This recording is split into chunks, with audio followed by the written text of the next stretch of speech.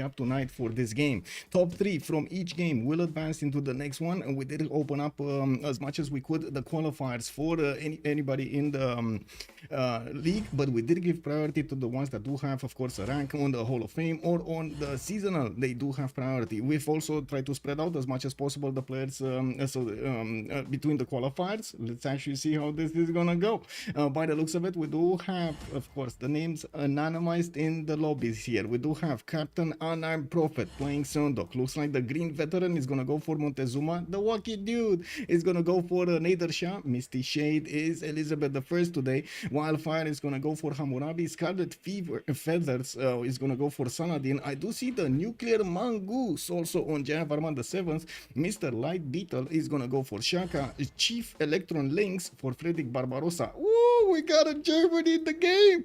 Also, Agent Longswan is gonna go for Wilfred Laurier. Now, this game is just about to start, and I don't want to say hello to everybody here on the stream that's just joining us. Let me click buttons over here on the left side so I can get my things in order, so I can actually chat with everybody. Give me just a second here, because yeah, usually when I do these hosting and stuff like that, it does take a little bit of more time and attention.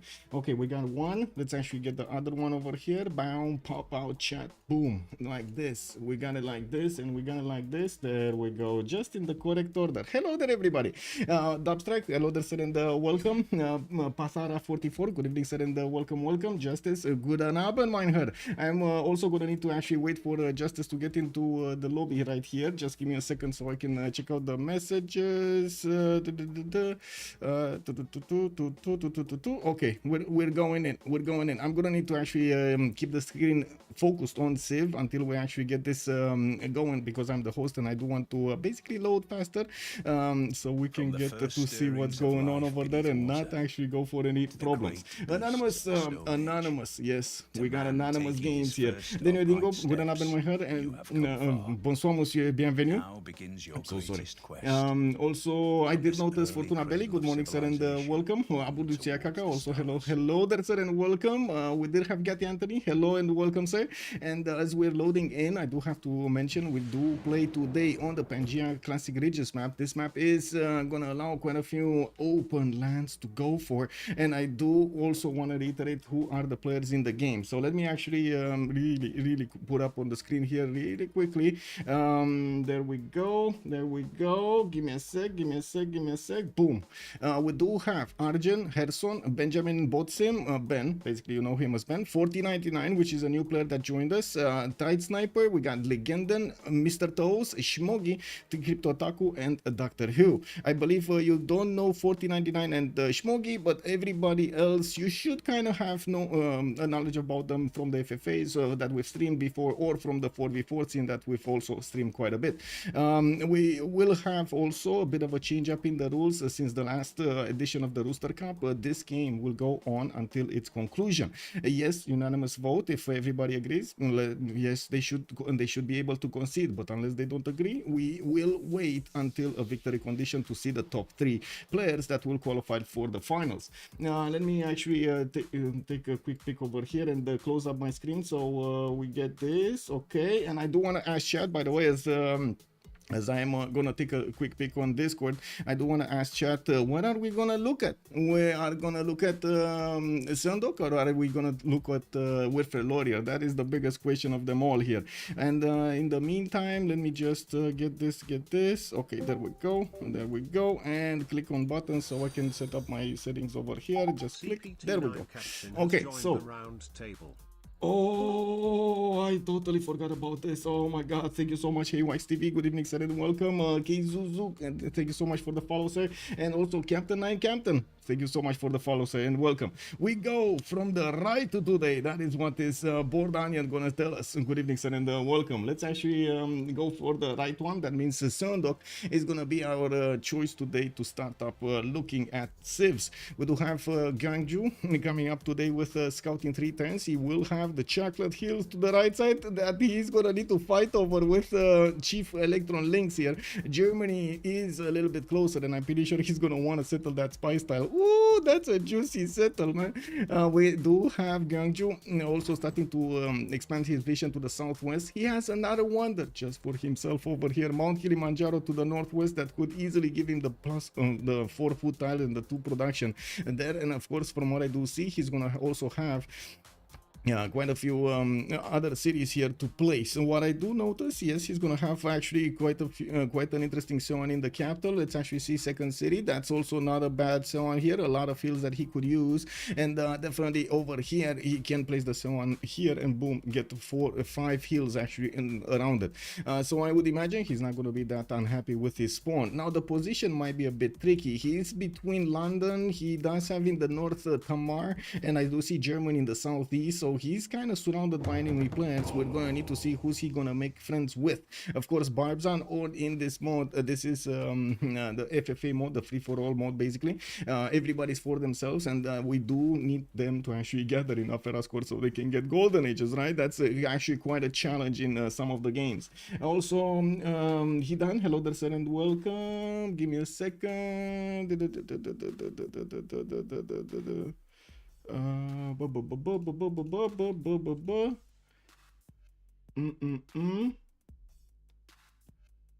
Give me a second, Hidan. I'm gonna sort this out a little bit later.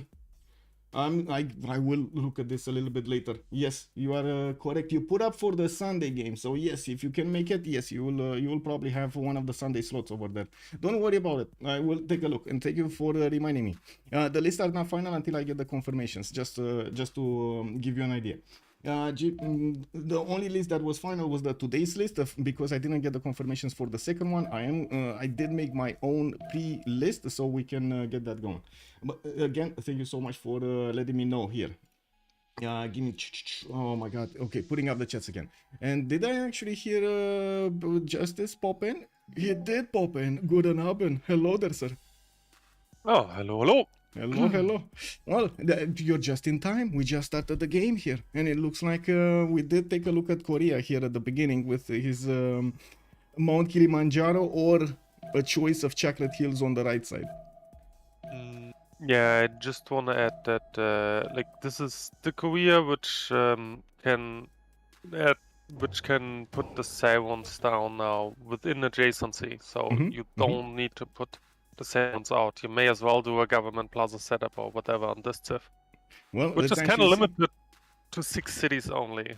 It's a special one. Well, let's see. It's the first time that we've seen Seondok in a long time in the tournaments. Let's see how it's gonna do today. Captain Unarmed Prophet is definitely gonna show us the way. Montezuma here. Let's actually take a look at him. Tenochtitlan. Double continent split, easy peasy. Actually, he's gonna have one of his own continents over here. Actually, wait a second. Is this a second continent that oh no, he's sharing it with Nader Shah. So easy +8 amenities that he could get here, and I do see he's gonna have some possibilities to go further. Although I don't only see basically a coffee tile there next to Vatican City that he could add to his empire. I don't think he's gonna get to the T or the Amber, which is a bit too far into enemy territory there. He's getting his scout out, start the scouting west, start the scouting northeast. He's gonna get Hansa, Chingweti here. By the looks of it, he might actually get the first meets on them. And I do notice he's gonna have a decent amount of territory in between. Interesting settle here to the southwest, geothermal, but not a lot of tutus around it, unfortunately. I don't think he's gonna go there. Now we do need to move forward towards Nader Shah. Where is Nader Shah? And okay, there we go. Mashhad. Ooh, he actually has mountain ranges to the east, some lakes to the west side, a lot of fresh water here north and south. The coast is gonna give him an opportunity to maybe trade later with Babylon if they actually make friends over here. And I do see a barb camp on the right side. Has iron, has horses directly in the camp, no need to actually buy them out. Second city on the stone tile, get the silk tile over there, or is he gonna go banana? What do you think, Justice? Banana settle or culture settle to the north? I mean, obviously, comes down to reference, but like, yeah, it's a shame he didn't move here, right? Like, go up, have a 3-1 base, grow on 2, and free up the wine settle. That's so unlucky. Yeah. Okay, just setting your name up on the stream over here so everybody knows. Roblox, Sir, sir, and welcome. Thundorius, also good evening, sir, and welcome. Dubstrack, where are the players? When are the players revealed for the third qualifier? Well, at the moment, we don't actually know even the players for the second one entirely. We're gonna make the list. It sounded a bit like, oh, Justice, look at that. You sound a little bit like Trinda over here. I guess the accent is giving you away. Well, I don't know about that, but sure. We do have misty shade here on the western coast. Looks like England is gonna get his settler out in 3 turns. He is gonna have a few cities actually on the coast here. I can't really say this is amazing unless he actually gets God of the Sea, which is gonna make this awesome, like insane. Oh, look at how many whales does he have in just the capital? 3 whales just in the capital, with another 3 in the second city, with another maybe possibly next to Cahokia over here to the north. Really? This is amazing. This is Elizabeth I, and I do notice he's gonna have also some inland cities to go for. Some next to mountains, some on the rivers there, with cliffs of Dover southeast. I'm pretty sure all of this western coast is probably gonna be his. Arabia to the north, though, might actually want to get a city on the coast to trade with Elizabeth here. Although, well, we do know Arabia is not really well known for a lot of traders, is he? Yeah, I don't know if that's gonna work for Elizabeth I, though. Well, an FFA, like late game, like turn 80 plus, everybody is gonna have traders, so it doesn't. Yeah, I guess it depends on how many. Let's actually move forward. Who do we have? Khmer also showing up here in the game with a lot of spice tiles. Southeast, some river settles. West side, some river settles. Easy cattle over there to get the food. And I do notice he's gonna have a lot of rivers here. This is a lot of fresh water for him to place his cities. He's also going to be relatively far away from opponents. East side, yes, there's going to be Persia, but he could use this land to set up a defense. South, very far away. Southwest is going to be Germany, which is already going for the spice settle. Yeah, I mean, that's kind of a no-brainer, no? Going for that spice settle on the Chocolate Hills with fresh water on the second city. Well, yeah, obviously. I don't know what else to say about this. It is a bit interesting how Khmer is actually moving his settler here, moving to the southwest. Actually, he's probably gonna move across, right? He's gonna move across on the scout and actually settle the cattle by the looks of it. Okay, he does have also already iron to the northwest in the north, I mean, in the second ring, and I do notice he opened up with amber tile, giving him some extra culture, while he did place his first holy site on a horse tile. So whenever he's gonna get animal husbandry, there we go, horse is acquired. Hammurabi, where is he? Hammurabi. Ooh, this is so much land for Hammurabi. We got mountains, we got rivers, we got him with some extra gold from truffles and cocoa tiles here. I think Wildfire is gonna be a happy man this game.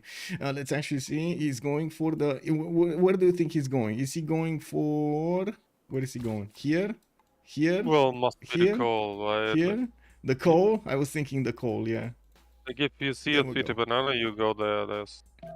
You go banana. Yes. We Yeah, go instantly banana.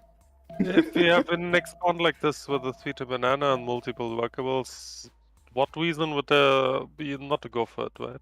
Yeah, true. Well, we do have also him benefiting from an iron second ring, horses second ring. Okay, not as inexpensive as other ones, but definitely it's not expensive to get them. We do have Saladin. Saladin here is going to be actually one of my curiosities this game. Scarlet play him tonight, and I do notice he's going to have quite a few cities, southwest one, north another one, maybe 2 on the coast, although I don't think he's going to want to go coast, and then he's going to have a bit of a problem. His next cities are going to need to be quite further away than ideal here on the right side and on the southeast. I'm actually curious how he's going to get his sim going. This is going to still require him to get holy sites next to campuses and the government plaza maybe in the middle and so on, right? It's that type of a sim here on Arabia. +1 science, yeah, and Sultan flanking. No, it's not that. This is the one. No, so yeah, it's the same one. This is the flanking guy, yes. Campus and holy sites adjacency receive a standard adjacency. That's what I was looking for, the phrase. Okay.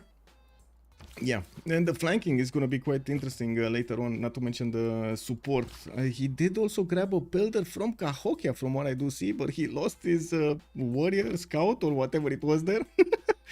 Now his builder needs to move out somewhere else.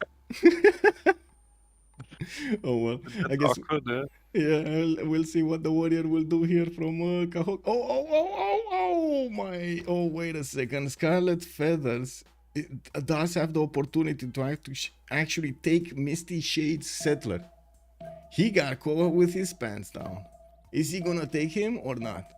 I think they made friends, no? I think they made friends. They saw each other here, and I think they made friends, so this one is actually safe. Or is it? Yeah, it must be. Yeah, there we go. They made friends. They saw each other next to Cahokia, and by the looks of it, whoa, Elizabeth I gets away with this. Yeah, definitely gets away with this. Now we do have to take a look also on Tamar, which is getting his second city towards the southeast, towards the Pantanal. And I do notice Goody Hat got popped and the Green Veteran just got a relic. The Green Veteran here being Montezuma. So not only he actually Wait. has double, yeah, yes. Oh, wait, is this, he got stone circle? He's Stone working. circles. He did get stone circles, yes, and he's working on his Stonehenge. 6 turns to finish. While we do have Mr. Light Beetle here already starting to improve some of his quarries. They are expensive though. Third ring out from his capital to get those quarries down. Kutaisi just got settled. Second city west side already has an exploding volcano. Maybe this. Oh wait, this is another settler that was in trouble here. Arabia's going everywhere with his warriors. And units, he's seeing all the settlers that are naked. What is this? Well, on Mr. Scarlet, on Mr. Light Beetle, I mean, we do have also Iron in the second ring. I do notice his horses are gonna be probably underneath that Stonehenge. Oh yeah, look, there's actually a horse right next to the Stonehenge. 2 horses actually right next to the Stonehenge. Lol. Okay, well, that works. If it works, it works. Second city, though, is not going to have that much production. I gotta say, he's going to have a 2-1 base with 1 less point of production on the Pantanal. This is going to slow him down to even make a holy site here. Not really the best opener that you can get, and I'm actually a bit surprised about his choice to go for a monument from his second city, mostly because the Pantanal already gave him 2 extra points of culture and 2 extra points of science along with that tile, so I was expecting him to go holy site here. Now, what do you think, Justice? He should have gone holy site or no? I'm in general confused about the settle, to be honest. Okay. Like, I mean, Pantanal is nice and everything, but Mm-hmm. I don't know if it's really worth to wash it as a B2. Like, I definitely see a better settle, especially considering your stone circles, right? Like, there seem to be better settles and just settle Pantanal a bit later, because Yeah. you don't really want to wash working it for the stats, right? Too many stats make you discover too many civics. That is a problem. Or I should say too much culture at the beginning. Yeah, Yes, and, I agree. and other than this, the city just doesn't have workable, so I don't know if it's the play to go for it as a first expand, but we will see how it turns out. He did place now a holy site, a +4. Maybe he was just waiting for a little bit of gold and to get that mining. going. Or mining, probably... yeah, or mining. Wait, no, never mind. He got opened the up. stone approved. Yeah, he got it. Never mind. So... Okay, Frederick Barbarossa, this must be your specialty. We got Aachen, we got Cologne. Already Cologne benefiting from 3-3-1 chocolate hill monuments up, and also the trader. No, I hate it. You hate the spawn or you hate the opener? No, I hate the fact that the guy goes for the trader in the city working chocolate hill styles instead of just for the other city. Because the city has plenty of food anyway. The city just doesn't need the trader. I see. So you are more on the opinion that Aachen needed a bit more help here to actually keep growing and get the bonuses from the trade route than Cologne. No, yeah. just the B2. Just the B3. Just wait until the B3. Or the B3, yeah, like the second expand. Like this is where trader's supposed to go, in my opinion. But yeah, makes sense. I mean, I do also want to point out Chief Electron Links here did improve his rice style immediately. He does want to get the extra food going for Aachen to grow it quickly, and he's also going to need to work 1-3 tile that lacks points of food here. He does have a bit of an awkward position here for his hexagon placement with Hansas and commercials. I'm actually curious how he's going to try to get this going. Can you get 4 cities here? I think you can get 4 cities here, but it's going to be awkward with the iron. We'll see. You can get the city here. Doesn't necessarily need to reveal the iron, right? So... Yeah. Oh, for sure. I mean, who's gonna want to reveal iron? Maybe. Yeah, like FFA is bronze working turn 75. Yeah, exactly. Who needs iron in this game? Well, 7 science already with 3 culture here, and I do notice he's gonna have a forest fire northeast. He did also see where Khmer is putting down his cities, and he's actually gonna try to double slam one of those barbarian camps here. I don't think he sees it at the moment, but maybe he's gonna pop off. I'm actually curious, and that's what I'm waiting. Okay, there we go. So he's gonna go east side here on that deer tile, or around the deer tile for the amber, and letting that fire actually die down here in the north to get him the bonuses. But this is, I gotta say, this is an insane opener here for Germany, just because of how his bonuses look like in his second cities. He must have like the best second setters that I've seen at the moment. Yeah, like especially with the forest fire as well. Like he's gonna have. Like this is gonna be banana forest fire, 3/3s, plains hills. This is gonna be good. Yeah, setup may be a bit tricky, but we will see how he solves it, right? Like Germany is one of these cities where you just have to have your setup down, or it's not gonna feel good.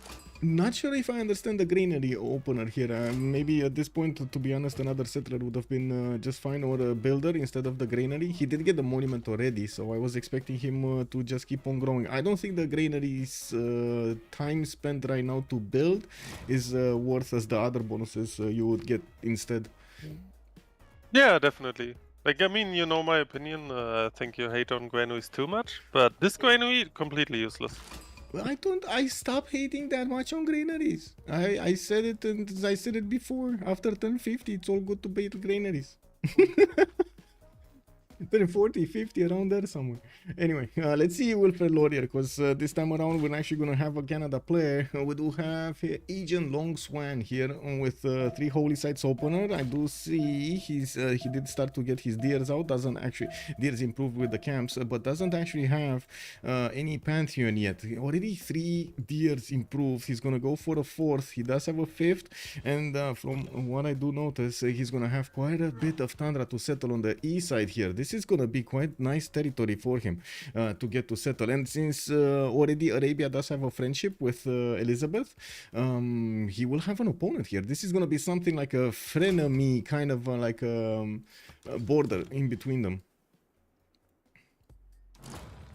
Oh, yeah, remains to be seen though. One has to keep in mind, like, this is a qualifier, so basically you're just looking to top 5, right?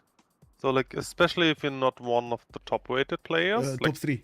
It's top 3 right now. Is it top 3, not top 5? Okay. Yes, I messed up with the animation, I gotta say. I was looking all of the player names and totally forgot about the splash screen at the beginning. Pepega. Me Pepega. Santorius, that Cologne City is up to something, methinks. Trader plus granary. Oh, yeah. I mean, we don't know what Cologne is doing here, but yeah. It is what it is. Especially with not buying out the tiles, like pop. The 4th Chocolate Hill tile. Yeah. What is the goal situation here? He's on 41 goals, so he does have gold. That's not a problem. Okay, anyway, coming back to here, we did have Temple of Artemis pre-placed next to Ottawa. He's probably going to want to finish the holy site before he starts working on that. And I do notice his holy sites are being placed quite close to each other here. That's a +1 with another +1 over here. Could get the Government Plaza in between or to the north. I do see he's going to try to get some setup here with the Government Plaza in between those tiles. Actually, if you do place the Government Plaza on the 1-2, you get 2 very good theater squares anyway, right? You do get 2... at least +3s around it. Very nice. Yeah, probably what he's thinking. Yeah. We do have 8 science with 4 culture here for Wilfred Laurier, and I do notice he's gonna have some tobaccos to improve. Still no Pantheon yet, and we're gonna need to check out what kind of religion is he gonna get during the game. But I think we got some time to bounce around the map and see what the other players have been doing with their third series out. Some of them do have Pantheons. Got us a festivals here for Babylon to get the extra culture from his improved plantations. Incredible, by the way, the extra bonus production on the flat tile plantations is so good. We do have him also getting his monuments, 4th city coming around from Babylon and opening up with Moksha. His trader did get connected with from B2 to his capital. And yes. Let us know, I Justice. just have to say I don't really love the plantations here. Like he just have two. He has 2 cocos, which don't desperately need an improvement. Because like in my opinion, the plantation pantheon really shines when you want to spam them anyway, or you click on irrigation even before commercials or stuff like this. When you have a ton of like flat plantations, but he really only has like 1 olive, and then like probably you want to improve 1 cocoa for the Lux itself, and then for a while there's not too much. So honestly, it's not that much value, and especially if you look at it right now, it's no value at all because he doesn't have a single plantation, right? Yeah. At the moment is no value, I totally agree. He didn't improve his strategics either. We do have horses here that are not even bought in the capital, iron not even discovered. And while he's getting his builders, I'm expecting him to start sending them there. I also see him opening up with commercials and of course with Moksha opener. We're gonna need to see if this extra culture from Moksha is gonna be nice or if he's gonna want to switch it with something else, combine it with something else. Commercials of course are getting pre-placed. Has some good campuses, I gotta say. We got a +4 here, we got a +4 over here also, and in the capital he could probably make a +3 somewhere. Oh, this on the stone tile, for example, +3. There we go, more commercials coming in. Let's see the other one. What is Aztec doing? Religious settlements. Also, commercial opener with Magnus in the capital. We do have him with settlers coming around from Azcapotzalco and Tenochtitlan. This is a very fast 5-city opener here from him.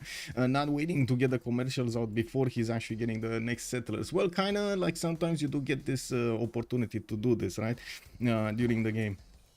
Before you get to commercials, you do have the early Empire bonus card for the settlers for a few turns, and you can use it to get these settlers out before you start on the commercials. This is 2025 though, and the players will require quite a bit of Vera score, and the question is, does he have enough? Yes, he does. 2419. Of course, with the Eagle Warrior, he did manage to do some damage. He's probably gonna take out a Barbarian camp here. This is way stronger. 47 attack strength Eagle Warrior against a 25 defense strength Spearman. This is not even a fair fight. Wow. But actually, the 2 eagles might even be able to kill Vatican on a floodplain. But either way, he's almost definitely gonna farm this. I'm actually a bit surprised he didn't start farming it already. Well, I guess you do need, well, not I guess, I know for sure you do need to take care of the barbs because, well, sometimes they cause a lot of issues, especially when they start to multiply uncontrollably. Wow. Oh no. We got Sondok here dropping. Let me double check who he is to ask what's going on.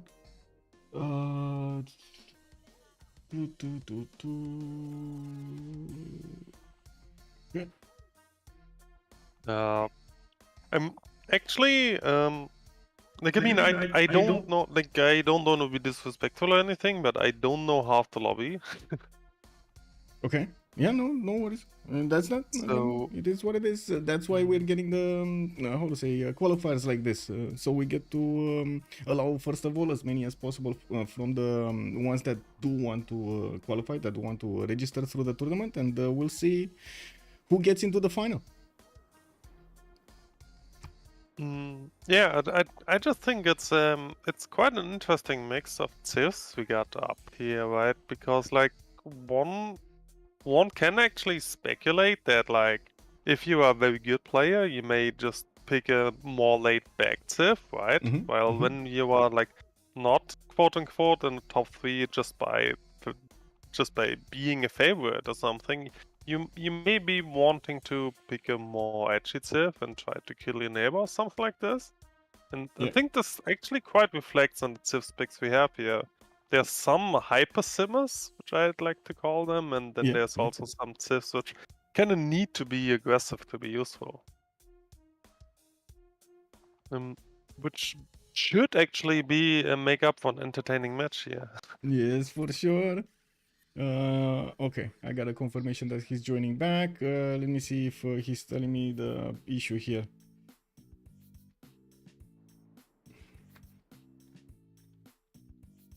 Okay, he's joining back.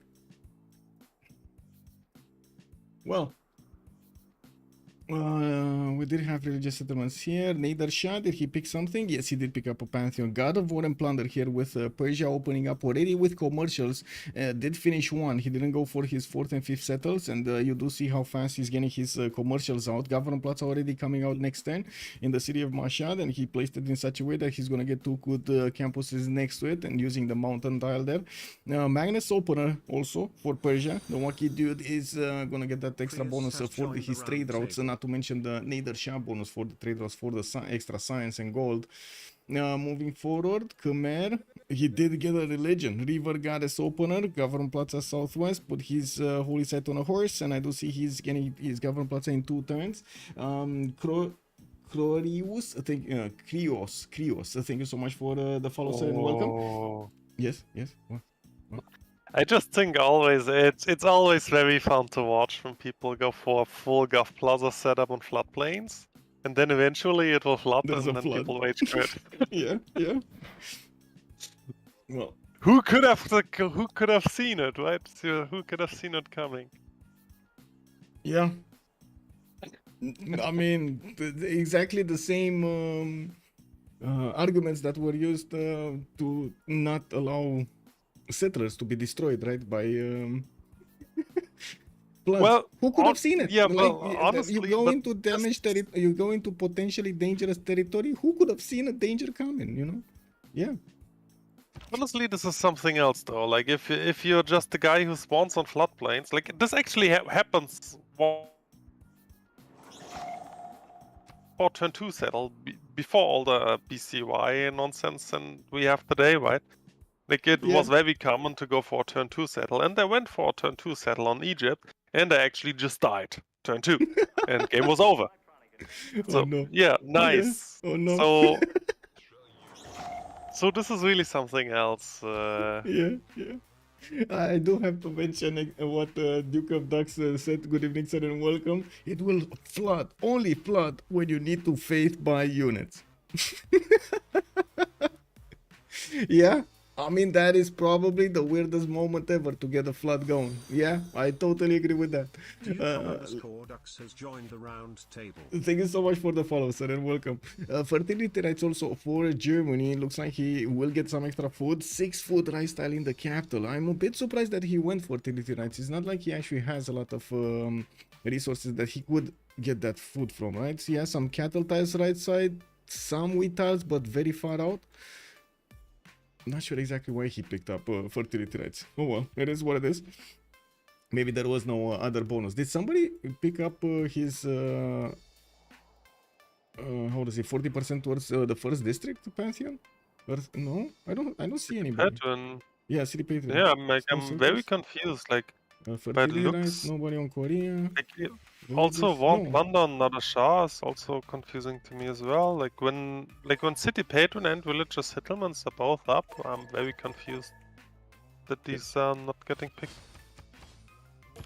Yeah, true. These are both very strong, very generic pantheons. So I do have to say that maybe it was one of those choices that he was looking at something else, or he had to think about something else, and when he actually clicked on the choose your Pantheon screen, he just didn't have that many seconds to think and clicked on something really quickly.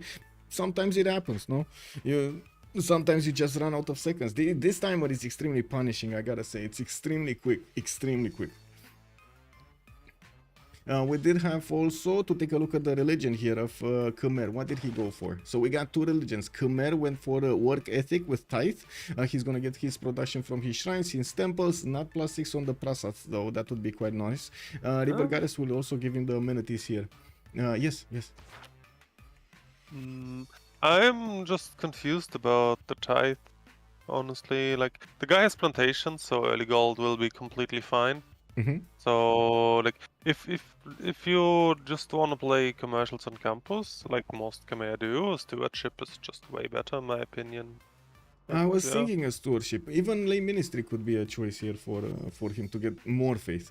But yeah, I mean, you know, let's see how this works. Maybe he sees something that he has to buy a lot of tiles. He has to do quite a few things with the gold, and he needs that extra bit.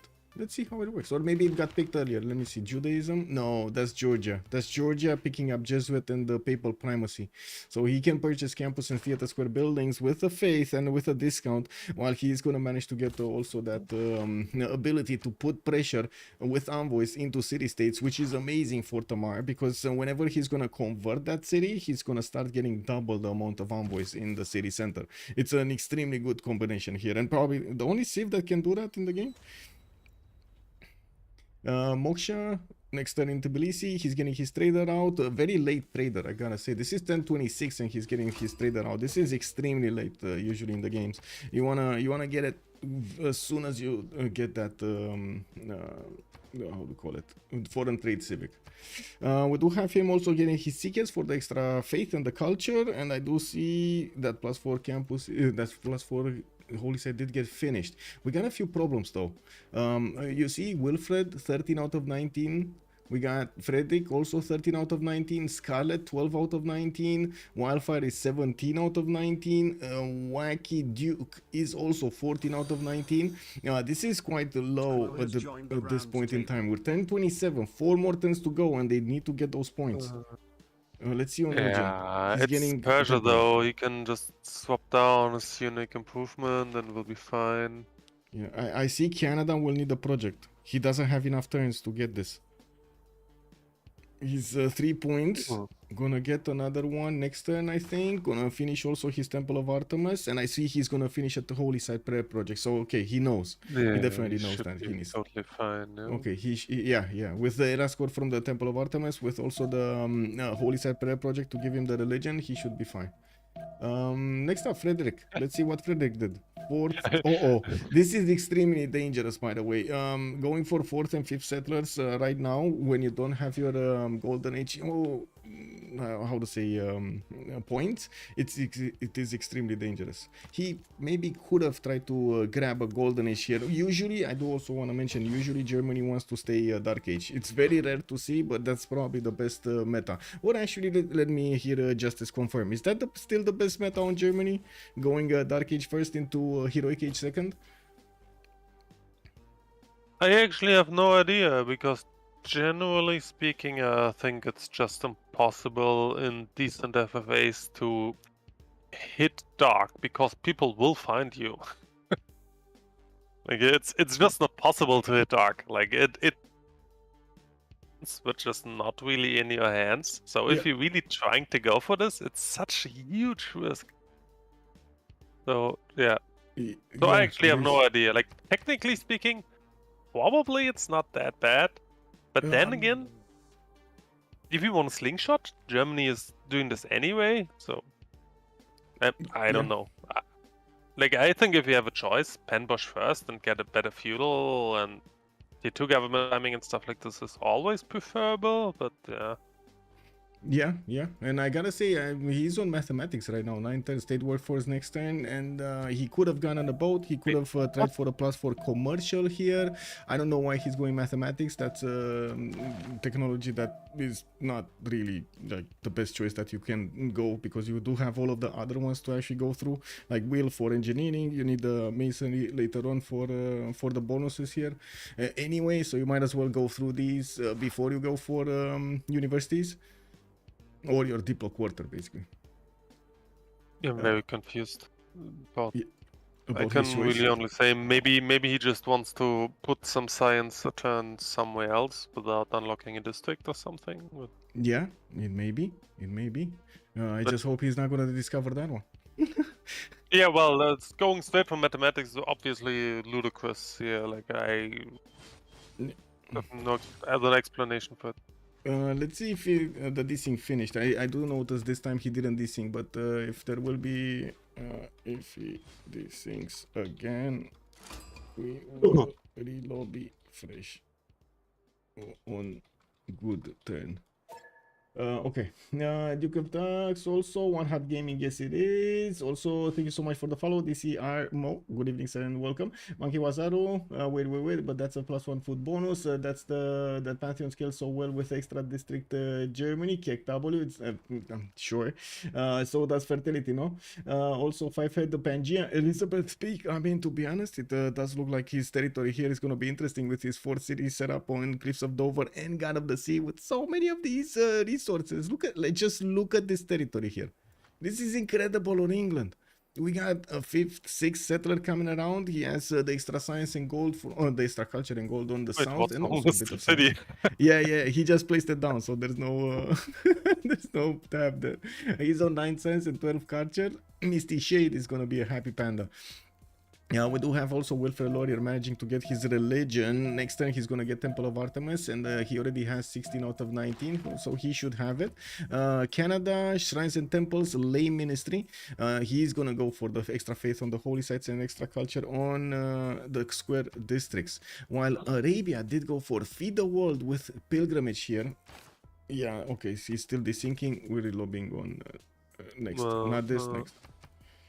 Honestly, I really think Canada got the short stick here, like especially if he wants to go for Holy Set here at the discount here, which it looks like he wants to. Like Cowell is so bad, honestly. Yeah. Oh no, granary. Where districts? That's the question I have. Where districts?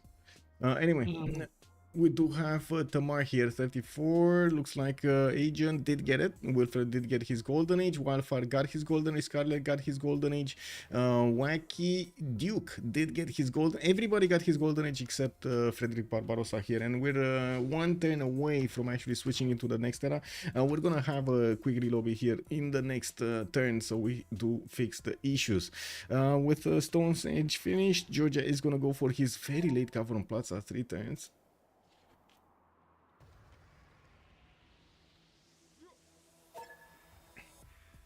Okay, and we can do that next time to try him to rejoin. We got some shrines here coming up also for the cities of Georgia, and well, let's actually take a look. How are they going in the point screen in the first era? So we got Khmer here with 100 points, 100 points, 4 cities strong, 100 points, 22 more points than Scarlet Feathers.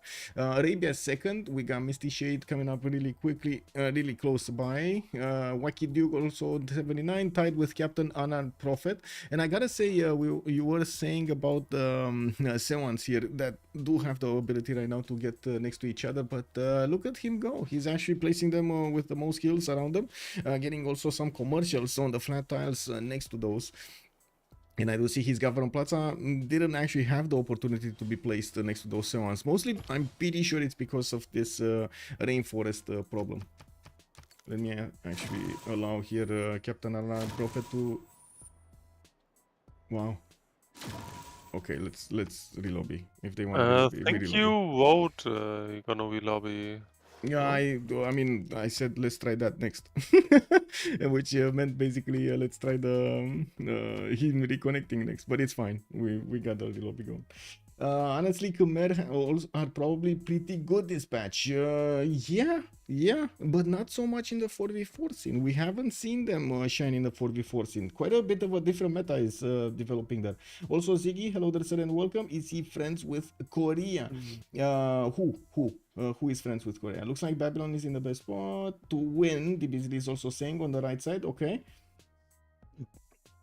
Well, I do also want to say hello to everybody on YouTube that's joining us. Charlie Sharp, good evening, sir, and welcome. Also, Papas, good evening, sir, and welcome.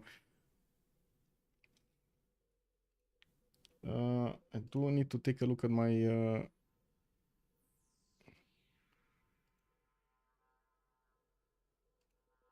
there we go.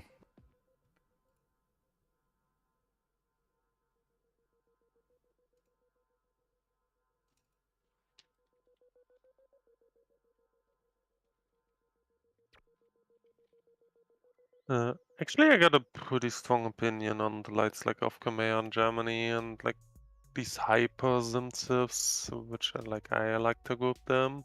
Mhm.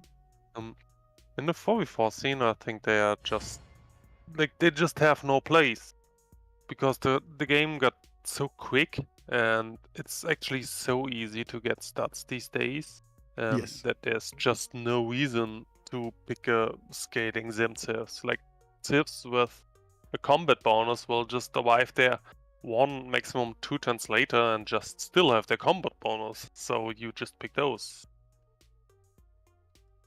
It's really just a question of the game state, in my opinion. Like if you can hit whatever you need to push a guy with like Genghis turn 80, why would you pick Germany to hit it even later with then more production or whatever? But like there's just no reason to ever play a hyperscaler these days. Yeah. Like from a competitive standpoint, of course. Like if you're just having fun playing this and like an FFA, just go for it, right? But like from a competitive 4v4 standpoint, it doesn't make sense to pick those Civs. Even though there's technically nothing wrong with them, others just do their job better. To be honest, I am curious to see more and more Germany gameplay with Frederick Barbarossa, especially not Lincoln, because we've seen a lot of Lincoln lately, but we haven't really seen that much of Frederick Barbarossa. What can I say? I'm very, very excited to actually see if he's gonna manage to do something. I'm extremely worried right now he didn't actually get his any bit of setup going, like no commercials anywhere, no government plaza in between them. I'm actually very confused how he's opening up on Freddy Barbarossa, and he's gonna go normal age, not dark age. Actually, I've like most of the time when I've seen for example, the general, I've seen him last time play with Germany. He was even talking to everybody in the lobby to tell them please no, don't discover me, don't come next to me, and so on and so forth, just so he doesn't actually get the extra era score, so he can stay in the dark age. It is very important.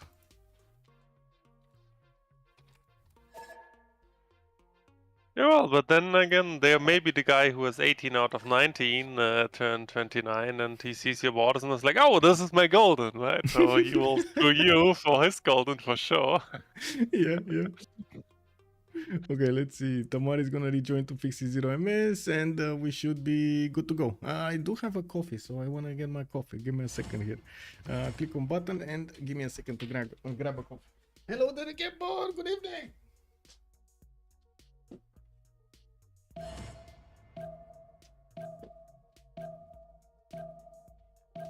Totally forgot earlier that I put a coffee on the brewer, and I was like, oh yeah, I'm gonna get it, and then I had to respond and send so many messages in between to get everything going. From the first stirrings of life, yeah, it is what it is. To the great beasts of the you Stone got Age, like to this man illustration taking his can, first or upright steps. Sorry? you cooking have come coffee? far. Like you're cooking coffee in Now, cans? Or? No. It's a how to say, espresso machine basically with beans. Oh, okay. Where you need to so click button to first start it up. It starts to put a little bit of water to clean the machine, and then you need to switch it, and then it pours down the actual coffee and so on. And then you need to click on another button to clean it again, and so on. It's a process. I'm not touching anything, by the way. I'm not touching anything in the game. I'm not. I don't do the touchy here with the game right now, because I know it might cause issues. We're just letting it load. Okay, there we go. And immediately I do see Khmer didn't spend no time. He wanted to get his spy style improved. This is turn 31. We got the players getting their golden ages. Well, except Germany here. We do have Wilfred Laurier. Yeah, well, I guess we do need to wait for them to actually pick this. Divine Spark on Captain Unarmed Prophet's Korea. He just settled Mount Kilimanjaro, by the way. I was thinking he's gonna get there much faster, even though I think he actually didn't see it. We do have Aryabhata picked up. He's the only one actually with 6 scientist points by the looks of it, and I do see him switching to commercials right now from Gangneung. We do really need to see what is he gonna do here with his setup. Now, another Zeon being placed next to Jeonju. That's gonna be some awesome copper tile improvements there with the mines next to. While I do notice the Germany just started putting down his commercials. He's trying to get the setup going here somewhere, and we'll see how this is gonna look like a little bit later. Now, we don't have him, of course, choosing that much of a bonus here. And while Wilfred Laurier did go for his monumentality golden age, we do have him right now on 10 science, 7 culture, and I do see him with 34 faith a turn. We do have a builder coming around from being bought with the faith, and in the capital, in Hamilton and in Halifax. Magnus is deployed in Halifax. Wait, no, there's no internal setup here anywhere, right? Not even Moksha. Not even Moksha opener for him. Interesting. What do you think about this? No Moksha opener on Canada to get the extra culture and the gold. And the gold, wow. Bonuses on the traders. Well, honestly, I don't mind the no setup, but I'm just confused that he only has Magnus. Like, he must have a second Guff title. So, like, did he just go for A money like somewhere? the white side Maybe? Magnus and just wants to set top a lot of settlers? Yeah, doesn't look like. I don't know. That's a good question. Maybe he's gonna try to use Magnus to chop settlers here. No, it might be. That is gonna give him very, very good chops. Also, Yeah, by the try way, to take a look if Liang was an option here, but I don't think so. Like, Uh, oh man. I always love when people pick Earth Goddess and then immediately lock in Magnus to chop all the appeal away. Like, it's not bad by any means, it just feels so, yeah, I don't know, counterintuitive always. Yeah. Yeah, it's actually interesting what the guy does with, like, the seemingly double Magnus. Guess he will just chop a lot of settlers. We do have somebody desyncing, unfortunately, which is kind of weird after the lobby. Actually, 2 of them. Lol. Captain Only Unarmed said Prophet discount and the other. Oh no. wait, or is the guy actually Giga greedy? This could be a possibility that the guy actually doesn't even have Golf Plaza 1032 because he wants to discount triple theater. Yeah. Which, yeah, like this would be actually extremely greedy, but I guess you can get away with it in an FFA. Yeah. Sorry, I got distracted trying to think of how to fix this and also say something on the stream. Okay, so next up, Tamar, Monumentality Golden Age. We got him with his commercials next. Looks like more TKs. Gavron Plata in the capital going for Ancestral Hall. He's on 29 faith per turn right now, turn 32. And of course, with Monumentality, he's going to get quite a few builders. We do have him getting some shrines in his holy sites, even though usually, especially the ones, the civilizations that do choose to not have that much bonus from shrines and temples, they don't actually build the shrines that quickly. They usually choose to go for something else. In this case, looks like he did want to get that extra those extra points of faith here from the shrine. We do have also Saladin Sultan, Monumentality, Golden Age, getting his campuses. So you see how he plays his Gavron Plaza, so he gives bonuses to 2 holy sites, and looks like he's gonna get a 3rd city that would also have access to his Gavron Plaza adjacency tiles. Damietta has been settled in the south, and I do notice it will have a direct connection to England on the coast. This is gonna be awesome, by the way, for both of them to get the trade routes in between. We do have him, of course, following up his holy site opener with campuses here, so he gets those bonuses. That would also mean a bit of a problem with gold. He's on 1 gold a turn. Like this is gonna be extremely hard for him to get the tiles. Like even here, when he's gonna place this 1-2 city, he's gonna have a problem buying the tiles so he can place his districts next to the Gavron Plaza. Good thing is he does have 89 gold in the bank right now. Okay, well, at least that. He went for Open Sky, getting his patches improved with an extra culture point and the production there. While Hammurabi, let's actually see what Hammurabi is. 3 cities strong, getting Ancestral Hall, a 4th city, and a 5th one already being built. I do see he did start on that build before Ancestral Hall is even chosen. He did go for a pen brush and voice in this scenario with a 9 science and 37 culture. He actually has the most culture in the game here. Wildfire did open up with Moksha in the capital, and I do see him using 2 traders. I do think he actually has Moksha 3rd here. There is no other, I would say, governor, no? Yeah. And that's a lot of culture. Personally, I hate Moksha tunnels, but that's the thing now. I see how it is. Why you hating on Moksha? Too much culture, too fast feudalism, too fast monarchy. Well, honestly, yes, because it costs too much titles. And it just doesn't scale, right? Like, I mean, yeah, people, like, generally speaking, also when people look at wonders and stuff like this, people only look at the benefit without considering the cost. Yeah. Like, this is a very common theme, like not just in Civ, but generally in life, right? And I think I'm generally always more on the like calculation side, so this is always this is why I have my maybe different opinions from a lot of other people, I guess one could call that. But yeah, like I consider 3 Gov titles for like 1 or 2 turn faster feudalism just not worth, but that's obviously a personal taste, right? Yeah. I do want to answer some questions here. General, good evening, sir. And also, if you want to join us, General, we're down in the casting channels. If you don't have access, I'm going to give you any time. Kulip, also, hello there, sir. He went theater straight. Doesn't have a government plaza. Who are you talking about? Are you talking about, I don't know who. Is that Germany or something? He probably had... Definitely Canada. Canada. Okay. Yeah, okay. we He's were talking about like Canada. Holy Set triple theater discount, which is very old school build, and it's also tricky to achieve. Yeah. Also, General was saying that normally you go Holy Site into discount theater, into discount plaza for this build. He has 9 culture. Tricky thing is that he has to finish both discounted theaters in order to discount the 3rd theater, which he has to do before taking state workforce. And taking a look here, he's on political philosophy, so he did discover that one, state workforce. Oh well, it is what it is. Now we do have 50 theaters getting built from Canada, and we need to move forward to Khmer here.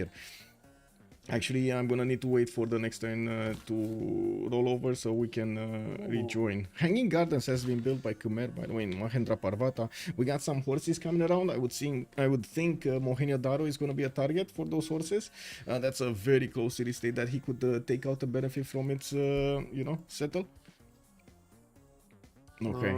Government Plaza I also like the look pretty quick horses, probably looking to kill Mohenjo. On Khmer. Yeah. Look at him. Yeah, it's a very solid play there. Okay, we're gonna relobby really quickly here. Good thing is the last relobby was fast, so hopefully this one is gonna be just as fast. Yeah. Oh, I just noticed Germany is just on archery this turn, which means like I don't know. Did he actually finish mathematics for reasons? Yeah. Like, I don't know what the guy taked, but it's very confusing. He must be cooking something I don't understand yet. Yeah. Machiavelli, hello there, sir, and welcome. Man, there's 3 tournaments airing right now, and I wanted to watch them all, but I can't. Oh my god, man. Multiple screens, what can I say? Look at them all. Also, Project Cisco, hello there, sir, and welcome. Yeah, there are quite a few tournaments like ESL is going on right now. We got also Twitch making some announcements over there. I understand also there's a very good CPL Premier game. What was the COC against Freritos, if I'm not mistaken?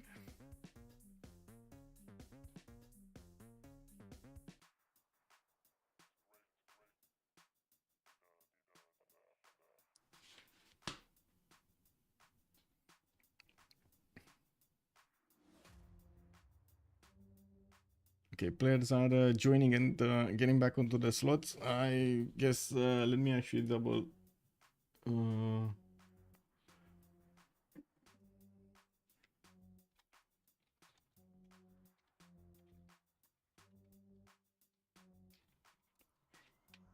And I don't know who was the other one.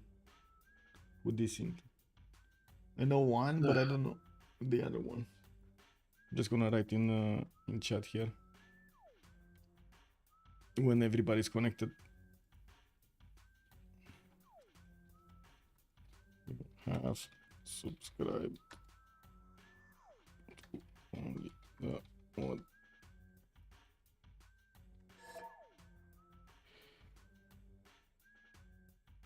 I'm just gonna copy paste this if necessary. So, how was the summertime, Justice, in the meantime?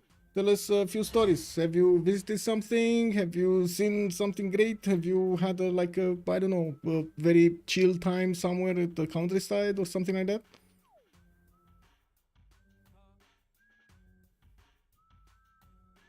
Justice? Ah, I guess he left. Oh yeah, no, I was just talking with my microphone muted, which is a very smart Great. thing, right? I see. Yeah. I don't even know where to start if you ask me like this, but like actually we got in Civ, which may be a shareable story. We had kind of a fun time having a little meetup in Berlin, but just on a very private basis. So like to just plug in some low key advertisement here. I'm back on a Civ scene on a beautiful Oh, theme. nice, nice. Yeah, maybe you heard the whispers of Boomer Gaming playing Division 2. I mean, whenever you can get your fun, no? Might as well. Yeah, especially if you don't have time to commit to the full Division 1 kind of doctrine there. A lot of screams, a lot of screams as in training games. Well, I mean, it remains to And be a lot of seen. pressure. Actually, Linda's pretty mad at us, I think, because so far we only played one game this season. Yeah. Oh, you do have some insane logos there. I really like the logo. Very much. Very much. Very much. Yeah, I actually did them by hand. By hand. That's amazing. Well, okay. I mean, not really. I used some AI generation for like basics, and then edited them by hand quite a lot. Yeah. But yeah, I'm kind of proud of it. Yeah, so I'm glad you like it. So good. Let's see. Wait. What was going on over here? Navi smashed Eternal Fire in CS2. So cool. I loved it. I see. I didn't actually check out the Counter-Strike tournament, but I'm gonna check it out. You tracking Goody Hut stats and scouting lines. They're talking about General over here. The Cisco asking General.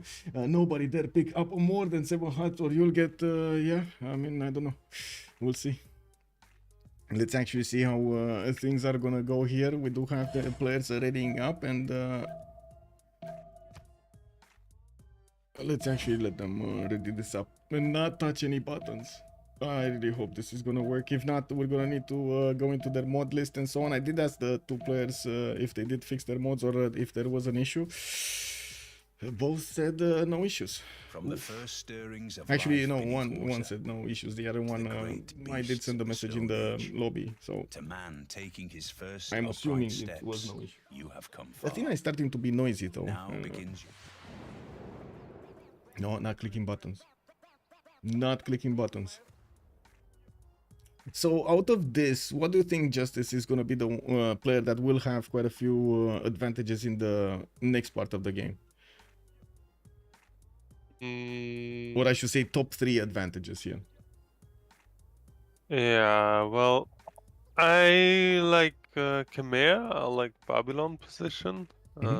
Like these are the obvious ones. Aztec and Persia also look fine, I would say. Yeah. Like Like let's just say their position is good enough to make something out of it. So they are like quote unquote. The preferred ones. Yeah. Yeah, Elizabeth is probably also second tier. Like I mean, he's a decent tempo to start, but from here it may get a bit tricky. Also, I consider Cerniok probably a problem because like Cerniok, like you kind of have to kill a guy as this career because you can only settle 6 cities, and from there you usually 6 cities are not enough to win a game, right? Yeah, yeah, yeah. Hello there, Saps. Bună seara, domnule. I do see Takeshi left. Thank you so much for the tier 1 sub, sir. Thank you, sir. And I do want to also say that I definitely feel like on the right side, Babylon has a lot of territory to work with, and late game Aztec with 2, possibly 3 continents worth of amenities is going to be a beast. I kind of tend to agree with you on England. We do have a very good tempo start at the beginning, and we're going to need to see if he can keep this up. He does have, I was counting the cities he's gonna have here, and I do see 1, 2, 3, 4, 5, 6, 7, 8, at least 9 cities that he's gonna get. 9 cities set up on Pangea Classic. I don't think that's that bad actually. 9 cities set up with a coastal civ, mind you. And coming to Elizabeth here, we do have him going for 14 science and 41 culture. Again, Moksha internals in the capital, getting his audience chamber to grow his cities taller. He already has 4 pop in quite a few cities after he did finish his Royal Navy dockyards in each of them, getting those lighthouses out for the extra traders. That's going to be a lot more culture, and I really like the production. 61 points of production at the moment for Elizabeth I. He actually has almost the most production in the game. Just Montezuma has at the same level. But of course, if you take into account the faith on Khmer, for example, he's going to have more. But you need to convert the faith into production also. On Nader Shah, Penbrush and Voice Golden Age, 4 cities strong, going commercials into campuses. And I do notice the Government Plaza did not get a specializing building of choice. No ancestor, no audience. We might actually see audience being chosen because it is that late. He's also, because he's choosing to not go as quickly for that, he's gonna not grow his cities to the 7th population that fast. We did have a forest fire also next to Tushpa. What is going on with the forest fires? Look at this, Justice. 4-3 banana with another 3-3 and more in the south here. What is this? Beautiful. Hamatana got placed towards Chinguetti. We got more cities here. Yeah. Really skill, like yeah. Skilled players just spawn like this. Yeah, he knows how to spawn. And Sasu, bonsoir, bienvenue. 3 continent Aztec. Yes, 3 continent Aztec. We're gonna get there. Actually, we do need to take a look at him right now. 2, 4, 5 cities. Ancestral Hall also after that. We do have him with Magnus in the capital now. Moksha. Moksha is 2nd city. And I do notice he's gonna have some campuses right after his commercial opener here. His Ancestral Hall is 3 turns from finishing. And I'm actually curious if he's gonna try to chop it out or not.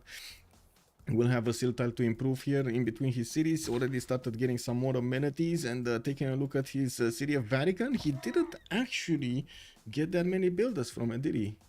I don't think he did get that many builders.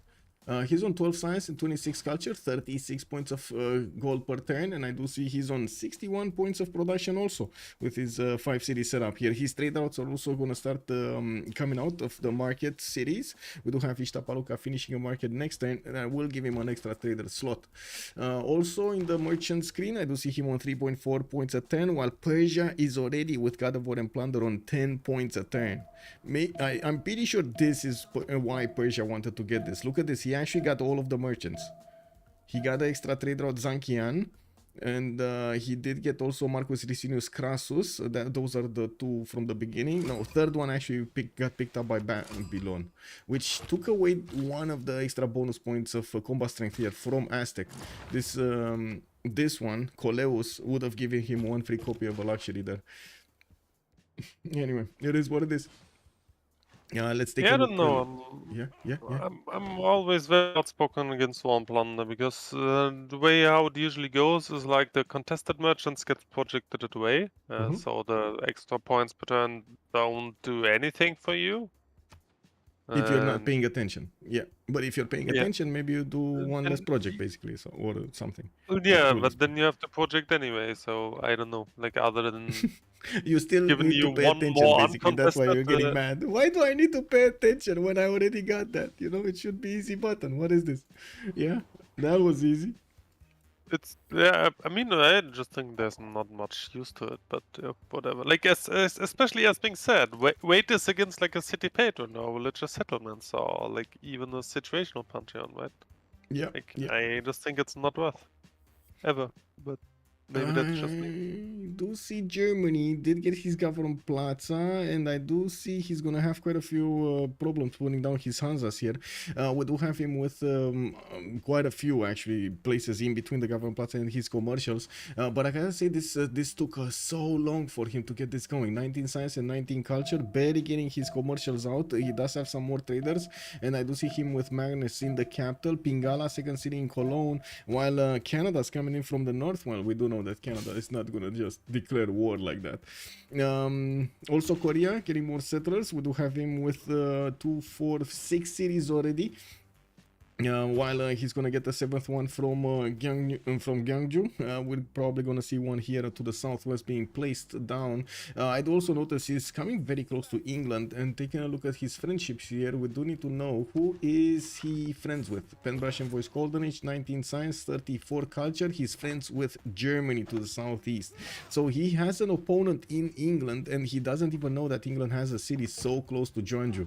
Look at this, so close to Jeonju. How are the friendships, by the way? One Is friendship, Korea one friended friendship, with one ally. Germany? Yes, Korea with Germany, Montezuma. Let's actually see Montezuma here. It takes a little bit of time to actually see who is friends with whom in the top part of the screen. You're gonna see it. Oh, there we go. Hammurabi. He's friends with Hammurabi. He's probably not even gonna trade with Hammurabi. He's so far away. So far away. Well, this basically means Persia's friended with Khmer then. Let's see. Persia. Yeah, probably with Most Khmer. He's the likely. closest one, yeah. And that also means he will need to scout out where Babylon is. He's close. And just look at this. Boom. Yeah, he goes past the mountains and boom, he's into Babylon territory. Babylon already has so many scouts in Niederschan's territory. The wacky dude here needs to do something about this. Is he gonna go blindly where no man has gone before into the face of a Wait, barbarian here? is this a warlords he's building? Yeah, that is Warlords. So it looks like this is gonna be a war setup for him. Wacky dude is going for the war setups. 22 science, 28 culture, 72 points of production here. And finally, we actually have no desyncs. Yay! Yay! Yeah. Next up, who did we want? Friendship. Elizabeth is with Saladin, but there was some chatter, by the way, in the in-game chat.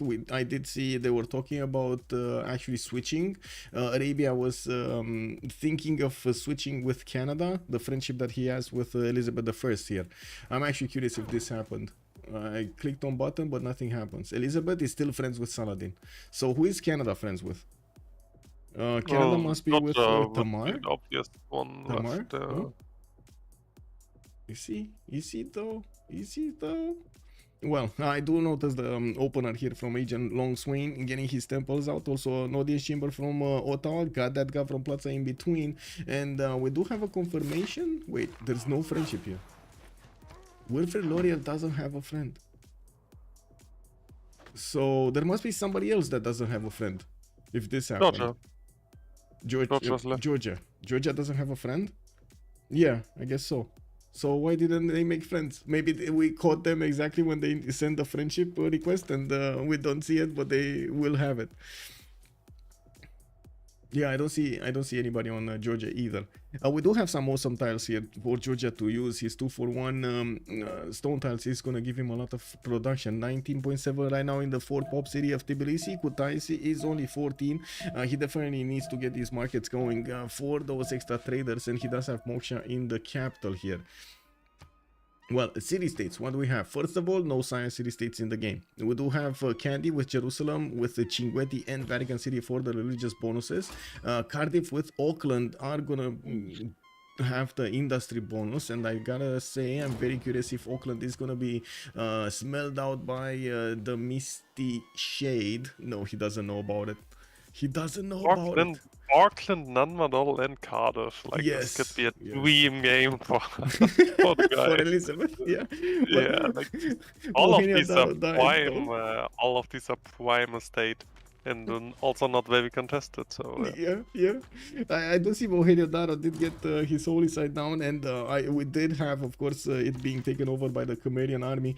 We do have also quite a few aqueducts being placed here by Khmer, going very quickly for his setup, while he's gonna go scouting in the south to see what's going on here. I'm pretty sure at some point they will smell weakness here on Frederick Barbarossa. It's only 21 science and 23 culture. This is not gonna be easy for Frederick Barbarossa to actually get this going. Taking a look at what's going on in the city-states, Lahore with Engazargamu and Kabul will come out for military bonuses. We got Antananarivo and Namadol for the culture. We did have also Mohenjo Daro, but it got taken out. Hunza, Cahokia, and Muscat will be providing the gold bonuses in the game. Let's take a look here, because we did have Ancestral Hall finish. We got an array of builders also coming around. So 5th settle to the south, and by the looks of it, he's staying away from this northwestern settle. Interesting position. I'm actually curious how far into the south he's gonna go. He has so much territory to expand into. Not extremely good, but so much territory. Another 2 cities to the northeast, another at least 3 cities to the southwest, 1 to the west side here, and even Tanarivo to take a stab at in the north. I gotta say the sim over here on Sundok is starting to look quite nice. 24 science with 44 culture, 25 gold at 10, 72 production, getting to chop his libraries extremely quickly, getting more markets out for the traders, while he did use Moksha in the capital.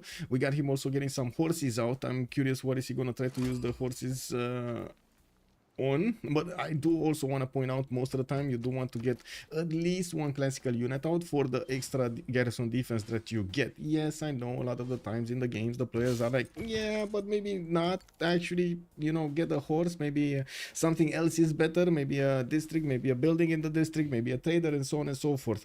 Then we do see them losing those cities to a few units, like 1 or 2 units just slamming into them. It is what it is. It's a calculated risk, and I'm pretty sure the players are taking it in full knowledge of it. And we do have quite a few wonders being built by Arabia, going for Great Library. Wait, what? Look at Baghdad. Oh, give me just a minute over here. I need to respond to Dor. Be right back.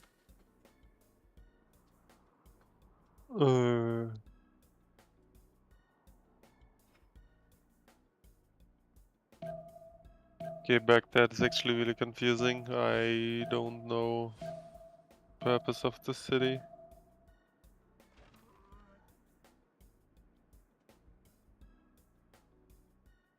Sorry, cat fusses. I'm back. Yeah. I was looking at Arabia's choices here, going for that great library in the city of Medina, and kind of stopped settling. He's on 5 cities right now. Gold per turn is negative, 24 science, 27 culture with 50 faith a turn, and he's more interested in getting wonders than expanding. What do you think are his plans in the next part? I don't know. The guy is feet, right?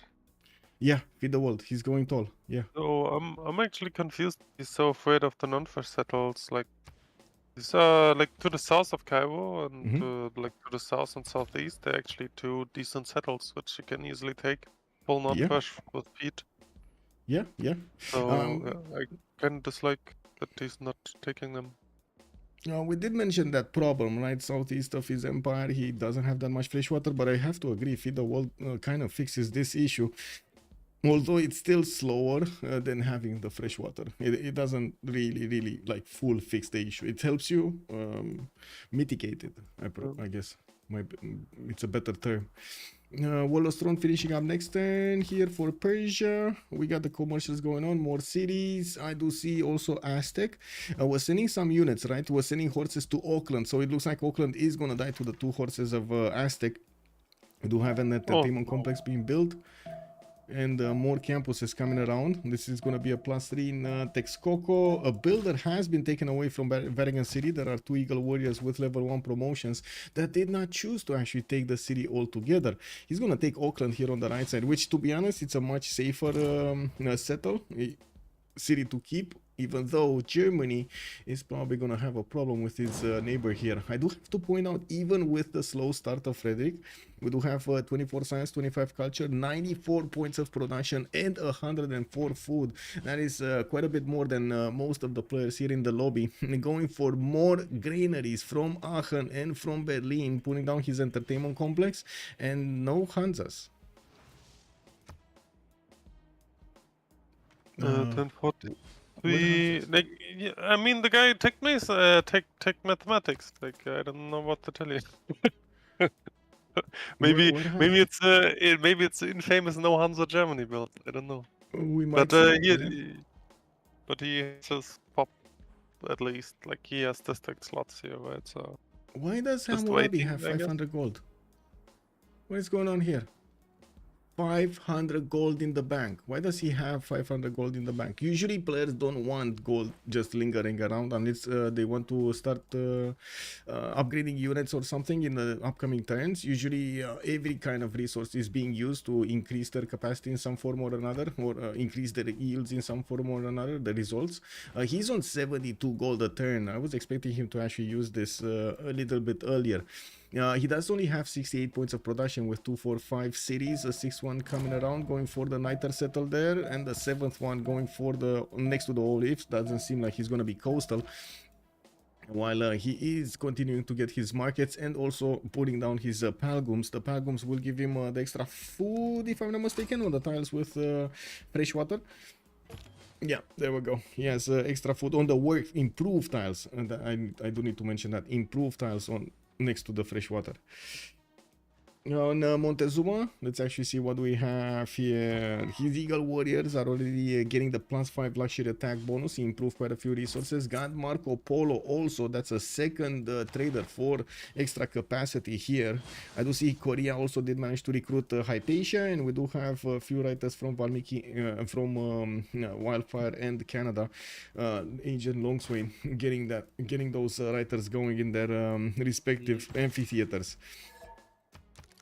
So where's your warm plunder now, huh? Yeah. What is what was this, Mr. So he Light couldn't Beetle? resist.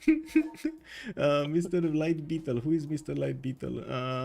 Elizabeth. No, that's Misty Shade. That's Tamar. Georgia, Tamar. Mr. Oh, Light Beetle oh, right look there. at this. Oh my. Hello. Yeah, Did hello. they friend now? Did I don't they think friend they now? but Or let's are they double check. still friendless? Let's see.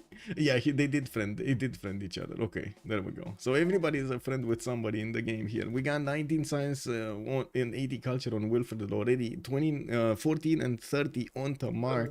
While I do see, of course, he's following up his commercials with his markets and getting quite a few more cities. He's gonna be on 1, 2, 3, 4, 5, 6 settles. While I would imagine he's gonna get another one from Kutaisi. 63 faith a turn. It's decent, but not that amazing, especially if you take a look at Khmer here with 113. You can imagine that is quite different. And I do see where Colosseum is gonna finish. Angkor Wat is gonna build it in 4 turns. What is this production, man? Work ethic doing wonders. Work Already ethic, 40 yeah. production 40 capital. production cap. There you go, guys. Ooh, Work ethic so amazing. useless. Didn't you say you were confused why he picked up work ethic, Justice? Look at that. He got No, it. no, no, He got no, it. no. No, definitely not. I am one of the very OG Khmer work ethic enjoyers. Like, I see, I don't quote me wrongly on this. Like, I was always a big fan on work ethic, especially on Khmer. Yeah, Like, I yeah. think on CPL for the longest time, work ethic was much more hated than it should have been. Like, it was Yeah, basically it was. never It was. picked. Yeah, yeah. Everybody was like, no, don't go for that. It's bad. Just pick something like, I don't know, choral music. Why would you pick Feed the World on any other Civ than Russia or Canada? Yeah, I know. I remember. Yeah. I remember. But yeah. Yeah. Like, and I like actually I do remember you casted this game when with like I don't know, like 3 years ago Yeah, on the German league, where I originally brought out the work ethic, lay ministry Khmer on Highlands, where I was declared insane for doing this. I know, but it was the play. It was the right play. Yeah. Yeah, I crushed the competition. It happens. I mean, this is why we love Civ so much, right? You have so many different choices, and the combination of them is so varied that at some point you gotta prove you gotta prove the strategy. You know, it's not that easy to actually just write it down on paper and say it's working or not. It's not working. We do have also quite a bit of faith here banked up on Saladin, and I have the same question about him as the others. Why is he not spending this faith? 300 faith, maybe he's just getting feudalism. Yeah, he's keeping for feudalism. In 2 turns, he's gonna discover that civic, and I do see quite a few players actually are gonna discover or already discovered feudalism. Some that did already discover, like Khmer, are already going on the bottom tree to get their monarchy going. And I do have to ask a big question here. Now with so much culture from Moksha internals, for example, and I know you don't like them, but with so much culture, is it viable to actually go merchant republic instead of monarchy? Why would you consider this a question of having more culture? Because you get there faster. You get there much faster. Otherwise, to a second tier government. Otherwise, in the last versions, you couldn't really get to merchant republic. Oh, you mean just completely skipping? Like honestly, I always did that in FFA. Like I'd always ignore, like even if I go normal first, I don't care. Like I just go for merchant. Like monarchy. Yes. Okay, well, I'm still a monarchy kind of guy over there, but whoa, I just noticed barbarians did take one of the builders of Korea next to Mount Kilimanjaro. Man, those guys don't even have a home, and they actually took here the builder of Korea. He's gonna get it back though, right? Yeah, he's probably gonna get it back, or easy, because wait, if this scout moves here, he doesn't have movement, no? Anyway, we're actually gonna need to see how things are gonna develop. Usually, sometimes the builder actually doesn't get escorted by the barb scout, and it just runs away wildly somewhere. Now, I do see there's a horse being deployed from Gwangju. Maybe it will actually try to get as quickly as possible to grab the builder back. That's a 5-charge builder. It didn't get to improve anything, and it also, whoa, pillaged the Seon. That's a nasty one. Yeah, with this builder also. Kick W, what a scout, man. What a scout. We do have more improvements, of course, coming out from every one of the players here. I do see Germany is gonna go for some insane setup here for Theater Square with the entertainment complex in between. He didn't even try to Still rush. no Hansas. 1047, still no Hansa. Still no Hansas. Yes, he's. I believe right now Chief Electron Lex is showing us a bit of a different way to play Germany, which I guess we're gonna need to see if it's gonna be on par. Kind of a hard beginning here with a normal age to actually catch up from. We'll see. If there is one Civ that can catch up, it's Germany. The question is he gonna get that? Let's put it like this. I do remember a guy who only played like Holy Kanuni back in the day. And this was also definitely a different way to play it. It was just not good. Yeah, true. But at the same time, we got on the other spectrum middle student, which knew exactly what to do and how to do it with any kind of civilization. He was doing exactly the same build order for the culture victory, and if you weren't next to him, he would just lose. Well, yeah, it was that simple. Of course, yeah. I do have to mention here that we got the nuclear mongoose on Jayavarman the 7th. We do have him, first of all, finishing Colosseum, 48 science, 67 culture with 133 faith and 163 points of production. Khmer is going to the sky. We do have him also placing down quite a few aqueducts and getting those industrial zones next to. Oh my god.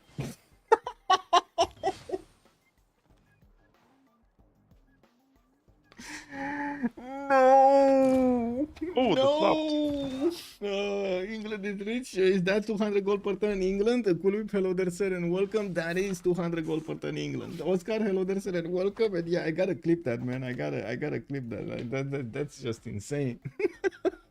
Oh man, where is Liang when you need it? Did it destroy anything here? Actually, it didn't do anything. I It don't. just I don't looked, think so. No, it didn't do anything. yeah, it just looks dramatic. It actually didn't do anything.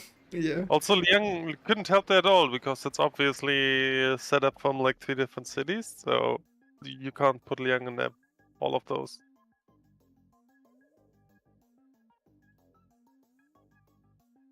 Yeah. Yeah, also like how the guy just goes for double luck setup, like kind of making it impossible to even dam the setup. So he's very optimistic about himself, I guess.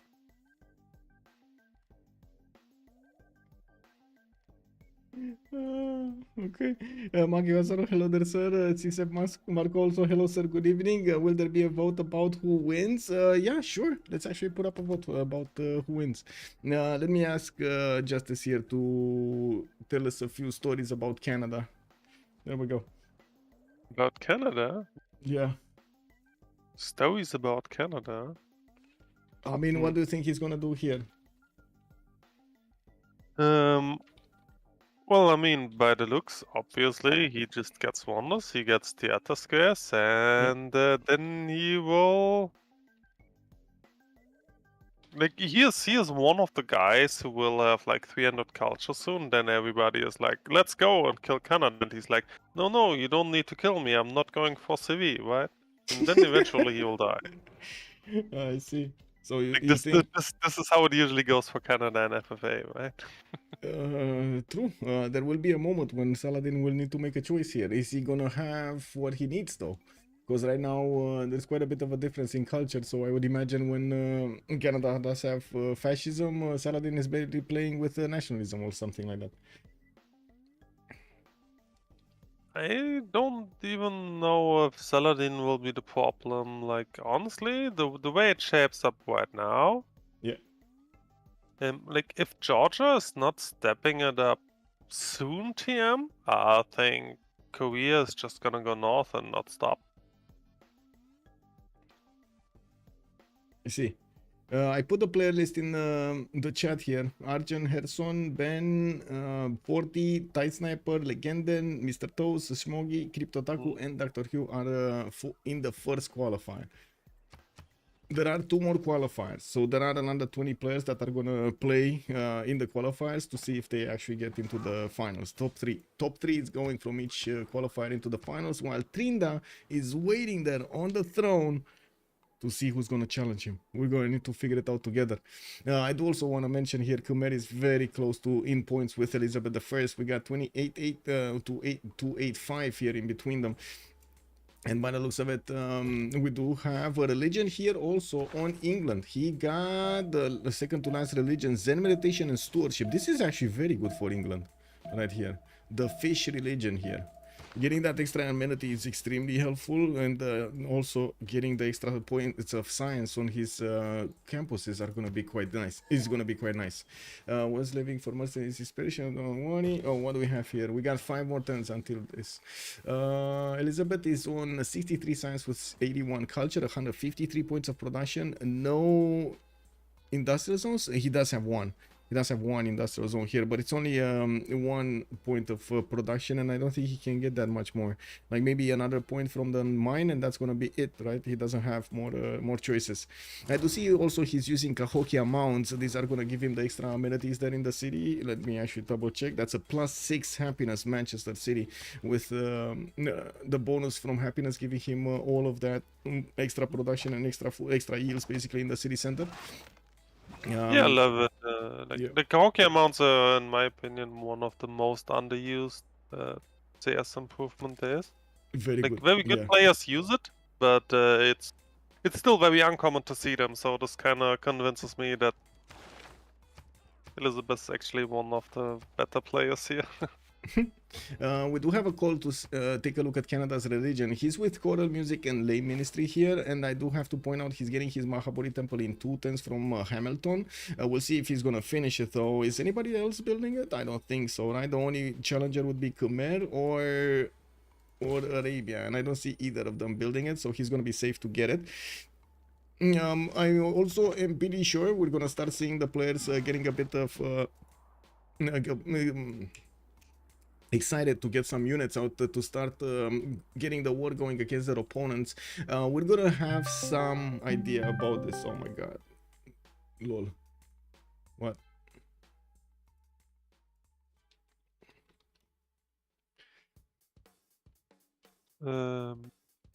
Sorry, message from Soligent sending me messages and then clicking on calling me, and yeah, it is what it is. It's fine, it's fine. We're getting this. Horses coming out from Bakhtri. We do have another settler here from Mashhad, and also, sorry, to complete my idea, we're gonna see them when they're getting ready for some action, because they're gonna put down encampments. So the second we're gonna start seeing encampments on somebody, like hello Aztec, we kind of start to get an idea of what might happen over here. And I do see he's starting to pre-build heavy chariots. That kind of sounds to me he's gonna want to go against Germany. I think he smelled Germany's weakness here. I do have to say, a lot of the times in FFAs, this is what happens, right? When you're low in stats, and when you don't have, when your neighbors see you don't have that production they're thinking of, they don't see you having the number of cities that they want, and also have less strength on your units. They're gonna want to take your cities. You have to be very careful and protect them as much as you can, or put up a fight, a very good fight against them. Finally, we got Hanzas, boys. We got Hanzas. The first Hansa is getting online here. The +7. And that's from Aachen. That is from still on yeah. 5 cities though. Like, I'm definitely not convinced of Germany's game here. Yeah, I agree. Also, I gotta point out this 1-2 over here would have been a +6 Hansa anyway. If well, it is what it is. Well, getting some walls in Berlin. I do see he's plugging Victor in there. He did get audience chamber, so he's getting the extra food and amenity from each of these governors deployed in his cities. On Montezuma, I do see he's starting to get down a second encampment here from Teotihuacan, and also placing down some of his industrial zones. Interesting placements for them, I gotta point out. For example, Huexotla didn't actually get any other district than the industrial zone first here. We do have him also needing to place his aqueducts in such a way that he's going to get the bonuses of adjacency towards those those industrial zones. Whoa, 2 turning a settler here from the capital city of Babylon. We do have Wildfire managing to chop and or improve the majority of his territory. Still has some chops in his other cities here, but I'm pretty sure he's gonna have enough builders. Also started to get an encampment from Borsipa, and Gazargamu just got defeated. Looks like the horses of Korea went as far north as Canada and Arabia's borders, right next to Georgia, and took out a military city-state from that side. Now we do need to see if he's gonna follow this up with something else here. Maybe some upgrades. And taking a look at the score screen, I would imagine we're going to see quite a bit of a bouncy bounce between Misty Shade and the Nuclear Mongoose. Both of them do have quite an advantage against the other players here. Wilfred Laurier on 290 points, 32 points below the Nuclear Mongoose, while Captain Anand Prophet is 279, right next to the Wacky Doos, 271. We do see, of course, the preparations in a few empires here for the late part, for the next part of the game, especially the production capabilities are starting to ramp up. You see multiple industrial zones, aqueduct placements for their adjacency here, and I guess I do want to ask, Justice, on a scale of 1 to 10, how important do you think is to get as much adjacency on your industrial zones? As in, how much worth do you think it is to put all of that brain power into correctly placing your cities, getting the aqueducts in the correct placement, trying to get as much adjacency to the industrial zones? Because it's a whole process, right? You can't just place them anywhere. You need to think, to debate, to pre-place a lot of stuff. This is actually a very complex question. Mhm. Because there's obviously multiple stages to it. First off, like, are you actually like, is it actually doesn't make sense to play around industrials? Yeah. Because what, like, especially in teamers, what most people do not realize is that, like, naturally you usually want, like in FFA, you usually want to have like a commercial on campus in every city, right? Yeah. And then one has to see, like on on 7 or like even on 10, like in older cities you usually on 10 and newer cities on 7, like there's kind of a joker slot, right? Yeah. And like depending on your land and when you arrive, like you usually have to decide between encampments for like a modern push or industrials. So you kind of have to have a good game to even think about industrial setup. Then there's the, do you have a good setup, but you kill all your workables for it? Then you obviously can't go for it, right? Like Yeah. It's a problem.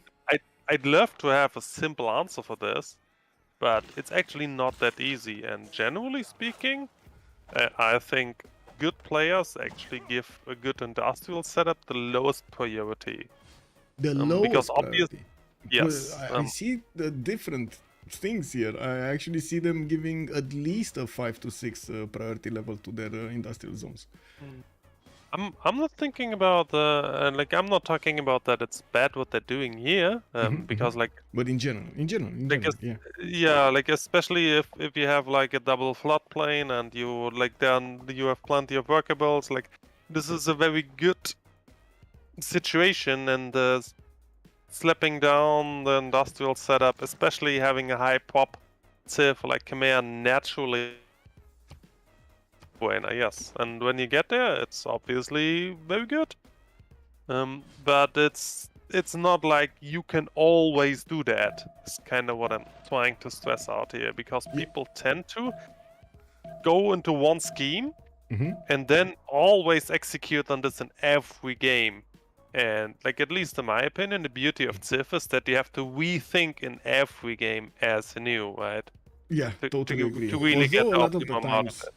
a lot of the times that like differences between your response and civs that you play, that you're still gonna get some diversity in your game plan. You don't have the same build queue, you don't have the same districts built and so on. But it's very close, because you know it's kind of same principles on most civs. You shall not pick Jax. Hello there, sir, and thank you so much for the follow. Also, I have a few questions here that I need to answer. First of all, Shot Color, good evening, sir. I did show Canada's religion. Second of all, I did see Saps. Bună seara, domnule, și bine ai venit. Good evening, sir, and welcome. I see, thanks. Talking about this is how FFA is played without knowing who's who forecasting. So I do have, it's not only forecasting, but also for the player. It's mostly for the players in the game, not for us, the casters.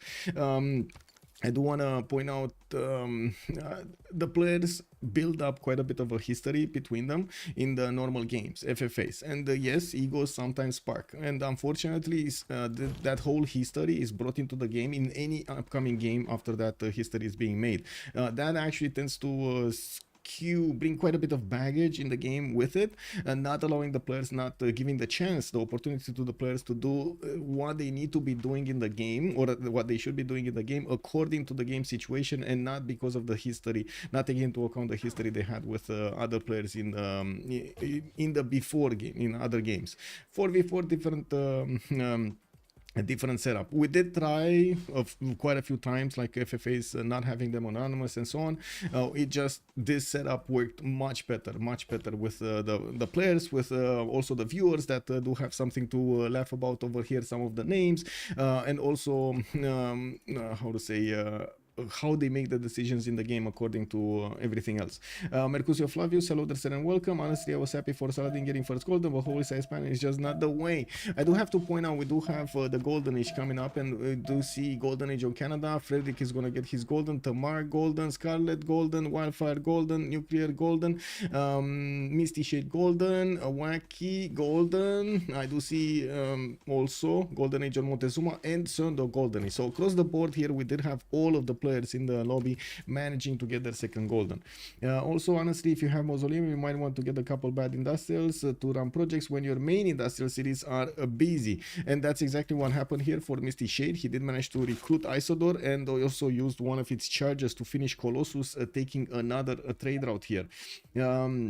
You shall not pick Jacks. Hello there, sir. I've watched quite a lot of games on YouTube already, and thank you so much for watching. And of course, I do hope you enjoyed it. I really love your on-point commentary as well as the online culture in Civ in general. Thank you so much, sir. And of course, welcome to the community. I hope you're gonna have a lot of fun with us.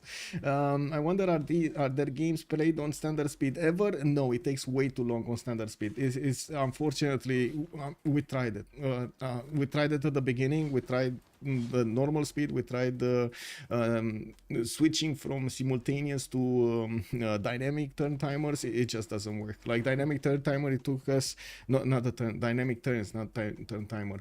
It took us like what was it, 2 hours to get 15 turns going or something like that. Oh my god, no. It's just, it is what it is. Yeah. Yeah. To add, I think also Duke of Tux gets this wrong. Like even on online speed, played out late game is easily 6 hours on online speed. So yeah, so like it's not seen that regularly because usually people CC a lot. But like especially in these tournament games where it really gets into late game, it's easily 5. Yeah. So like a standard game would be kind of a full day, which is ludicrous, right? Like one cannot sit with that. We just, I mean, it will be a bit too hardcore for the players to do that. It's already an extreme effort, I gotta say. Try playing a game like this 5 hours or 6 hours almost every day against very, very good players. It's just gonna be an ongoing challenge and quite draining. But that's one of the things that the players really like about, in general, the community, and that's why they wanted to be here, because they do get challenged. They do get challenged all of the times by their peers. They do get challenged by new players in the league sometimes, and they have to like defend their brand and so on and so forth, which is very, very, very good. And when I say brand, I'm basically saying ego, but sure, okay. We got some workshops here in Gordian, Bach 3, getting some universities out. I do see traders in Mashad, and yes, industrial zones galore here for Persia. He is gonna need to take out his Perides, not a problem though. It shouldn't be a problem to remove it there. And Diplo. Oh.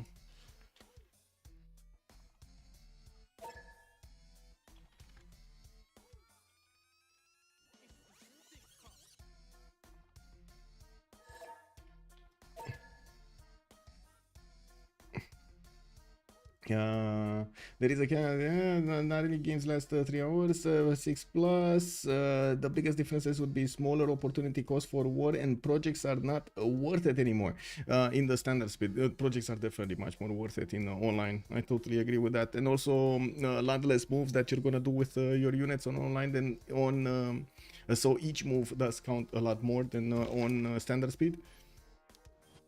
Yeah, also melees would generally be probably stronger. Because like obviously the biggest side of melee is that they're just too slow. But yeah.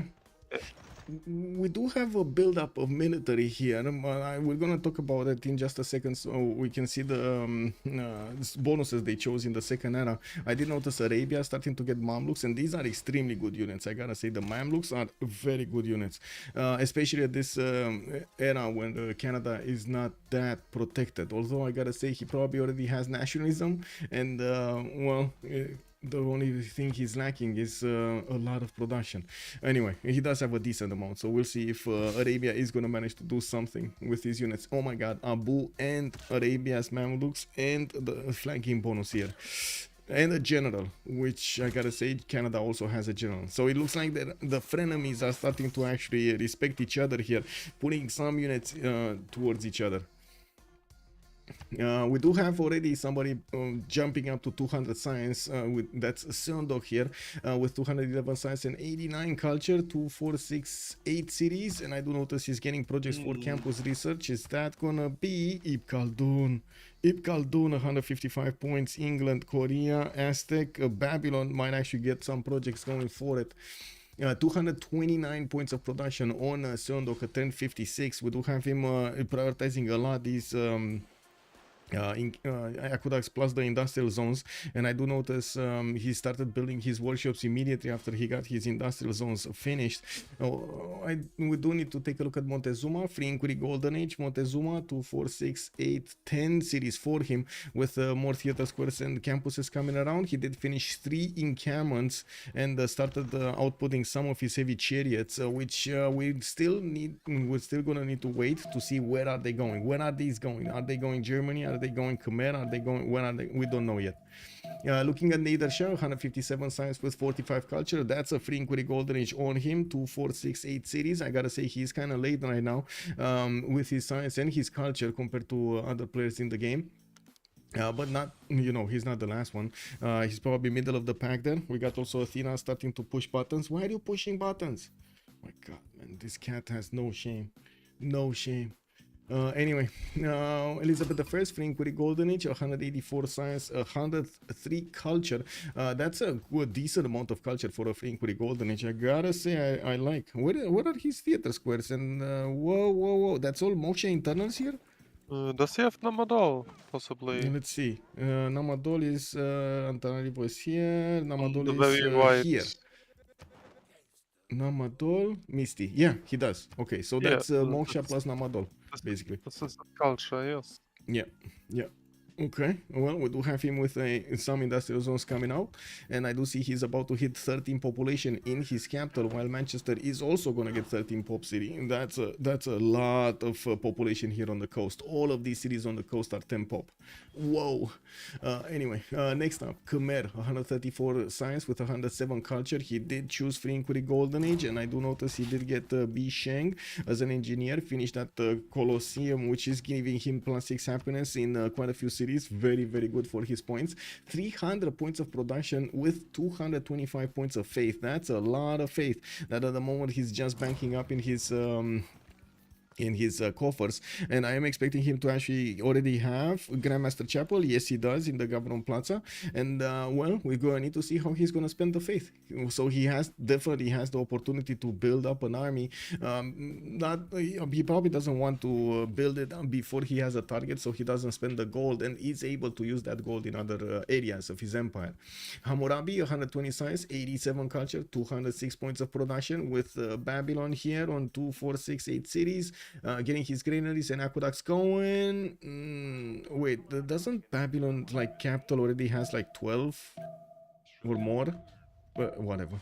This one, because he has the aqueduct, right? He already has the aqueduct. Oh, he didn't get the audience. He's on Ancestral Hall. Got it. But only 2, 4, 6, 8 cities. 9th coming out here. Interesting. Ancestral Hall for 3 cities builders. Okay. Yeah, we do have also Saladin here with a bit of a problem. He's only 67 science with 81 culture. His only solution to get more is from stomping Canada, and I do see Canada is starting to get the message here. It does look like not only he sees the Mamluks coming out from the cities of Arabia, but he also, well, he sees the army of Canada right next to his borders, and he's like, oh, wait a second, everybody's building an army? Okay, let me get some here. What do you think? The pikemen are going to be able to withstand these Mamluks?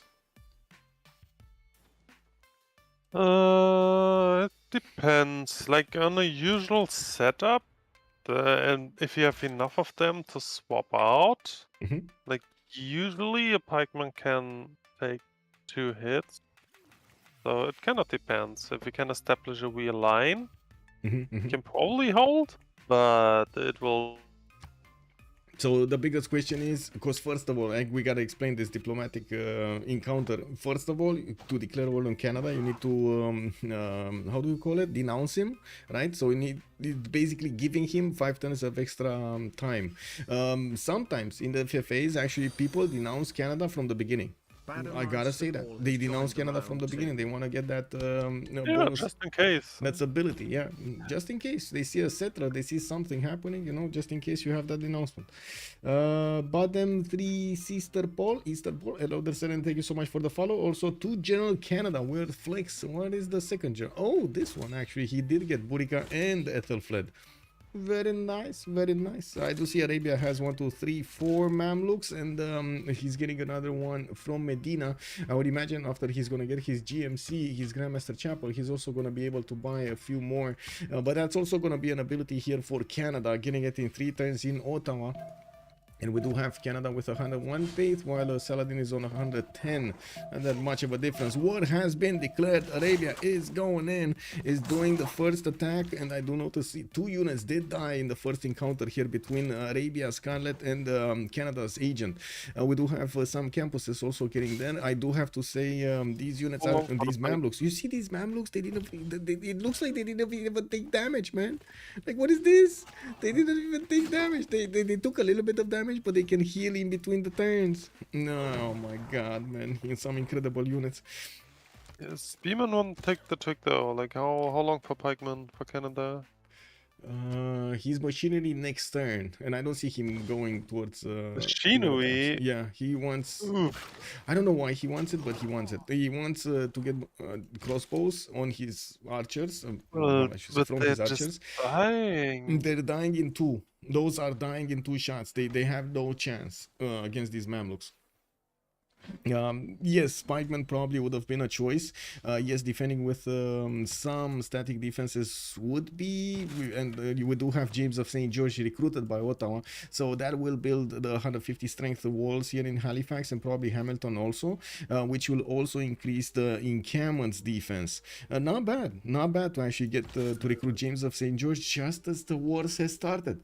Tension, good evening sir. 400 GPT England, whoa, 200 science, 111 culture, and 400 gold attend here on Elizabeth I. We do have him with 2 turns Kilvakisivani, getting those aqueducts starting to be placed here, and I do see a commercial in Sunderland, very far away in the north, while I gotta say this is peaceful territory at the moment for him. It doesn't look like anybody's gonna confront him here. Okay, well, we do have Hammurabi.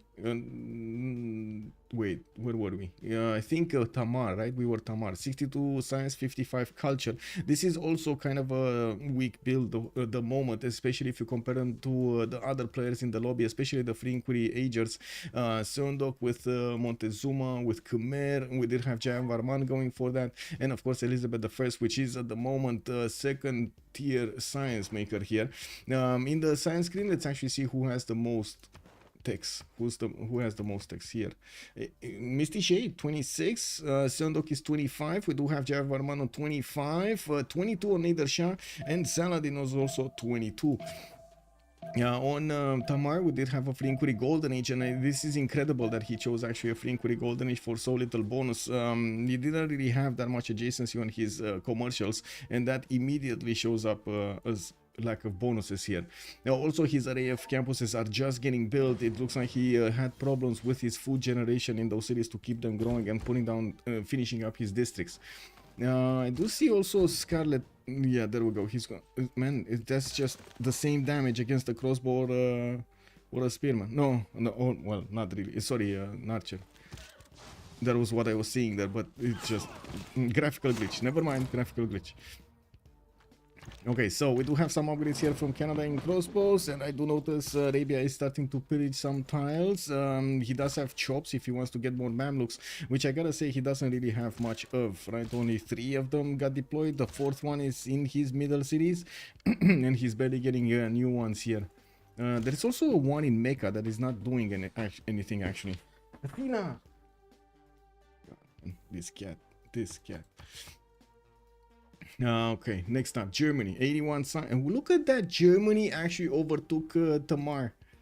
241 points of production, got his Sansa setup going, and you do see mines over here getting a 14. We do have this one a 14, and this one is a 14, while Aachen is gonna get to build one of these water mills for the extra production on his farms. I do see him with only 81 science and 69 culture compared to Montezuma 151 and 79. So you can imagine Aztec will have the opportunity to get cuirassiers much earlier than Germany in this game.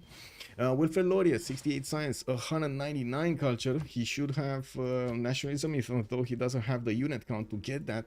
He's scrambling to get his military tactics to upgrade his spearmen into pikemen. And I do notice he does have also only 36 gold a turn here. It doesn't look like he's going to be able to upkeep that many units if he's forced to. I do also want to point out he only has like 150 points of production with his 110 faith.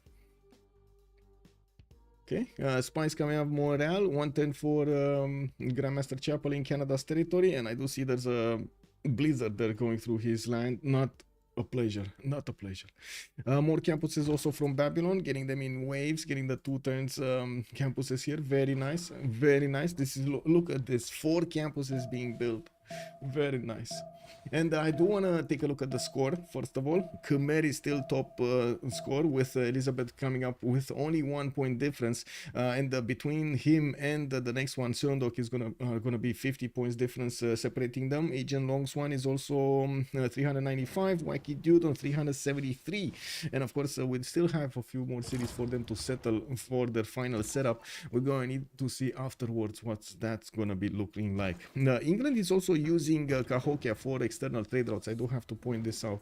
He didn't go for Moksha internals. He actually is using externals to Cahokia, or maybe he went now externals because he has like so many of them: 2, 4, 5, 6, 7, 8, 9, 10 trade routes, 11 trade routes, 11 trade routes, man. Very Yeah, nice. I mean, this is why GPT looks so good on Elizabeth, right? Like, Yeah. like the bonus of Elizabeth is literally you get bonus gold on trading to CS, right? So if you have any opportunity to go like just a money opening on Elizabeth and just send all traders to the CS, this is usually what you want to do. Yeah. Like this is why the gold of Elizabeth looks good all game. And production, 313 points of production. We do need to see how he's gonna follow this up though.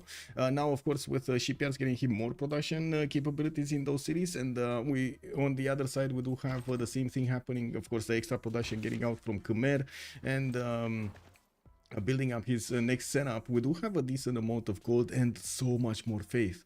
Like this is so much more production and faith for Jayavarman versus Elizabeth. But of course we do need to see how Elizabeth is going to transition in the next one. It matters so much what will happen here, so much. I don't think he's going to have a war with Korea, or at least not at the moment. Korea is putting down some encampments, and we did have England also getting an encampment, 2 encampments at least here, one in the south, one in the north. While he knows Arabia is fighting Canada, I don't think he's worried that much about any kind of problem arising from this. We do also need to see if Aztec is going to manage to start getting his units somewhere. He just count up some of his heavy chariots next to Tenochtitlan and sent some to Xochicalco here, but never actually made an upgraded army to send somewhere. And looking at Montezuma, I do see him going for metal casting. I would say right now he's going for an attack. Right now, from what I do see here, like getting a military engineer and quite a few pre-builds and going for cuirassiers. I think he wants to hit Germany with cuirassiers. What's your read on this? Definitely. I think this is the most obvious take, yeah. Yeah, I I would think be so. shocked if it's not the case, yeah.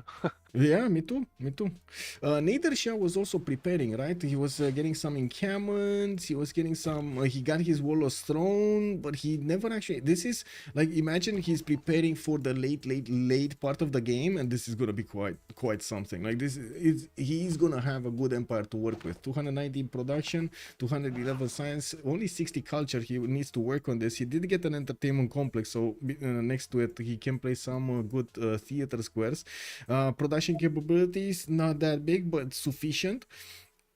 I do see he's gonna get another +5 here. I do see the encampment being placed. Got some bonuses here. Probably did discover already Niter, so he knows about that one. Just needs to improve it. Germany, in the meantime, I gotta point out 263 points of production on him. He's getting a battering ram in Frankfurt. Is that for Cardiff? I really hope he's gonna get also. Oh, wait, so he took out Lahore. Is he actually gonna want to go Cardiff as well? I think just a reminder: only one CS kill can be kept. I'm getting concerned with the battery line coming out from Frankfurt. I don't know. I mean, the guy is definitely a cook. We already noticed this when he took mathematics. Statue of Zeus in, I don't know what that means. As in, he's new, or he's playing differently than we're used to. I guess that's what you want to say. Yeah, well, I mean, cooking is generally like, I don't know. I guess it's just slang for this guy is. How it turns out when you cook, right? Like it can actually turn out delicious, or you just overcook it and it burns. I see. This is a strategy that we haven't seen, basically. Yeah. Let's see what's gonna happen. Right now, I gotta say he's very far behind other players. We got 21 technologies here on Frederick compared to Seondok 28, Elizabeth I 29, Khmer 28. Yeah, this is a bit of an issue. Beasley, thank you so much for the Hanabiris, and tech lead is Elizabeth I with 29. I just actually pointed out. Yeah. Nitro, also good evening, sir, and welcome. How is it going? Any action? We start to see some action in Canada's territory, but slowly. I don't think Arabia does have that much to actually to fully take out Canada, although I do also want to point out gold is not going to be that easy to get for either of them. We do have Saladin on 71, and I do see Canada is only on 25 gold at 10. So upgrades is it's going to be a problem. Arabia though is going to get some of these mines, and I do see him still going and taking out quite a few of these Canadian units. We do have some more Mamluks that are just getting ready from homes. I was expecting him to actually buy quite a few of them. Abu is helping out the hills in the city of Baghdad. Although I do have to say right now Canada does have quite a few crossbows here to shoot with Halifax and in cameras. Did you see how many shots on that one?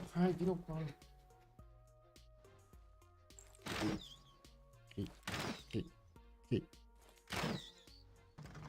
My cat is restless. I'm sorry.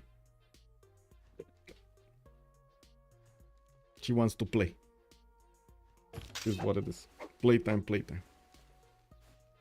I find it hard to believe, Justice, that we are actually gonna have Saladin here managing to break Canada's defenses. Like, sure, we see him getting some tiles, you see him getting some loot, but all in all, I find it hard to believe he's gonna have the strength necessary to take out all of the Canadian defenses.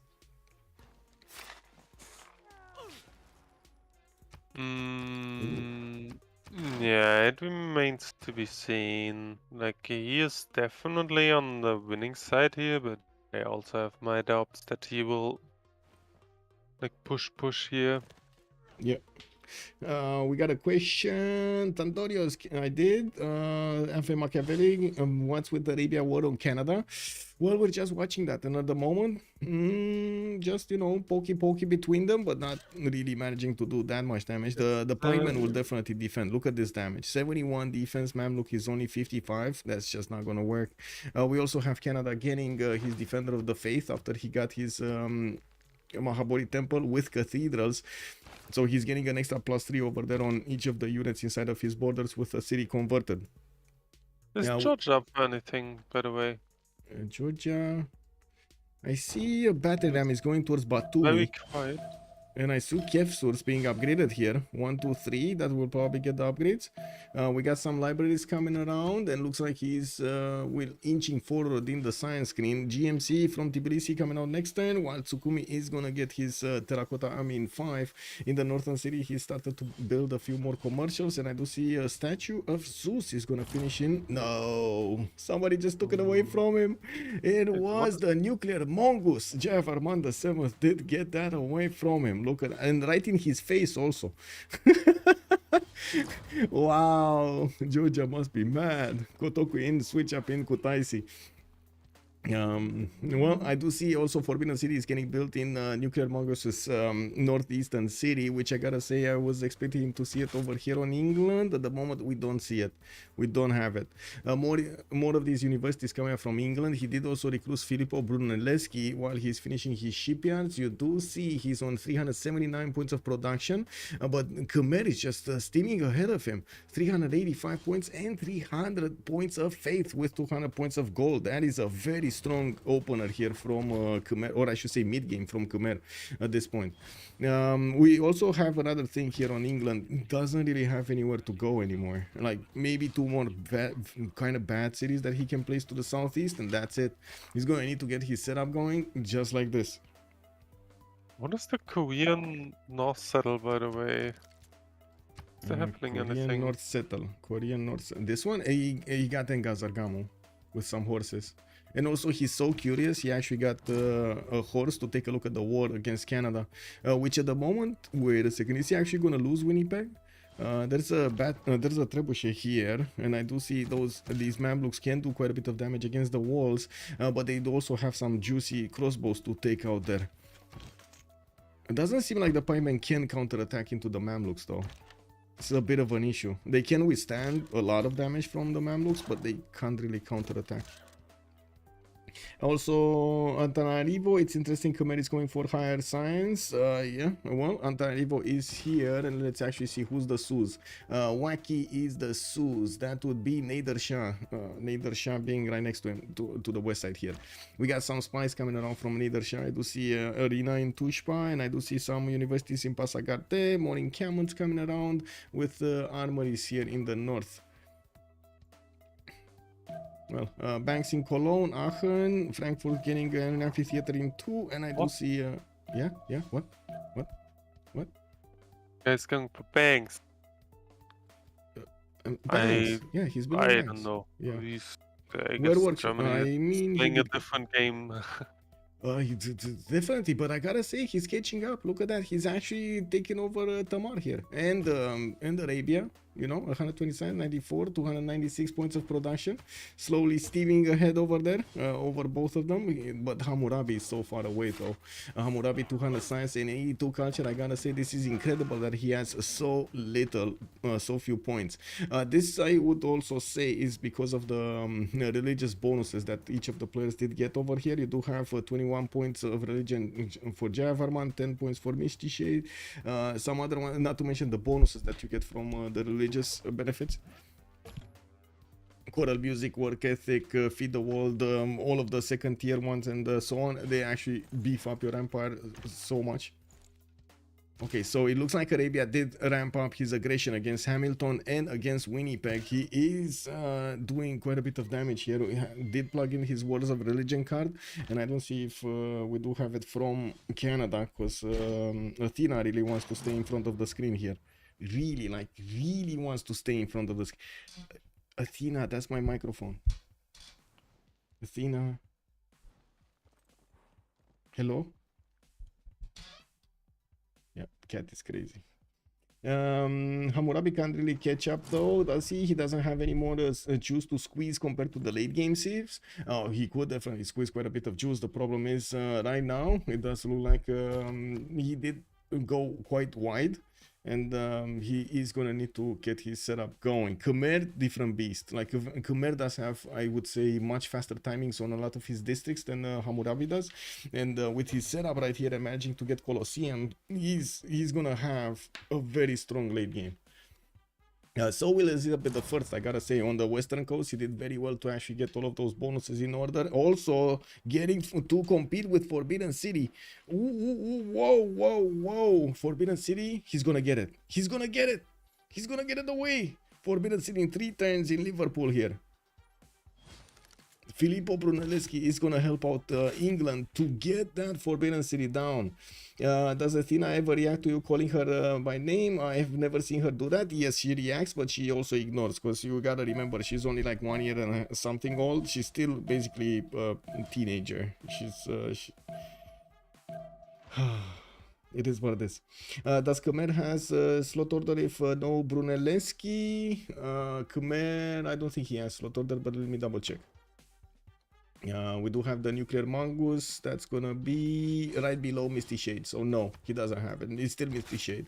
I'm actually quite curious. Is he gonna finish it now with Filippo? Because that should be enough production, right? It's 157 points of production.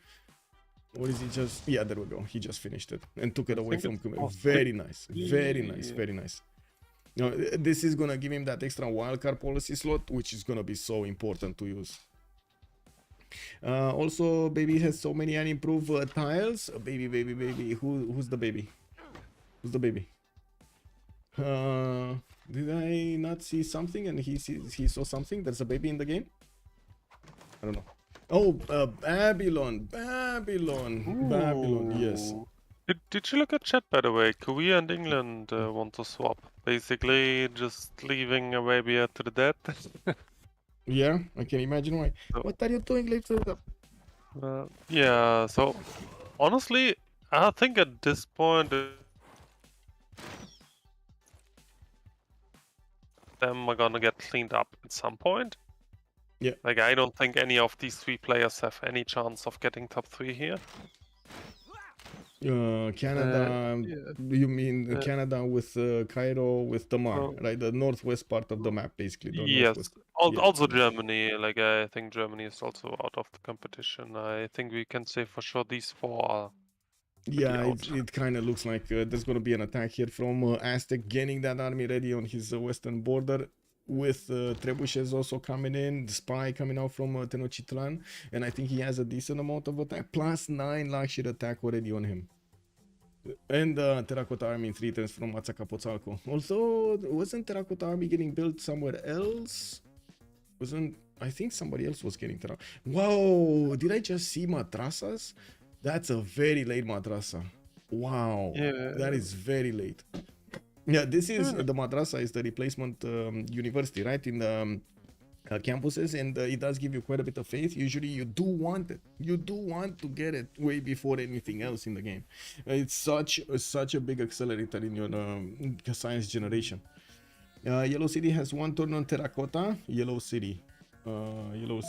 Oh, this one, Tsukumi. I was remembering this is somewhere. So Mr. Light Beetle is gonna get it with Terracotta Army.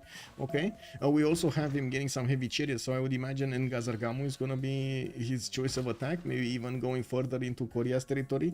It doesn't look like Korea has that many defenses, but with already industrialization, coal power plants are starting to get activated, and he's gonna get so much more production. Scientific theory also in 2 turns. I gotta say, right now Sondok is making a gamble. He's gonna try to go labs here, while he does have, of course, England next to him. We do need to see if anybody is gonna punish him for this. We do have Khmer sending some defensive units west side, and getting quite a few knights, working on Taj Mahal in Hariharalaya, while he's finishing up his prasats and working on industrial zone logistic projects. Who did manage to get the good scientists though? Korea got Isaac Newton and Korea got Ibn Khaldun. Both of them on Korea. Interesting, because it doesn't look like they actually give him that many points. And he got Leonardo da Vinci. Man, he got all 3 of them. All 3 good scientists. I hate the labs on Korea so much, to be honest. Yeah, I know what you mean. Flight coming out next turn. If if you think this through further, like Babylon is probably out as well, because like he can only bop into Persia, and like I think they are pretty equal, right? So not Yeah, and too the much can terrible happen land. there. What are you gonna pass with? Tanks and bombers here. Yeah, nothing else. so it's and that's like gonna kill Germany. So his scores will be Elizabeth, Khmer, and Germany, and then like Korea kind of has to start pushing north and take these guys out to secure his spot.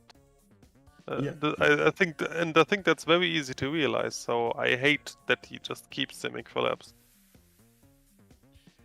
That is indeed the problem, and I do have to point out, in most of the FFAs you have this choice, as in you're gonna need to make this choice in the mid game.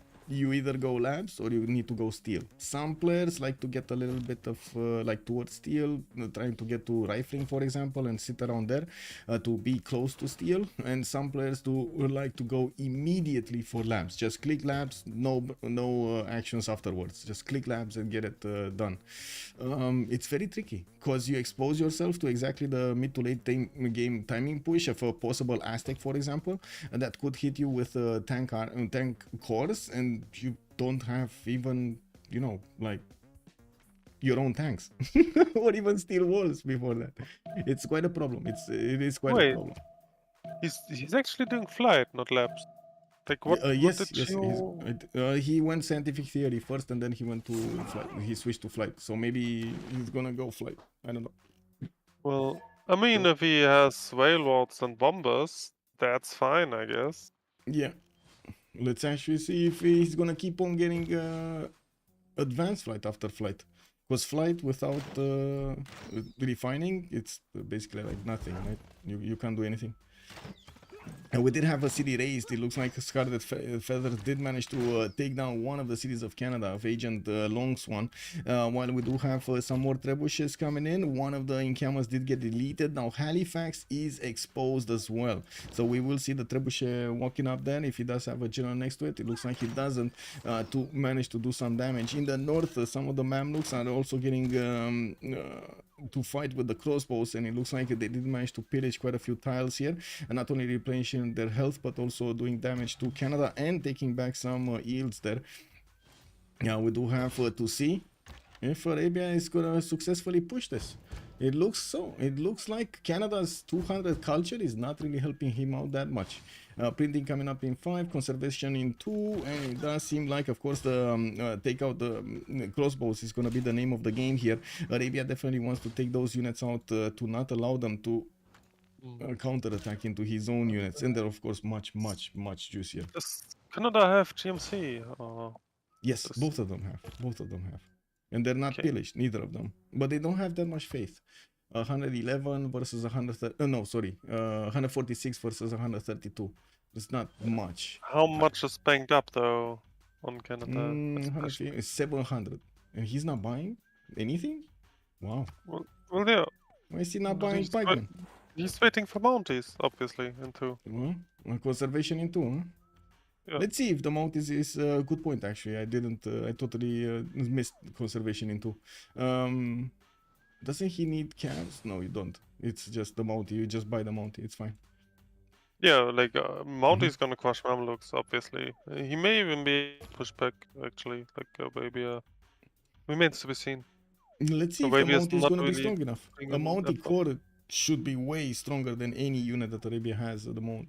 Yes, Mounty's gonna crush whatever Arabia has here.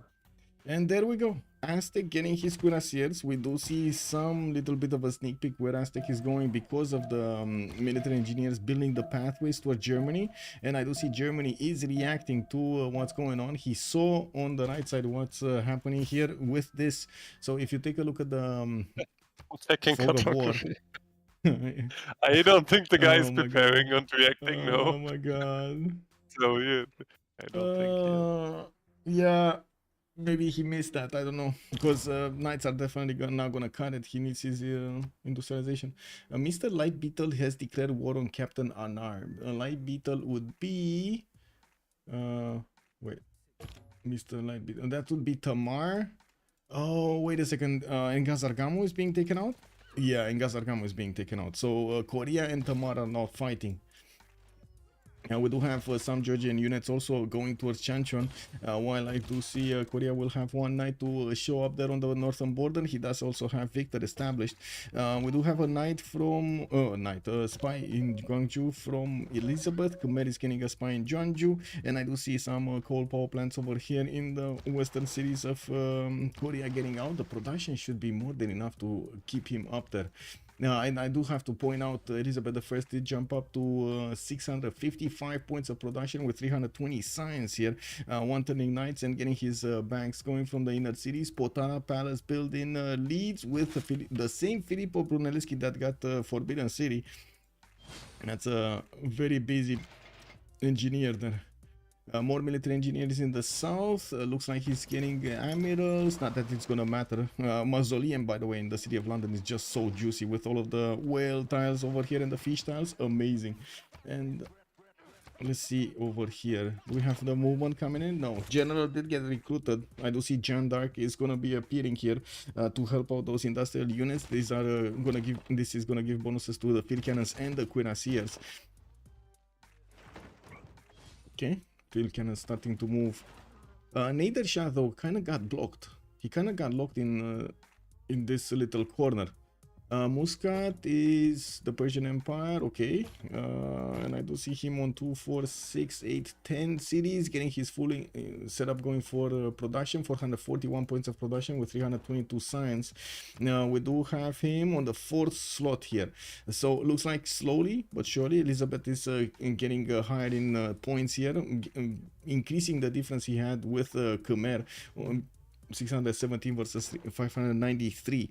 And what I gotta say, Khmer is just getting his factories up. Let's actually see if we do have factories here. Yeah, we do have factories and coal power plants built much faster by England. And I do have to mention the extra shipyard adjacency is just gold over here for England. It's just so much more from these cities on the west side that he can get the production from. Khmer's faith though is his advantage, and we're going to need to see if that advantage is going to play out nicely. There will be a moment in the game where we're going to start to see a lot more chaos on the map, not only on the northwestern quarter but everywhere else also. Like for example, Montezuma might not stop at just taking Germany, might take a little bit of time and keep on attacking Korea, might even go against Elizabeth later on. This is gonna force Elizabeth to get some defenses up so he can fend off any kind of attack, including from a Montezuma with a +9, +10 or whatever he's gonna have. Remember, Germany is on another continent. That's a third continent for him. That's gonna be another 4 amenities that he could bank up, 4 extra more points of damage on each of his units. Like, there comes a moment when basically jet bombers are unbeatable with Japan, with the Montezuma bonus. You can't stop them. There's no way to defend against them. It's just incredible. Well, you gotta get there. Let me also come back to the chat here and see what you guys said. Berberus Maximus, where are the Mounties in the tree? The Mounties are here, conservation, on the top part of the civic tree. Also they can turn once they reach up, but they are kind of irrelevant. Yeah, thought so but wasn't sure. Okay. Also Aztec in Canada have a decent wartime to play for second. Yeah. Actually I'm very curious about Aztec because he might go for first. I've seen it before and it might happen again. Doesn't change much either way, just gives Korea on Georgia. Yeah. I mean, Georgia needs to do something. If he doesn't do something, he basically understands that he's gonna be he's not gonna have a chance for the top slots. So I don't think he wants that. I think he wants to fight for a few more slots. There could be, of course, Khmer going to take some Georgian cities. He could rip apart some of the German cities, because Aztec is just like, look at Aztec going, man. Just appearing next to the borders of Germany, saying hello with his cuirassiers and field cannons right behind him. You know, building out those pathways with the military engineers also. Germany is just gonna have a problem. Well, finally Germany did get 150 science, and I do see him getting some crossbows out. 5 turns until the next era. We do have Wilfred, 4 turns off from getting a golden. Frederick looks like he's going dark. We do have Tamar, 7 points off. Looks like Saladin is going dark. Qualifier going dark. Jaravarman is 7 points off, but he was getting another wonder. He did finish Taj Mahal. He did get a core. He's getting a caravel in Vimayapura. That's going to be a boat. And I do see, of course, him padding those production numbers very quickly. 530 points of production with 400 faith a turn. Man, that's an insane amount of faith per turn. I mean, I've seen 700, 800 faith a turn, but still 400 faith a turn at 71, that is very good. Very good. And what are the Mounties doing here? Because Canada did manage to buy 1 Mountie, 2 Mounties. Yeah, he got 2 Mounties. I didn't get 1 cord up, so. Anyway, let's see. Northern City, he did finish the defense in Hamilton, so now all of those units could actually counterattack against Arabia here, stopping the reinforcements towards Halifax, which is going to allow him to reposition, regroup the units in Halifax, and also stage a counterattack against Baghdad and Damascus. Machiavelli also, if Aztec somehow steamrolls Germany, he has a solid chance to deal real damage to Korea. Yes, I think so. I think so. And I don't think this is going to be far from a steamroll. It looks like Germany has serious issues getting to his text, because he's not choosing to go for the text. He's going for the square rigging right now. I was expecting ballistics, right? I think Justice was expecting ballistics as well. There's no choice. No, you gotta get ballistics. For that Aztec, get the cheap spaceport for the Lagrange laser stations. That too with the builders. Is Germany across a continent split? Yes, he's on another continent. If that's what you're asking. So you see how we did have 2 continents for Aztec. He even got a third one here to the right side. He's gonna get 4 continents. 4. That's a 4th continent here. 16 possible luxury attack bonus. Does he have? What does he have from this one? So Auckland doesn't have a resource. No, he does have honey. That's a honey tile there and a truffle tile. So he has 2 extra resources from the red one. In this one he has incense. Doesn't have the sugar unless he has very. No, he doesn't have the sugar. I don't see any other sugar tile. Okay. Probably also missing out on the snow. He got silver. No. So silver in the snow? Where is it? I don't see it. And dyes. Silver and dyes in Oh, the and snow. in Chalco there's silver. Charco. Yeah, he got both. He got salt and silver. Oh, I see. That's his from his continent. Yeah. He got both. Okay. Well, we do have the war declaration being sent, and it looks like Germany is gonna be attacked by Aztecs units. We do have bombards, we got field cannons, and some cuirassiers getting into the German borders. Nuremberg and Mainz are getting under attack here. Santorio, so Monty bombs the world at +12, basically. Nico, good evening, sir, and welcome. Also, his escorting military engineer for the first city can spam more units. Yes. Yeah, Aztec wants to kill a nation with 6 units. I mean, he kind of can, right? Like, look at the damage of these cuirassiers. First of all, he has an extra deploy visibility on Germany, and second of all, these units are +9, +3, right? +12 on him, easy peasy. Not even next to the general. Next to the general, that is much stronger with an extra +5. The city of Nuremberg is not going to hold for long. We do have the bombard that will be able to one-shot the walls here.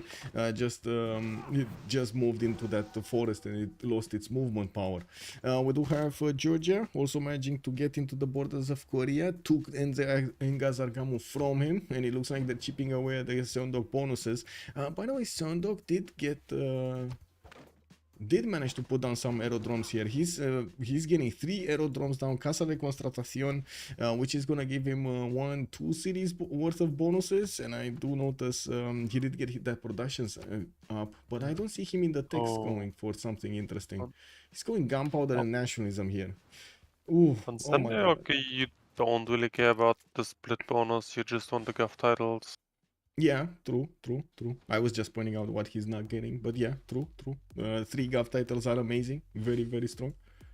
Looks like Georgia is not able to keep Ngazargamu, and I do see the Mountie Corps are gonna start taking cities away from Arabia. They're two-shotting them quite easily, while we do have the Canadian crossbows also getting ready to attack the city of Baghdad. Also, Johnny Cashless, hello there, sir, and on YouTube. Alexi, good evening, sir, and welcome. Germany is playing 5 cities. Germany, yeah, basically. Like, okay, he got like 2 more, but that's still a 5-city game we're here. It's a bit, yeah, unfortunately, it is quite.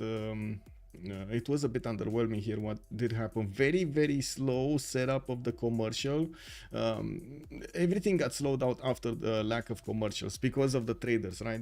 Usually you want to get the commercials not for the gold bonus or maybe some era square. You want to get them for the trade routes. You want to help your other cities grow much faster. That's how all of this meta did get formed. The other cities growing much faster allow you to unlock districts at the correct moment in time, to synchronize them with the district discounts, to everything else that you have to do over there in the cities, and it just gives you that tempo that you need. Unfortunately, in this case, he didn't get the commercials in time. He didn't get the markets because of not having the commercials, and then the cities did not grow fast enough, and so on. It was a snowball of a lot of problems. I think it depends on the city, not the wonder itself. Talking about some other wonder. What was the wonder? What was the wonder? Wait, Duck of They're Ducks is talking saying... about Casa. About what? About Casa. Casa. Casa de Constatación. I see. Yeah. Like, Soldier was pretty much asking if It's about where castles build up I about see. the city center. I see. Yeah, I think it it's is the about city. the city It's, center. it's the Yeah, city Mr. center. Machiavelli is right. Yeah. Yeah. Yeah, it depends on the city. They can still make more though. There's no rush. No need to waste more production on units that you need until you finish important stuff. Okay, yeah, I guess so. First city of Germany has fallen. The northern one is also getting attacked. And we just need the bombard to get in range and start attacking it. Dortmund is very easy to take over. I'm pretty sure Aztec can two-shot it with his cuirassiers. Now, while I do notice more units are being built, it looks like Aztec is gonna transition into Cavs next up. He did manage to get 1, 2, 3, 4, 5, 6 more units with one more bombard on the way as well. Germany did deploy a spy into Azcapotzalco, so he is trying to fend off that extra deploy that he has, counter it over here. We'll see if that will allow him to succeed. Also, I do notice Khmer is starting to prophesize his, send his missionaries on the way towards the Korean cities so he can convert them. Well, I mean, why not? You know, it is what it is. Medina has been taken over. Baghdad is up next, and we do have it already being placed under siege. No walls coming up, but he does want to use his mounties to actually attack into that city center. And we do see also Damascus is exposed to the south. It kind of looks like Arabia is getting broken here by Canada, which funnily enough is going to put Canada back in the game. Somewhat. I don't know Somewhat. about that, but yeah. I mean, he's going to be higher in points than both Hammurabi and Aztec for a while. We're going to need to see how many points Aztec is getting from Germany.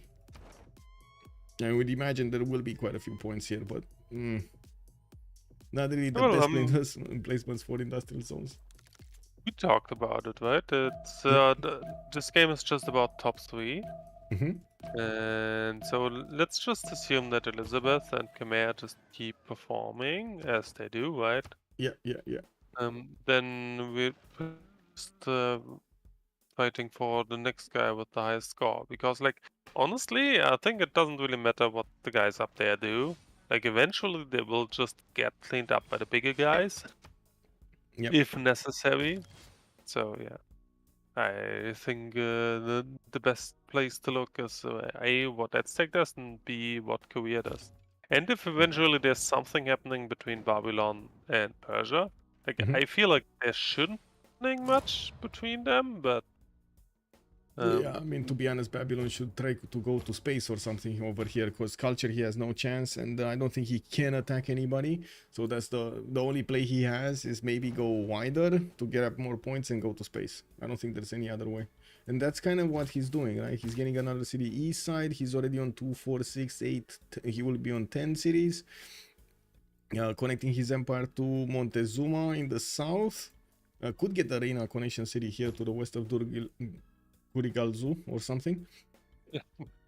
it's actually fun how drunk the traders are. Like they go all over the place between the two civilizations, right? Like one would think, okay, there's just one route every trader follows because that's the optimum, right? No, not these guys. I like mean, everybody's one of them, like, you know, Justice, the fastest way is the known way, right? Basic, that's it.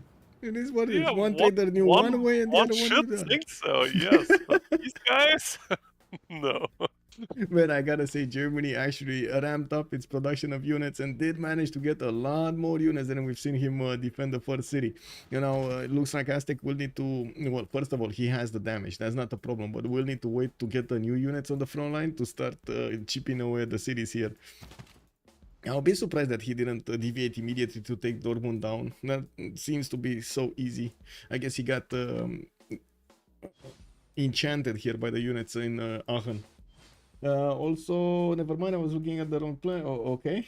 Is Korea going for a monasticism play? No. 700 points of production here. Looks like 344 science and 155 culture. Compared to Elizabeth I, 371 and 200 culture. We do have also Elizabeth on 856 points of production. Looks like we do have in the science victory Misty Shade on 40 techs. Unarmed Prophet is just 1 tech behind, and we do have Jar Varman also 1 tech behind. Nader is 3 techs behind. A very good play over here from Elizabeth I. I'm actually curious how Khmer is gonna try to bring this back. Angkor Wat, ooh, Ooh, that's going to be so many points. He's on 668 points. I'm very curious what will Angkor Wat give him. So 668. Let's see when he's going to calculate the next ones. Another city has fallen here. Looks like Canada did take Baghdad, and I do see him going for Mecca, which is trying to get the walls in one. Arabia did manage to get to Cav, so he does have a stronger unit to actually keep these mounties away. Doesn't have enough of them though. And in the era score screen, we just popped into the next era. We got Wilfred in the Golden Age, Tamari's Golden Age, looks like Misty's Golden Age, Jeff Rahmani's Golden Age, and we got some Normal Ager with some Dark Agers. Aztec did go into a Dark Age, so that's a Dark Age Aztec going against Germany. Man, there is no chance here for Germany. There is, I gotta say, no chance for Germany. Aztec +9 plus the bonus from a general plus the Dark Age card. This is just not going to be a fair fight for him. One of those moments, perfect timing to go against somebody next to you. I do see Korea has managed to fend off the initial attack of Georgia against his cities, and we do have some more of these warrior monks coming in from the north with also capsules that will need to turn into musketmen.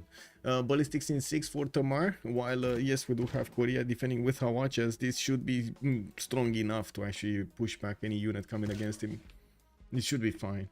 Level 2 spy on Guangzhou though from England. Ooh, Misty Shade, is he preparing something? Let's see.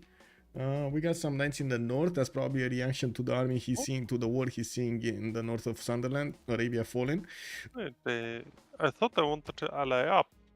Like Elizabeth and Korea wanted to ally up. Why, Yeah, like, they did. how can they spy on each other?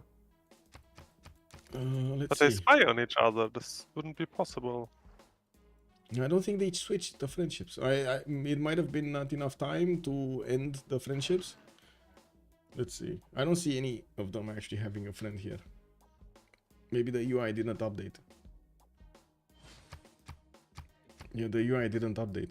And of course, if they now can without spy on each Flinquity, other, they are without Flinquity, we definitely. see the actual science, by the way. Yeah, no, Elizabeth doesn't have a friend anymore. He's all alone here. All That's an alone. actual interesting twist. Yes. Yep.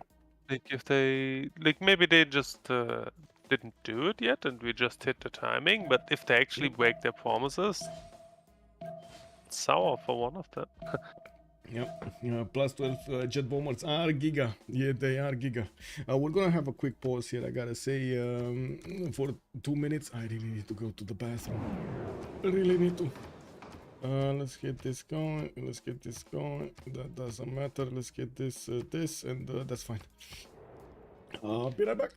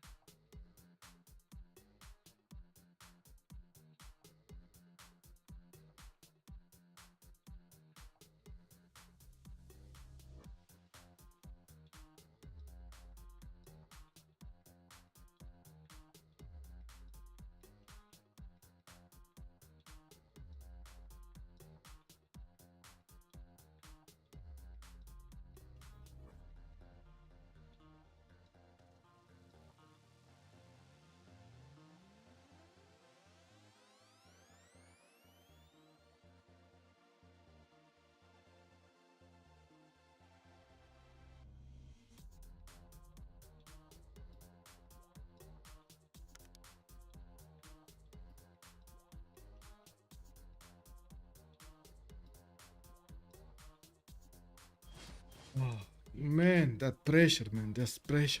This Khmer tunnel, no, yeah, that one tunnel over here. Oh man, okay, just in time to get the turn. let's actually see what's going on. Georgia keeps pushing into Korea. We do have Canada about to take Damascus. Maybe. I mean, that city's gonna get walls next turn. Mecca was saved by the walls, even though not for long. We do have Canada also managing to take out one of the calves of Arabia, and we do see more units being deployed. A lot more of these mounties are showing up with crossbow support. Germany also did not lose the city of mines yet, but he does have how to say, he does have quite a few units in his borders, and he's starting to also lose units. He's putting up a great fight over here against Aztec. I gotta say, this is making it much harder for Aztec than we initially assumed. This is good. Slowing down Aztec on his offense is gonna be like gold for every other player in the game. Wilfred Laurier did choose the Drums of War Golden Age. He went for 95 science, 207 culture. He's losing 10 gold a turn, while he only has 161 points of production. Germany Dark Age, Tamar, Drums of War, 86 and 70. You can see Tamar is starting to run out of steam here. If his play on Korea is not going to work, he's going to have a serious issue. We do have Saladin, also 66-60, about to lose its cities here, trying to slow down the attack, but it does seem like Canada has this in the bag. Babylon 223 science, 106 culture on the Dark Age here, starting to get a few units out. Spies and building Rule Valley in Karkar. I don't think he's going to get any attack against anybody here, although, well, we'll see if I'm mistaken or not. Javarman the 7th though, 283 science, 215 culture, 382 gold a turn, with 685 points of production and 441 points of faith per turn, with the Reform the Coinage Golden Age. I gotta say, next to him we got Elizabeth I here with 285 science points, two above Khmer, only 183 culture, a bit less, but then 1,000 gold a turn. And I did see Big Ben is gonna finish here in 4 turns for England. You can imagine he's gonna get the biggest bonus. Because Aztec only has his bonus when attacking, that's why Germany can defend. And that's a good point of Machiavelli. Yes, the plus 10 that he has right now, it's only on attack. Whenever he is getting attack, he's taking a lot more damage. It's a plus 9. He still has plus 9 luxury attack bonus. Didn't get to the plus 10. Does he have the pressure to keep a one pop city on a Dark Age throw? That's a good question. I don't think so. Worth noting, England has celestial navigation over Khmer. Yes, that is true. So they are kind of on the same tech side, right? That's what you want to point out. It's 41 versus 40 over here for Seondok and 40 of Jayavarman. So they're kind of tied right now if you're looking at that. Ooh, Oxford University is going to finish on Angkor Thom here. That might put him a bit ahead. We do have more military engineers, and I do notice he is starting to connect his cities with railroads. Looking at the text screen, we do have Jayavarman getting flight in 2, and well, we do see him wanting universities in some of his cities. Not bad at all. He's also watching what's going on next to Korea's city of Chanchon. We do have Georgia fighting Korea over there for dear life, while he is also getting into the main cities, when Korea over here is getting harmed quite a bit by this, I gotta say. Quite a bit. Bombers coming out from Daegu, fighters from Gwangju. If he does manage to get at least one fighter, he should have enough to clean everything up, to be honest. That fighter is gonna be overwhelming damage against any Georgian unit. Nader Shah though, let's see, 326 science, 90 culture. We do have him in monarchy, 643 points of production, getting his archaeological museums up, and I do see armories with amphitheaters and banks in his cities with a few more cuirassiers. Level 2 spy from Aztec deployed in Persia's territory. I think Aztec for a moment there he was thinking he should actually attack into his opponent, into Nader Shah, or maybe he was getting attacked by Nader Shah because of the positioning on the map. Yeah, we do have also the army of Aztec managing to get next to mines. It looks like he's slowly chewing through that defense.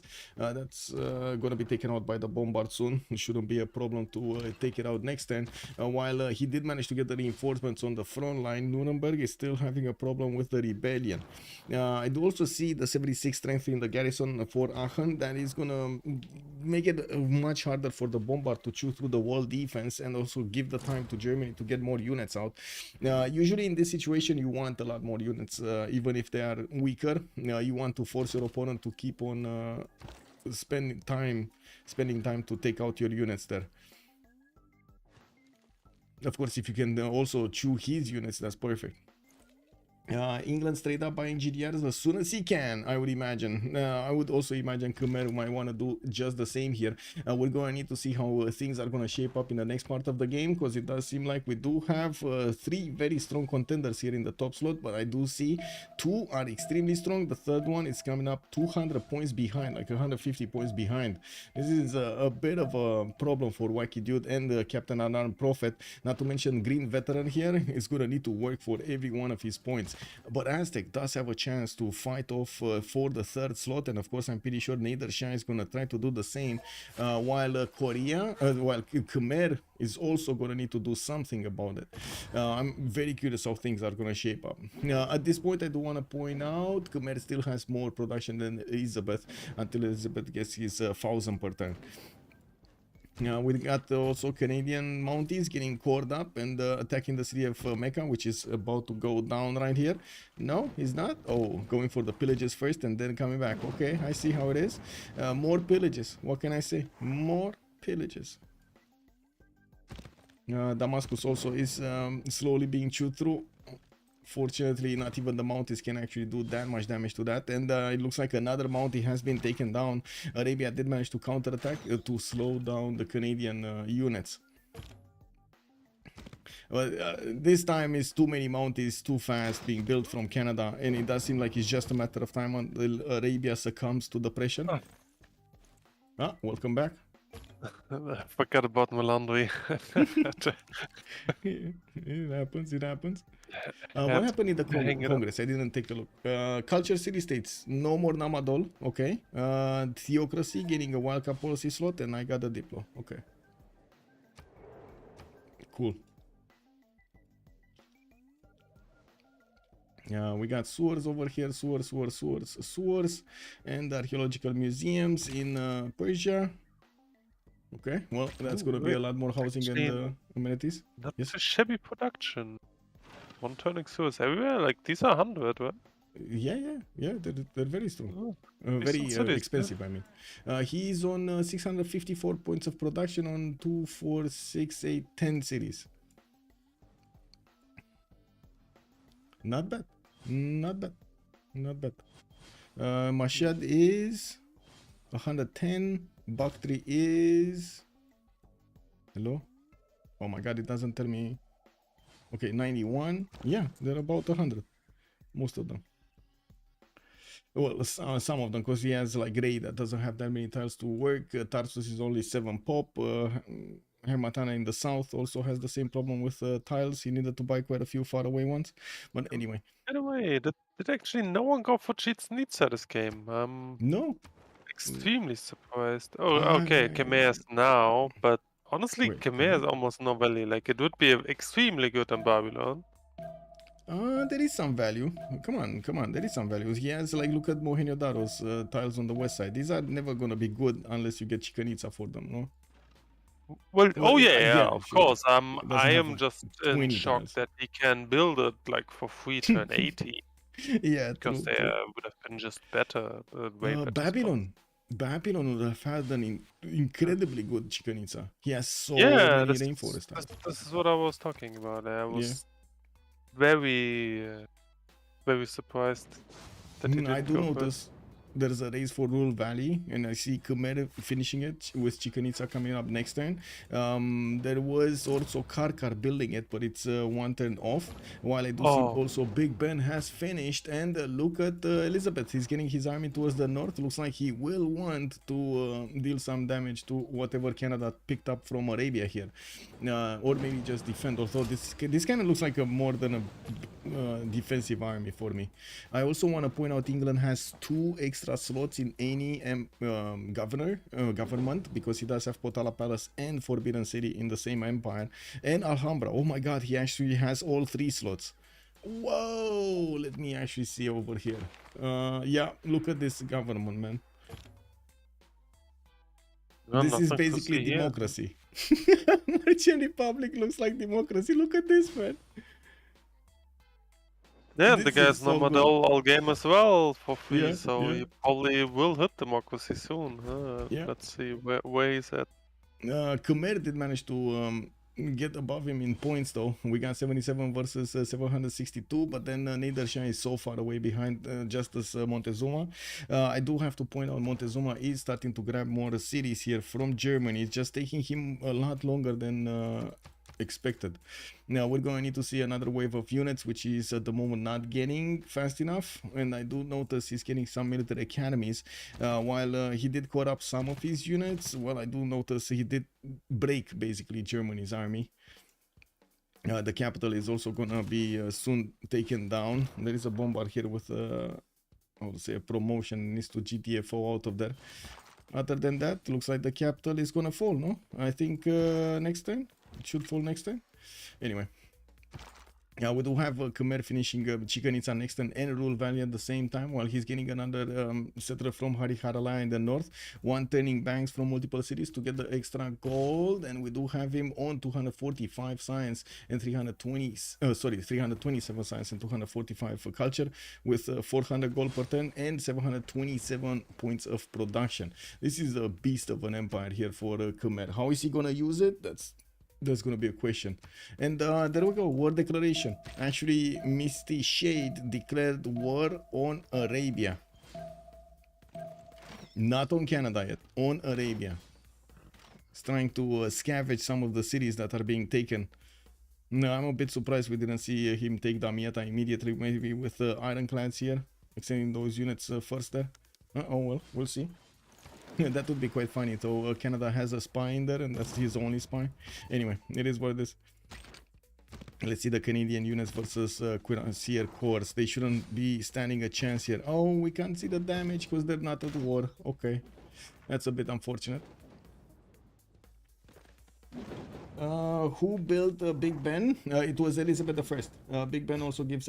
Yes, that's true. Mercutio Flavius. That's the fourth. That's the fourth slot. I totally forgot about that. Thank you for pointing out. Yeah, fourth slot. He got 4 slots in any government. That is amazing. I gotta say that is amazing. Very good. Kind of lucky, but amazing. I mean, he Some got would all say. the wonder engineers, not too much luck involved. Not all of them. No, Khmer got at least 2 of them, from what I've seen. But anyway, Khmer got other ones. Like this Rural Valley is gonna beef up Angkor Thom quite a bit, 164 points of production already, and we do see Chichen Itza started to give all of those extra culture points here. Khmer is doing well. Khmer is doing well, but they're so tight to each other here, so tight in points. Okay, what do we have here?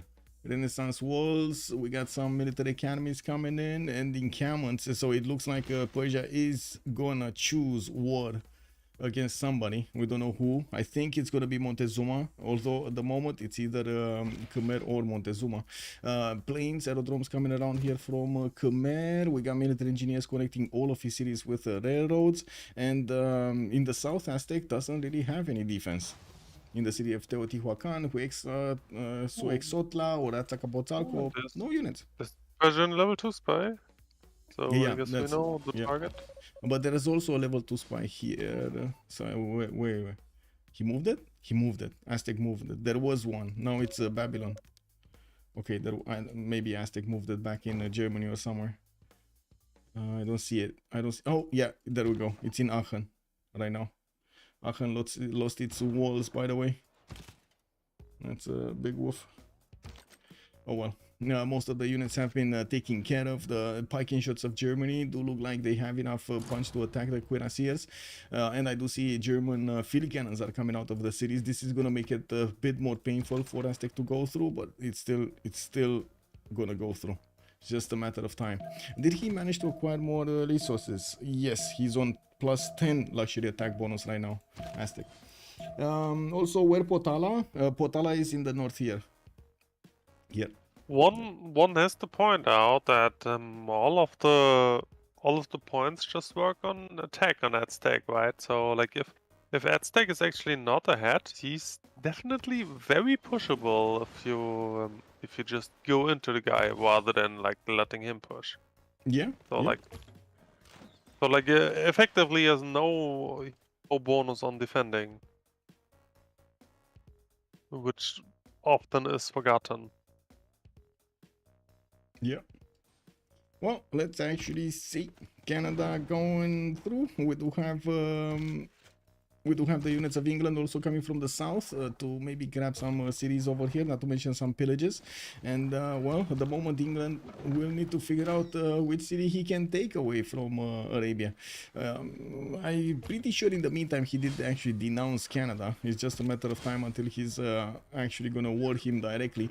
We do have infantry corps being upgraded. Of course, he did get his replaceable parts over there going towards labs, and I do see he doesn't have steel, so yeah, that's yeah, he went top 3, he went 4 labs. Also, Jeff Armand the 7th is gonna get his replaceable parts, and I gotta see if we did have a switch around here. Yeah, right now they're tied. Khmer and Elizabeth are tied in text, 45-45, both of them. Khmer a little bit less science at the moment, and we do have Misty on 414 while Khmer is 370, and of course the gold pattern is massive difference between them. I do want to double check if we did have Newton being picked, sorry, Einstein being picked up. Don't see him. John Spilsbury, the toys merchant, did get picked up by Nader Shah. I do have him also getting Adam Smith for the governor title. Dmitry Mendeleev by Babylon. Yeah, I don't see Einstein. No Einstein yet. No Einstein. That's also. And did anybody get Alhambra? Yeah, it's on Elizabeth. Elizabeth got all 4 of them.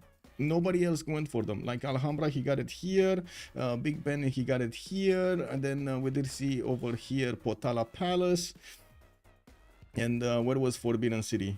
In the capital, in Liverpool. Oh, no, that's not the capital. Sorry, London is the capital. In the second city, Liverpool. He got it.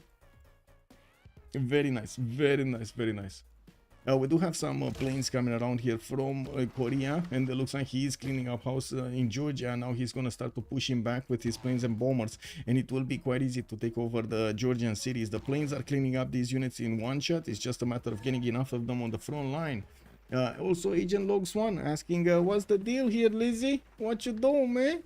That would be Canada asking Lizzie what is he doing while he is taking out his neighbor here. What is he doing next to? Well, definitely wants points. I think that's the answer. He wants points. Montezuma, by the way, did manage to jump to the 3rd slot over Wacky Duke. We do need to see Nader Shah react to this. There's no way he's going to give up on that 3rd slot. Now, we do have Aachen also taking over. Aztec did take over the capital city of Germany, while medieval walls are getting built from Cologne and Berlin. And we do need to see if these will be a significant slowdown for Aztec. Now, Aztec is going to get his steel in 2. He probably doesn't have refining. Refining, I think I said, yeah, refining for oil, right? For the upgrades on the oil. Let's see if he does have it. Huh? Army. How No, is the milli engineer so damaged? Flood Aztec milli or engineer. explosion. Yeah, this one. I think a flood from somewhere or a volcanic explosion. That's what damages it. It's so weird when the civil units are damaged. Yeah, it does. When the traders go through it at the territory and they just die. Kick. Anyway, Cairo about to be taken down. Damietta is also gonna get the walls next turn. Looks like England does have the opportunity to attack into it with Sea Dog and a Caravel, but doesn't seem like he's gonna do enough damage. He did also bring a battleship and an ironclad. Wait, he can attack with the ironclad, no? What is it? Not enough. 1, 2, 3, 4, 5. Yeah, he does have enough to attack into the city center. It's just not enough damage. Okay, well, the level 2 infantry corps there is definitely going to do the damage, and we do have bombard corps also joining up. With the battleships and sea dogs, the walls should not matter for long. Canada does have his mount is ready next to Holmes to fend off attacks from England. Now, question is England actually gonna do anything here against Canada also? That is a good question. We do have 19 out of 92 of these tourists for Canada. I don't think it matters that much, but I guess we'll see if he's gonna keep ramping up. I don't think so, though. He fought so long. I don't think he had time to get everything going. 275 tourism at the moment for Wilfred. Bolshoi Theater in Angkor Wat. I do see Mohenjo-Daro finishing up the sewers and more encampments being placed down here for Khmer. We got two of them, to mention 2 aerodromes already finished. 3 aerodromes are actually gonna get built, and he's gonna get his hangars for that aluminium. Looking at Aztec, moving towards Cologne, Frankfurt, going for the pillages. Dortmund, Lahore are in the south. We do have Berlin also in the north that is getting a victor bonuses soon. And of course, he's going to want to get a few more field cannons here to help defend. But I gotta say, the Cuirassier Corps don't even care about the field cannon. Look at this. This field cannon is basically nothing. It's paper. It's look at the 60 against the 88 of the Cuirassier. Incredible. There's so much strength on those Cuirassiers, and this is not even with the attack bonus. Like, he's gonna get 91 strength on offense because of the plus 10 he has. Also, Aztec just got steel walls, so he can upgrade the artilleries when he's gonna get refining, though. That's what I was watching earlier, if he does have his oil or not. He doesn't have oil, so yeah, artillery is gonna be at the premium. Level 2 spy deployed in Cologne did not actually activate, so he doesn't have the extra diplo. He only has the +1 point from Frankfurt here. There's something going on in Persia land. Persia land? Labs, that's what's going on in Persia land. Labs getting out from everywhere. 380 science, 116 culture, 824 points of production. He keeps on getting that production, and what can I say, Babylon he jumped as up well? significantly above Montezuma.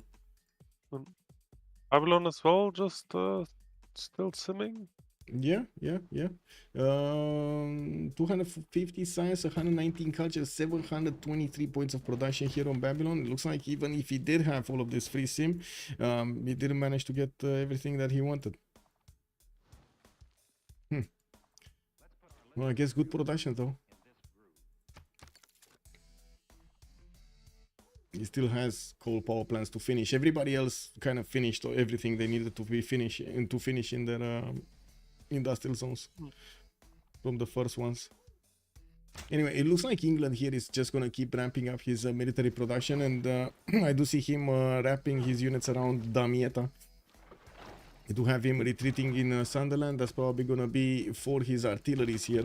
He does want to get those going before he's gonna push forward. We do need to see also Wilfred Laurier trying as quickly as possible to get to his steel and of course stronger units. Unfortunately, he doesn't have the science. 117 science is very low at this point in the game. You see how everybody has like 300 plus. Having a third of that is just for the longest time in the game. It's just not gonna help out anything. Yeah, what happens if you declare on Canada's ally? You should get word also by Canada, no? Yes. Yeah, but Canada, wait, does he still have an ally? I don't think he has an ally, no? I don't think so. Let me actually double check. Is Tamar an ally? Because Tamar did get word by... yeah, it is an ally.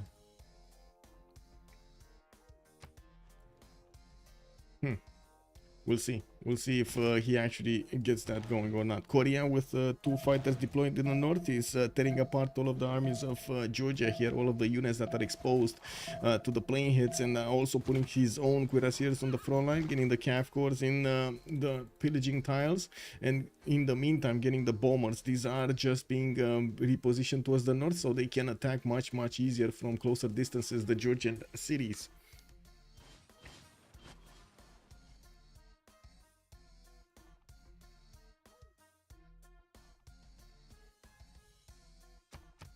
Well.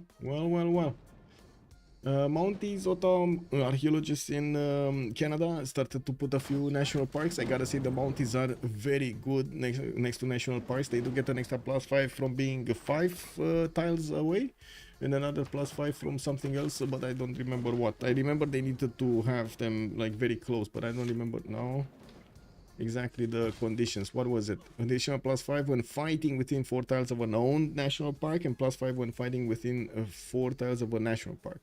Kick. Lol. So if it is him, he's getting more damage. His. Okay. Let's see. Aztec working on Cologne. Next is gonna fall. Frankfurt is also chewed through, but it looks like he didn't manage to get one of those bombards here. He sent it to Cologne, while we do have his units also benefiting from 11 points of luxury attack bonus. I'm pretty sure he's gonna get +12 here. Easy peasy, he's gonna get +12. I don't know from exactly which resource he's gonna get plus 12, but I'm pretty sure he's gonna get plus 12. Probably the coffee. If I look at this territory, no, oh yeah, it's probably the coffee. He doesn't have coffee in this territory here. Oh, no, I stand corrected. There is a coffee tile in mines. Never mind. There is a coffee tile there. Also, if you control it.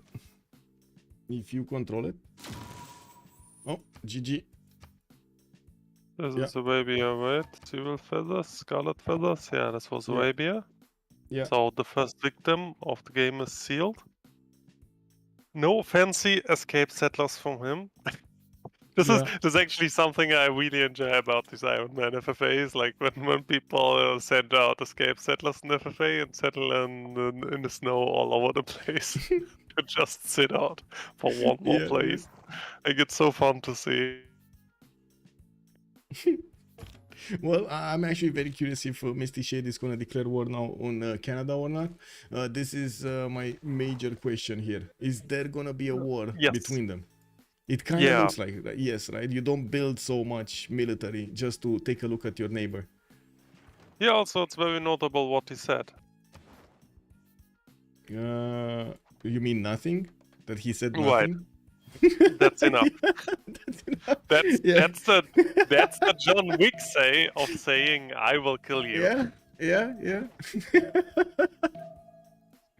Yeah, so I gotta say, in Civ6 we've learned so much of these little diplomatic signs that we need to take a look at. It is incredible. Like, oh, he delayed accepting a friendship. That must be his thinking. Yeah, he's definitely thinking you gotta be careful in the next friendship. You know, like little signs like this all over the game. It's incredible how much you get to use it.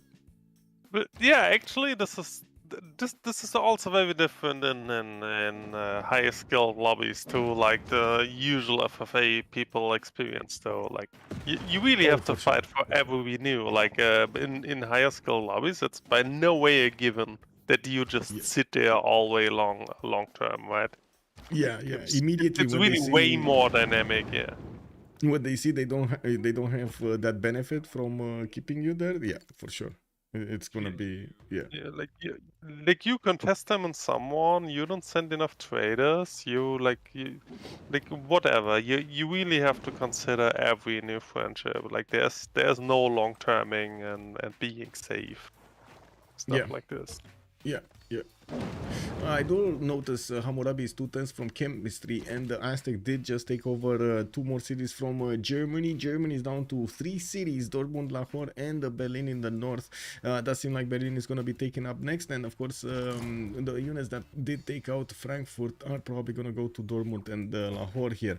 We got level 2 spies back in Tenochtitlan here, and I do see Persia did start to get more units.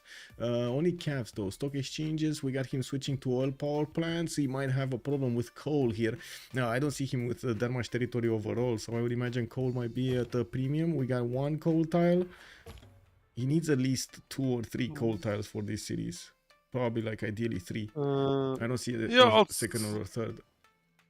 Also, you really just want to have like 1 or 2 oil power plants to just cover territory because they stack. Yeah, true. And we do have Misty Shade actually declaring war on Mr. Peter. So there we go. We do have the Cavs going into the Canadian cities that he just acquired from taking out Saladin. We do have the English artillery corps also moving forward with observation balloons, and let's see how this is gonna develop.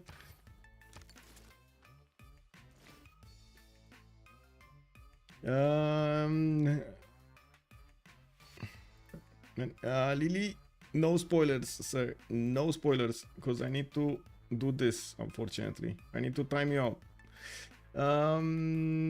Yes, you are not allowed to spoil, man. Canada is so behind in science. England is trying to take back America. England trying to take back America. Yes. Let's actually see if he's gonna take it back. Let's actually see if Canada Hero is gonna stand the test of time. It kind of looks like Wilfred Laurier is probably gonna fall to the English pressure. This is a lot of pressure. Still no steel walls, and of course, even with steel walls, the artillery would have chewed through them quite quickly. Looking at Korea, he's successfully taken out the Georgian cities, and he's also gonna grab a lot more points from that one.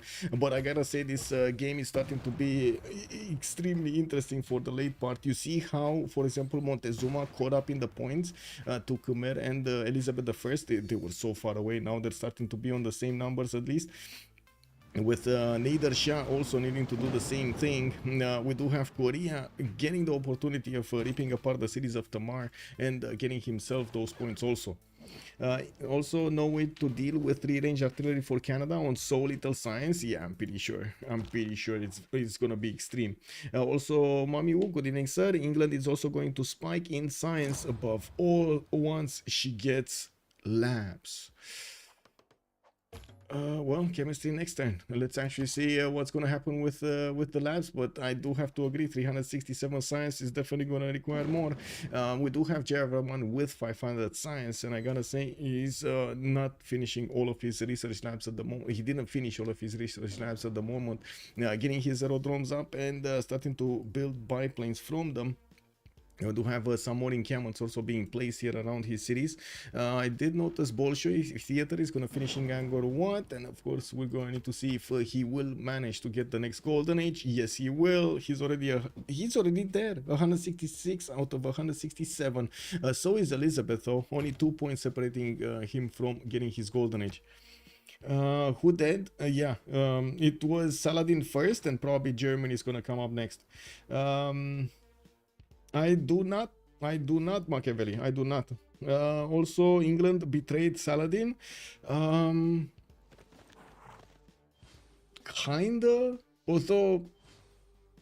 No, I would like. I mean, like, it wasn't really a personally choice. I would say in this case, Saladin wouldn't have benefited anyway from having a friendship. Neither would Elizabeth benefit anyway from having a friendship over here with Saladin, and he was dying. What was he about to do? Yeah, I wouldn't call this betrayal. Like, they released the friendship because, like, Saladin was kind of a well in Canada, so this had no future anyway. Like, it was not like England backstabbed or anything. Like, it really was just wanting out, and England just picked now. Right?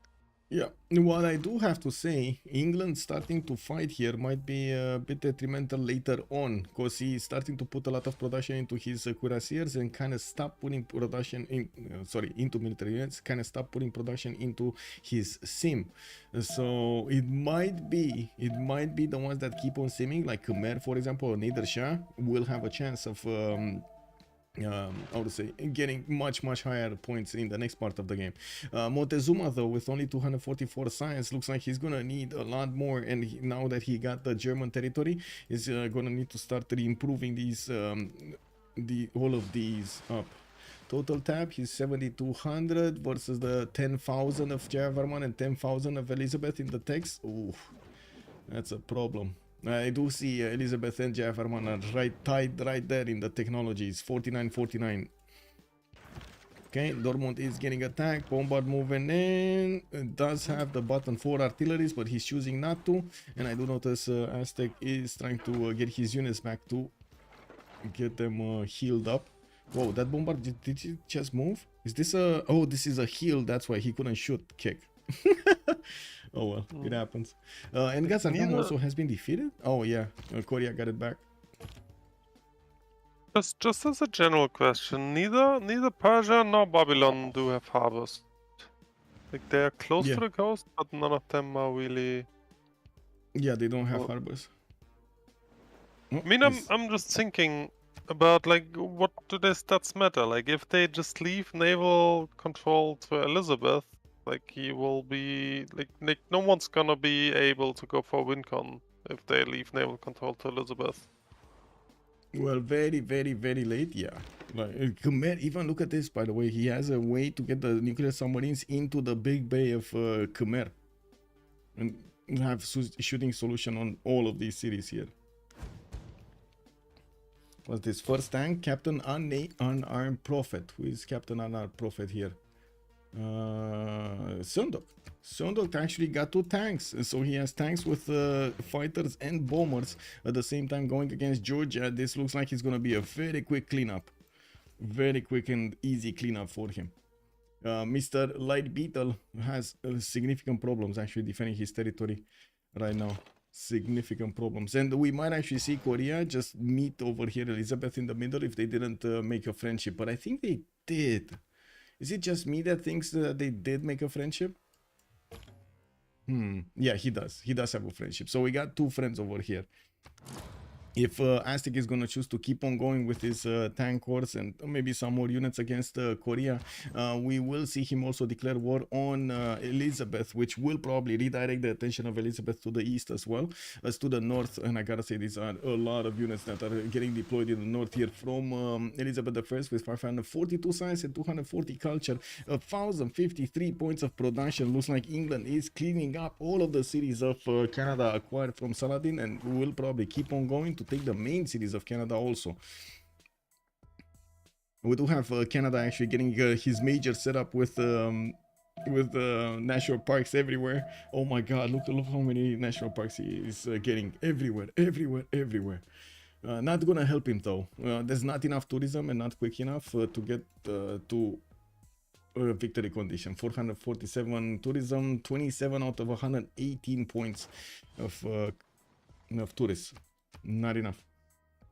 Is the qualifier points over multiple games or a cutoff? It's basically top 3 from each qualifier will go into the finals, and then we do have Trinda coming in as the 10th player, as the defender of the previous title, basically for Rooster Cup second.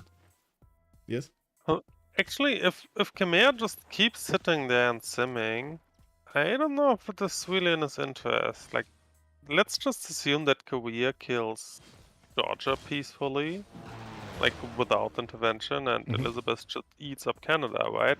Yeah. Then these 2 probably top score. And then it's actually between Khmer and Aztec to get to 3rd place.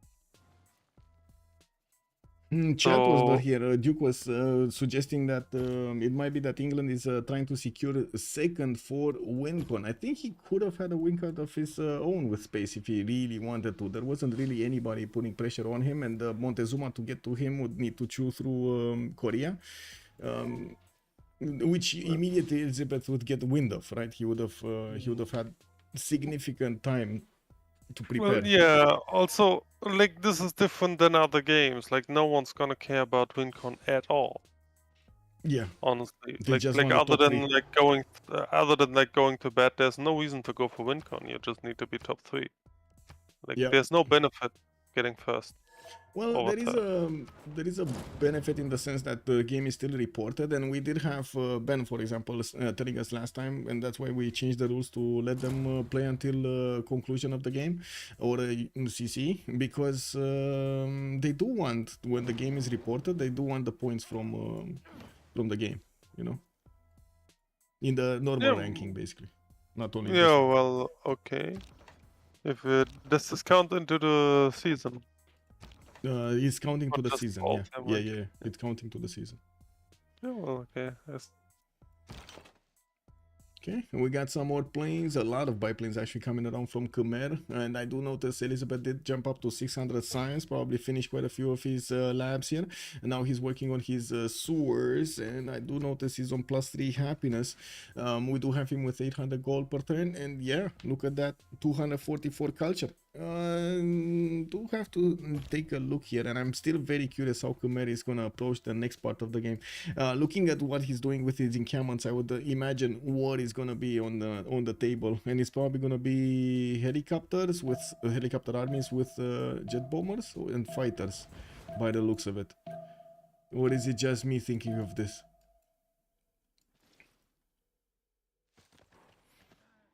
Oh well. Remains to be seen. Like, obviously, right now he has nothing. Probably just waiting for fascism. How far is he? Ideology in 3 turns. I do notice Elizabeth is actually 2 turns away from ideology because of Namadol. So much culture was on Namadol. So much culture. Civ6 known 38, Civ6 known 34. So it looks like Khmer does have quite a few more Civics. He didn't beeline Cold War. Or ideology, I mean, ideology. Okay, more core DAP units from Canada. Army DAP, actually, he did manage to get army, but then England also got to his combustion and he's gonna start upgrading tanks. We do have Cavs getting in to play some of the tiles here of Canada, while we do need to see what Canada is gonna do. I do see a possible safety settler coming out from Ottawa, which of course he could just sail away, put it on an island somewhere and try to stay there until the late part of the game. Yeah, we do need to see also if Khmer... we do have Cavs coming around from Persia, and it looks like he's not gonna be far off from getting his his helicopters, but I do see steam power is the next one that he's going for, so it does seem like he's not going bottom 3 here. Now, steam power is on the top part of the tree. Now, with also Huetokari finishing up in 2, more Cav cores getting out. Khmer is starting to deploy biplanes on the right side to close up any possible attack from Persia. Not to mention he does have infantry corps here defending him. No, they are allied, no? Like Khmer and Sorry? Persia allied, no? Like at least they used to be. They're friends, that's what you said? Yeah, they used to be allied. Khmer and Persia. They used to be allied. No, I think they still are allied, actually. I don't think there was any switch. Yeah, there wasn't. But they're still, look at that, they still keep units next to each other. Let's see. So, well, yeah, I mean, with Montezuma. This is what I was talking about, right? Like, you never 100 trust your ally, obviously. And this is good. Because, like, if your ally sees you are prepared, like, he is very less likely to backstab you. Like, this is the price you just have to pay on like better skilled lobbies where people actually try to win, right? Rather than just like playing along. Yeah, true. DCRMO, hello there, sir, and welcome. I think that question is better suited for Discord. I do still do coaching, depending on what you want, but I, like most of the time, because I stream so much, you can just ask me questions over here and I'm just going to respond, or I can respond on Discord, or and so on and so forth. Actually, just Discord, because that's basically where I talk the most, here and on Discord. Also, how are the alliances? Who's friend with who? So we do have Wilfred Laurier, friend with Tamar, which of course Tamar is not going to be that much longer. Frederick Barbarossa are no friends right now. Hammurabi is friends with Montezuma. Khmer is friends with Persia, and then Korea is friends with Elizabeth I.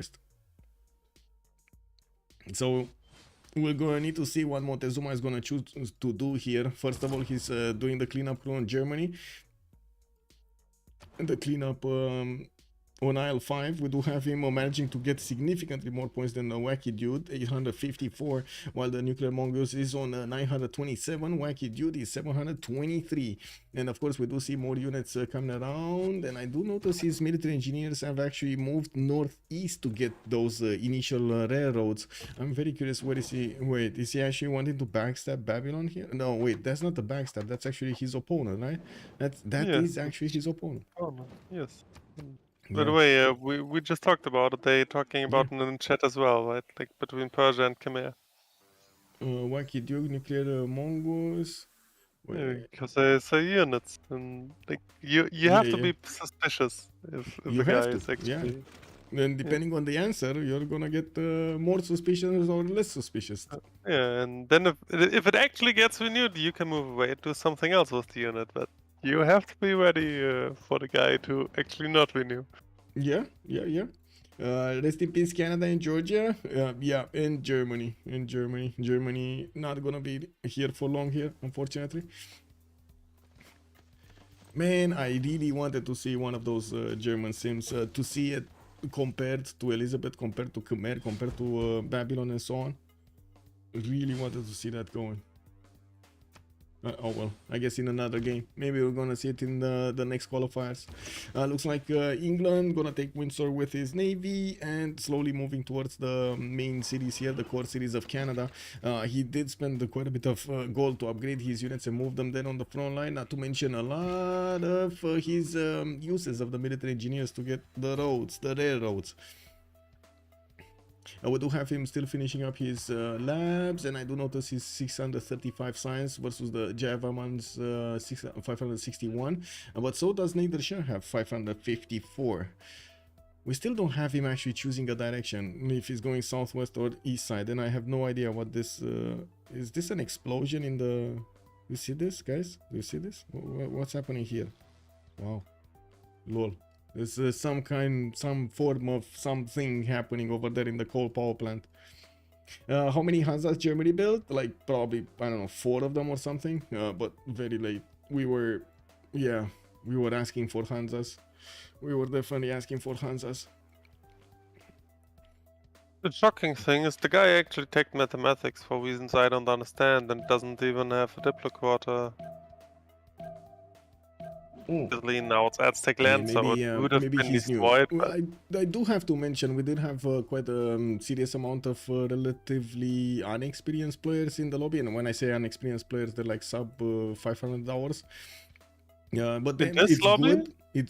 I mean, it's good to have them because it's a qualifier. It's good to have them so they get the experience, so they do know where they stand and they do know how where they need to work on the next games. I believe it is a very good experience if you can take it, because again the mental is quite punishing, right? Actually going into one of these games and not really managing to do what you can. But if you do keep on going, you do have a different benchmark from these games than you're gonna have from the novice games or from the normal FFAs. The players are quite strong in the Rooster Cup. Yeah.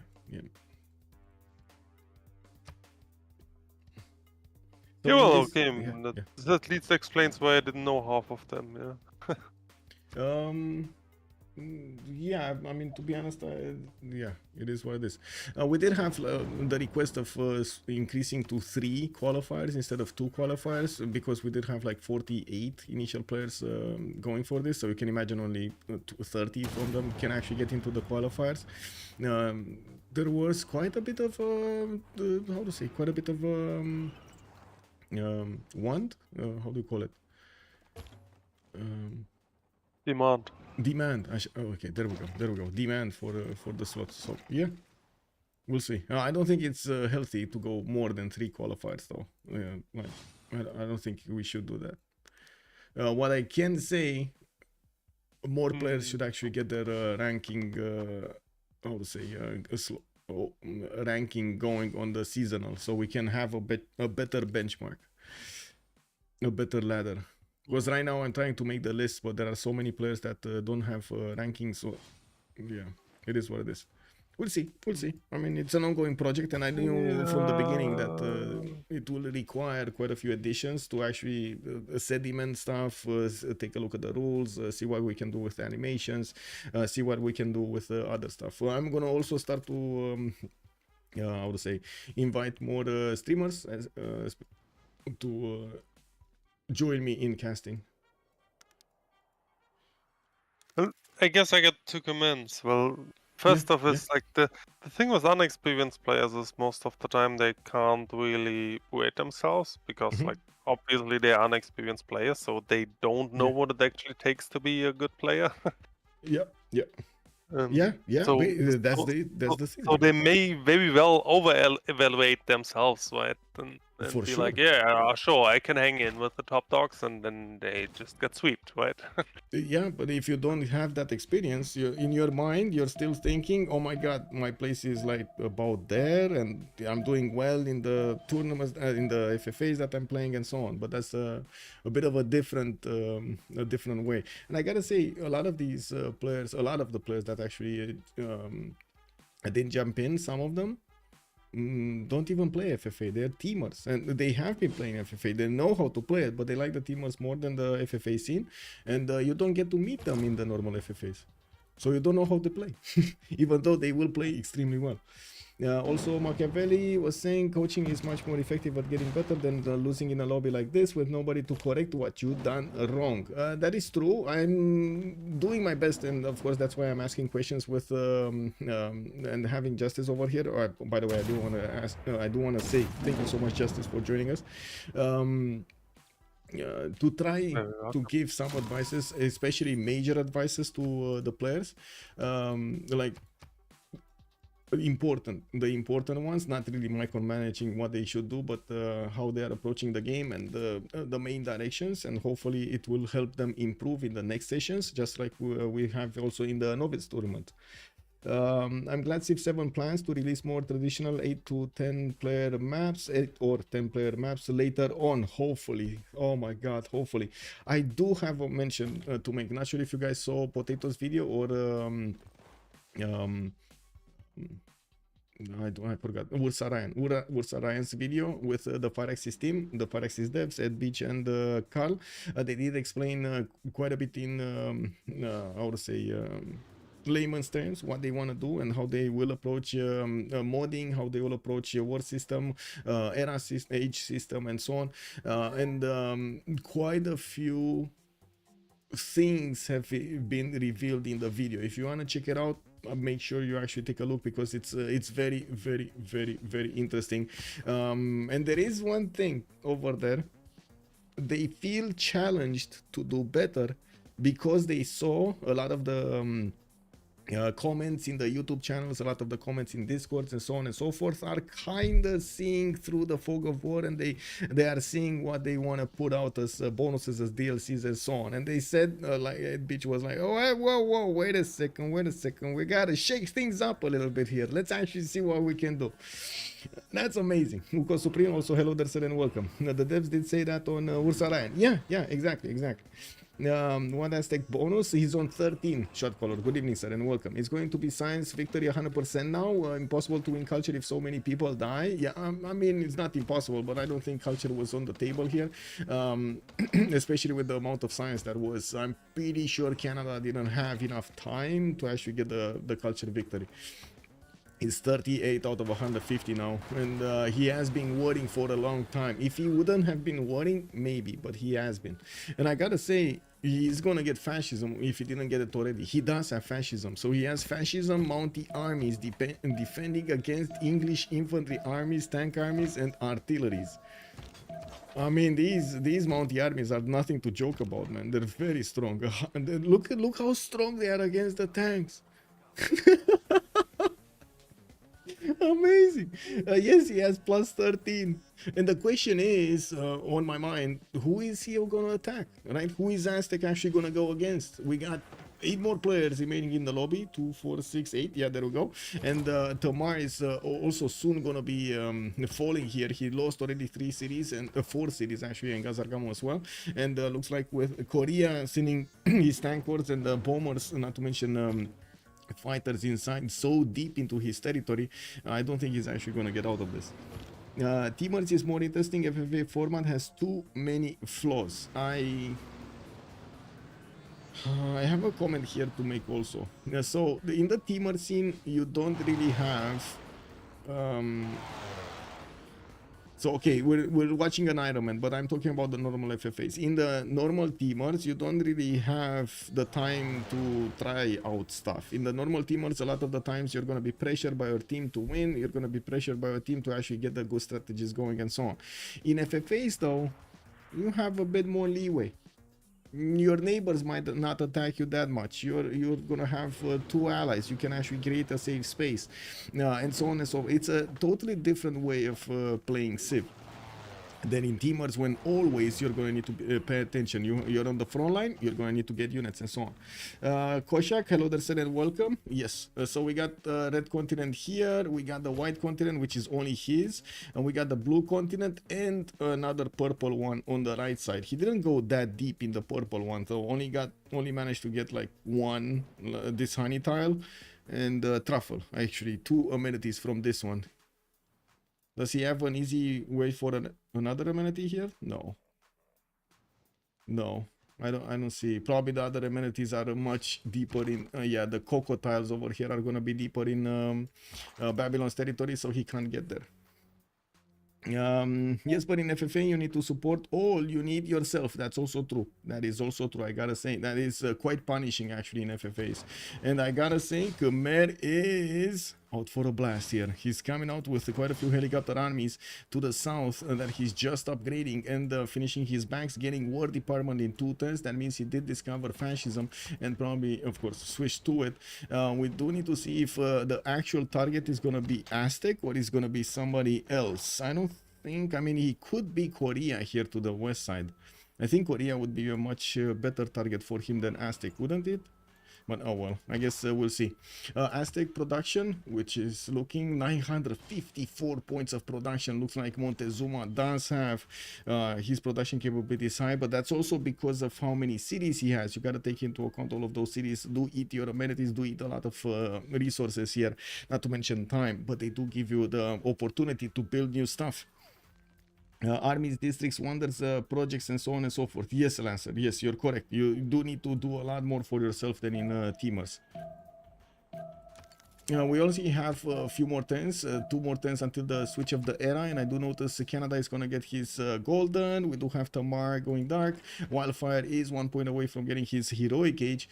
Jeff Rahman the 7th did get golden. Elizabeth did probably get golden because he was on golden earlier.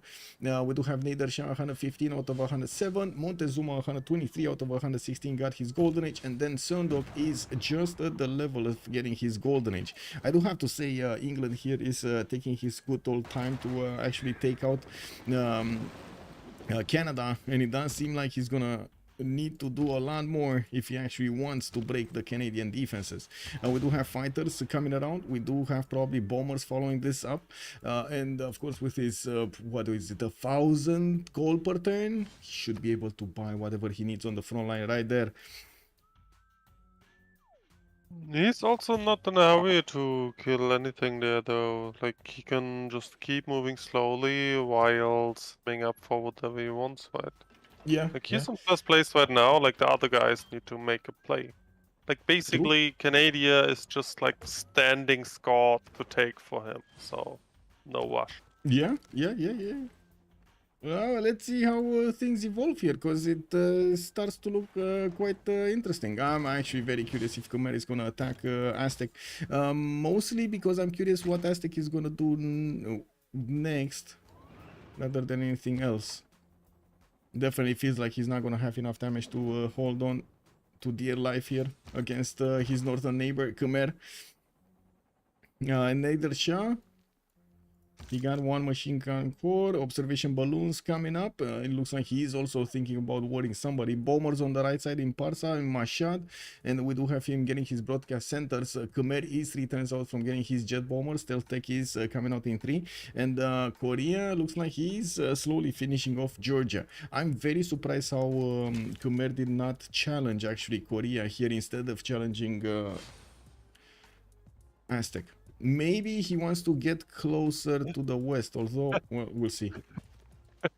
Yes. I love it how the guys always know that they are about to get attacked, right? Like before was Canada, what's the situation, Lizzie? And that's like stuff. We can chill, come here. I mean, they know, right? The little details, they know. They see the units, they see the military, they see the text, and they're like, hey, whoa, what you doing there, man? What you eating? What is this? Can still turn around, mate. Yeah. I do have to say Wildfire on 741 points. Does seem like he's gonna need to also get some points from somewhere. Hey, Papa Chilling, good evening, sir, and welcome all the raiders. Hey, Papa Chilling, how come you didn't actually join the tournament? What happened? How come you didn't place an X over there? Let me actually give the shout out over here to the man, the only Papa Chilling. I think Persia gonna take out Babylon. The Rooster Cup, sir. The Rooster Cup, Papa Chillin. Papa Chillin. This one. The one we're watching right now. The FFA Ironman. Maybe next edition you actually put up next on the channel. Hello? Broadcast centers coming in for Nader Shah. I do notice in Babylon's territory we do have units deployed to the southwest, and of course he's also getting his aerodromes down. We do have some artilleries also pumped out from Eshuna in Babylon. Those are cords, and of course a normal one here in the south. You've been playing Frostpunk 2 and Deadlock. How is Frostpunk 2? Because I kind of know about Deadlock, but Frostpunk 2, is it good? Is it any good? He would have gotten a Diplo victory. It's great, amazing. Do you have Satisfactory, by the way? Do you have the game Satisfactory?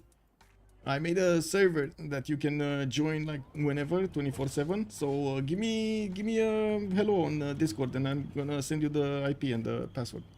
Also, the Justice. I just remembered. Justice. Yeah. We got a server going on. I didn't give you the stats. Oh my god. I actually got 2 other guys asking me for Satisfactory, but honestly, I got no more time to play video games. Got Yeah, too much yeah. stuff Same. going on in my life. Like like between work and women and vacations and like whatever you do, like I'm happy enough if I can fit in one Civ game a week, and that's it. Like I don't have any more time to play video games. Yeah, makes sense. But still, if you have some time over there, just look, take this. I sent it on Discord. If you have a bit of time, just go in. It's just a non-going 24/7 server, so you can just take some of our stuff, build stuff somewhere else. Like like build your own base. It doesn't matter. Doesn't need to be connected to the main. Yeah, well, maybe one day I will jump in as a tourist, but Yeah, and admire your builds. But other than this, We're taking it slow. We're taking it slow. Anyway, we do have Canada managing to take down the walls here. I'm pretty sure bombers and artilleries did their job. We also have him still needing to go through the Mountie armies, trying to wrap around the northern lake of Hamilton, while of course we do see more Mounties being hard built here from Canada. Bon appetit, Papa Chilling. Have a good evening, and thank you so much for the raid, my man. Thank you. Let's see, what do we have here? We got Khmer also deploying his fighters in the south, about to retake the cities of Germany here from Aztec. I do have to point out Aztec still with his tank corps can do quite a bit of damage against Khmer, even if Khmer has the Walls of Religion activated, N+6 and Crusade. Wait a second, Khmer has Crusade?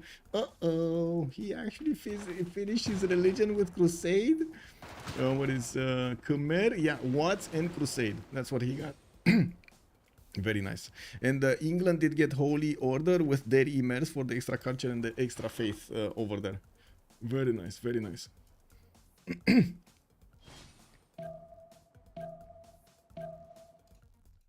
look, it is like England evangelization is really completely meaningless. But England what? the evangelized traits are completely meaningless, obviously. Yeah, not that many holy sites to make use of them. We're gonna have a pause for 2 minutes and we're coming back. Let me double check the points. Yeah, it's fine. Okay. Be right back, 2 minutes.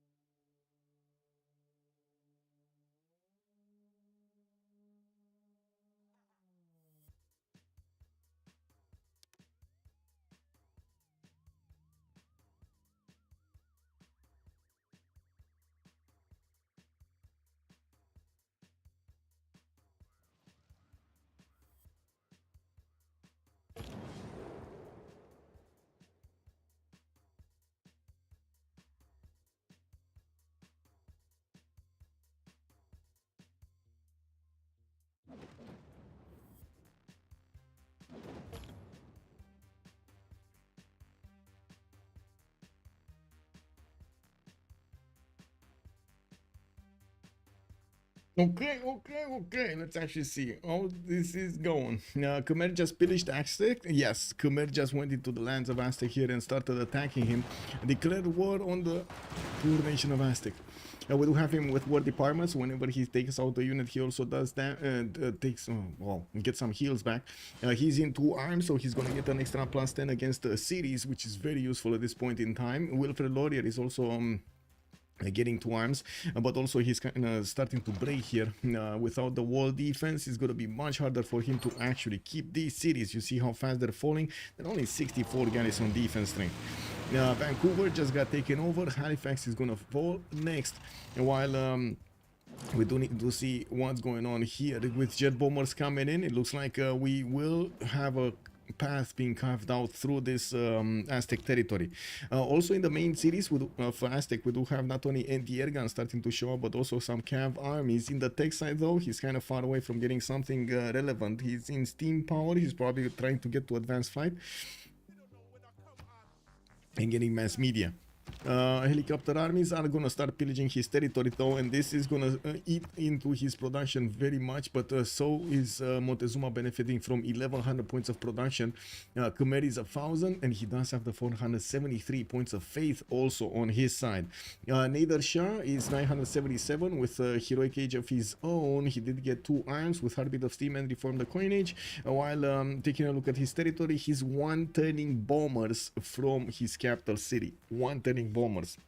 He's gonna have 3 bombers here, and initially we were thinking it's gonna be Babylon that's gonna be taken out, but we might actually see Aztec being ripped apart by the 2 allies, by both Khmer and Nader Shah here. On the Babylon side, we got some food markets going into his neighborhoods here. I do see he's getting some tanks on the west side, but I can't really say he's actually going out somewhere. But I do notice the Persian helicopters did get deployed east side, so we might actually see... Wait a second, Persia horse inside? Did he declare war? I don't think he declared war, no? Hammurabi, let's see.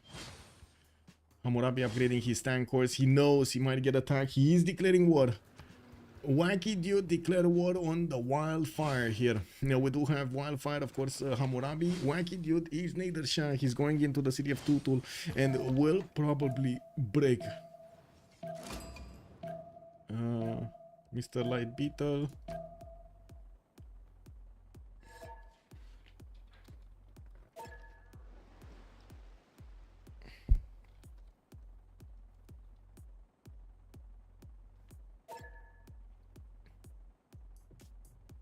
Just giving him a heads up that he can leave.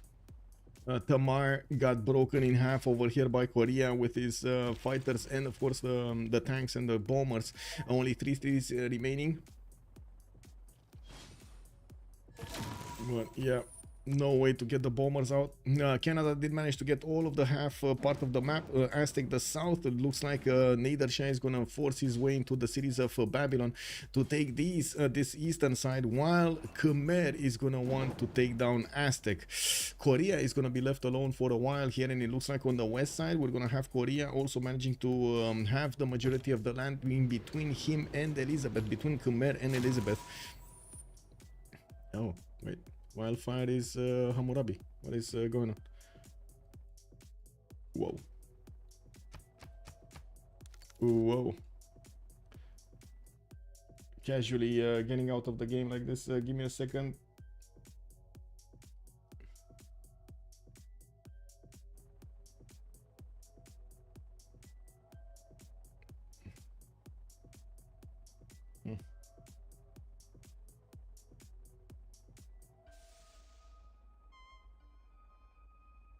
Give me a second. I'm trying to figure out which one is him. Give me a sec.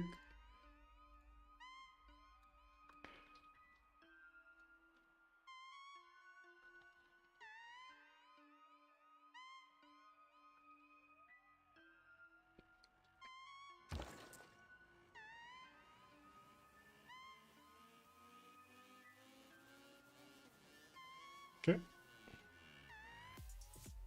Bombers time. Yeah. Interesting dynamic here. Who will end up in the top 3? Yes. Okay. We do have Wildfire joining back, and I do see Agent Long Swan actually asking for Irel. Well, he's bottom 2. What can I say? Actually, it's really interesting because, like, assuming that Khmer is just gonna like win Aztec game here, like it's then Khmer, Yeah. Elizabeth, and Korea, right?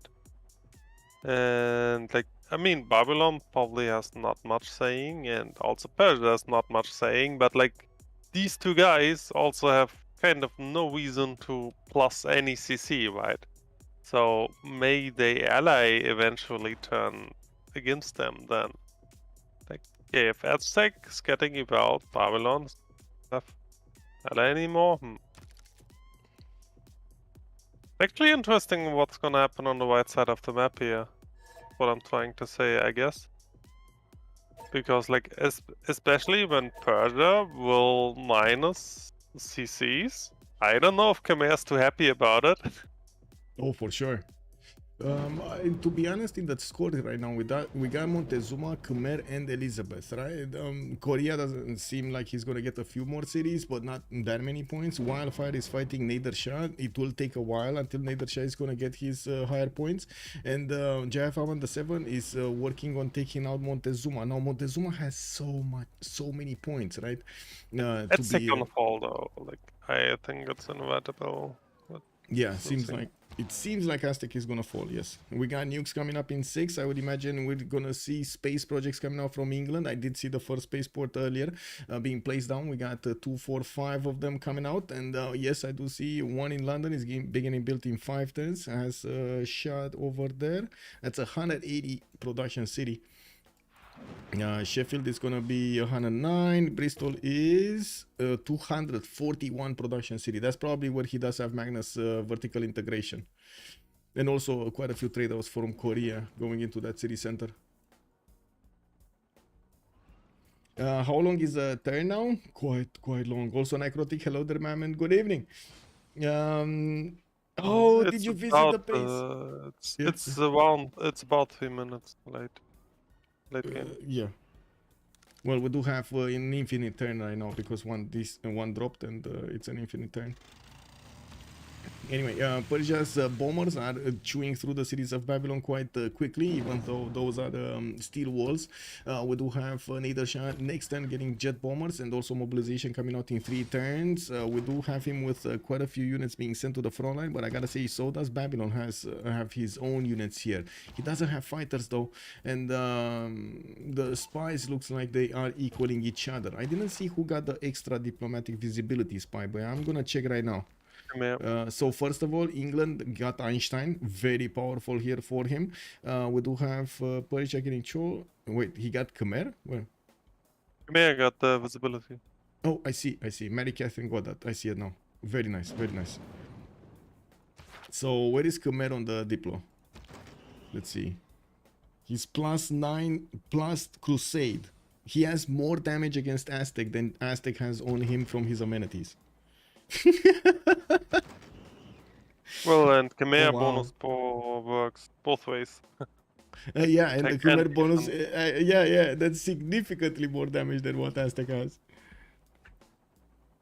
Amazing how Khmer over here banked up on okay.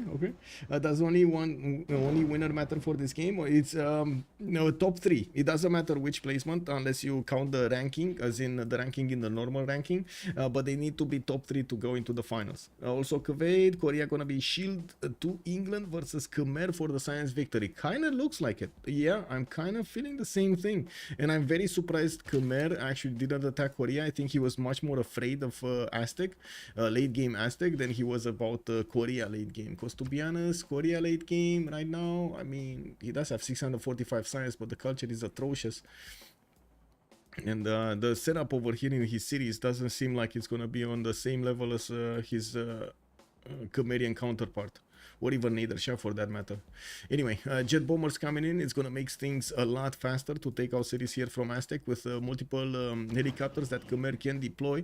Is gonna start taking these cities out very quickly, and I'm not kidding. He's gonna chew through the Aztec empire in just like 10 turns. or at least half of it. I'm actually curious, is he going to focus most of it to take back the cities, to take the cities of Germany, or is he going to also go against the main cities of Aztec? Very curious about this.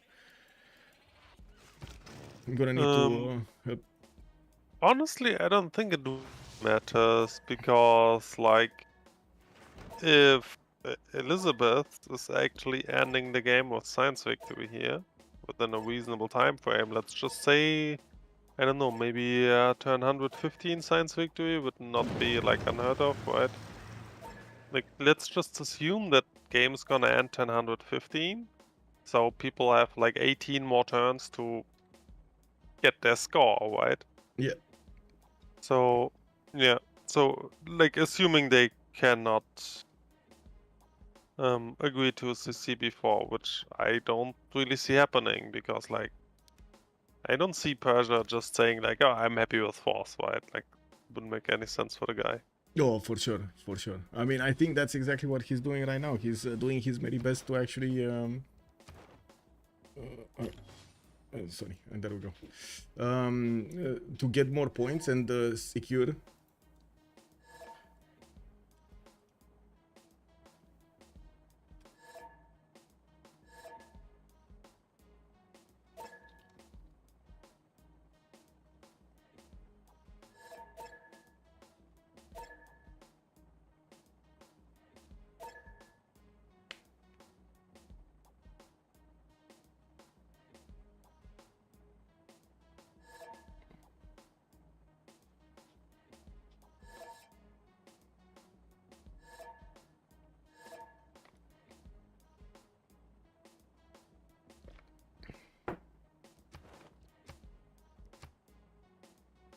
Is it actually Ironman setting Yes. on the qualifiers? Okay. Yeah, yeah. Everything is Ironman until the finals. They play on the same rules, also with the fires.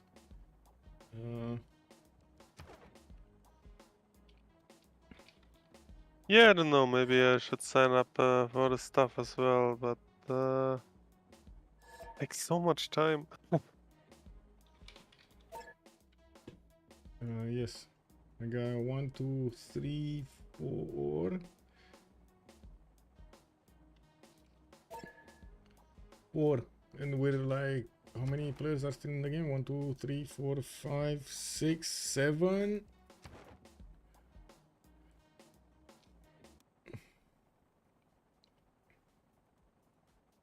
Okay, who's missing? Green? No? Wildfire. Well, you obviously need 6 votes, right? Because the guy who's voted on obviously doesn't vote. Yes. So It's, you need 6 votes. 2 more to vote, no? 1, 2, 3, 4. I think Korea and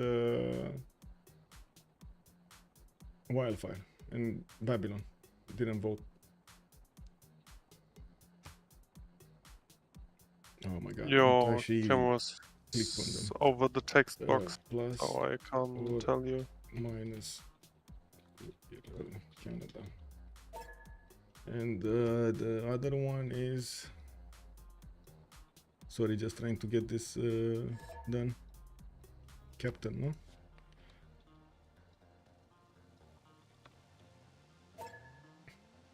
There we go.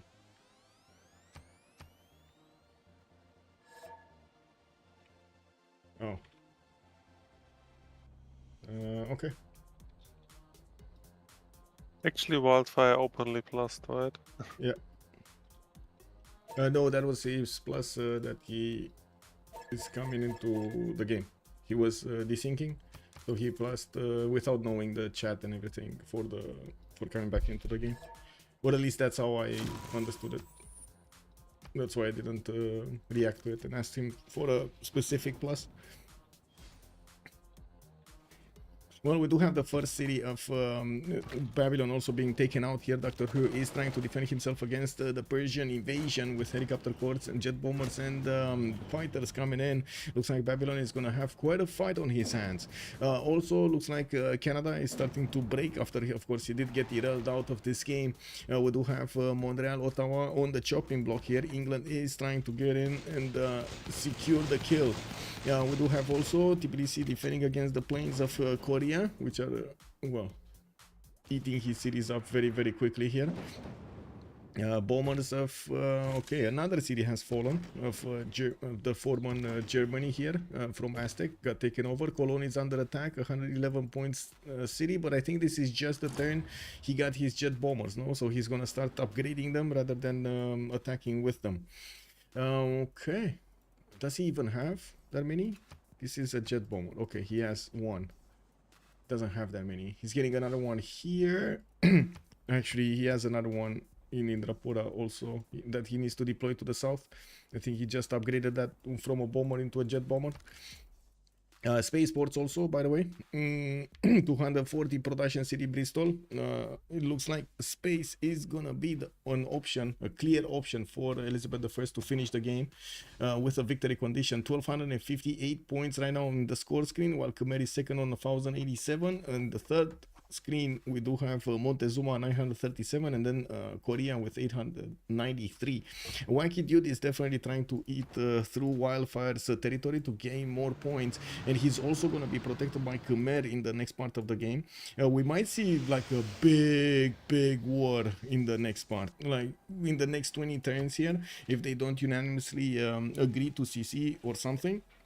It's gonna be East versus West kind of war, because it kind of looks like Nader Shah is gonna get to chew through Babylon's defenses and quite quickly, just as Khmer is gonna get to chew through the cities of Montezuma. So we're gonna have two very big nations on the right side, with only Korea holding the fort in between them, and I'm pretty sure we're gonna have Khmerian GDRs much faster than Korean GDRs, or at least that's my impression of it.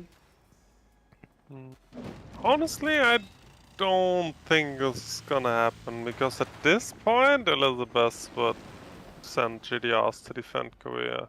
Yeah. England, Khmer, and Aztec. Yeah, top 3 small soldiers. Thank you so much for the answer there. Thank you. So actually the real question is, can Persia get bigger than Korea in score here? Is the question to see, I guess. I think he will, because these cities of Babylon are much higher in pop, and they're much better developed than whatever Korea is grabbing from Georgia. Like, just look at the population, 7, 7, and 9. And then you have here 14, 14, 13, and so on.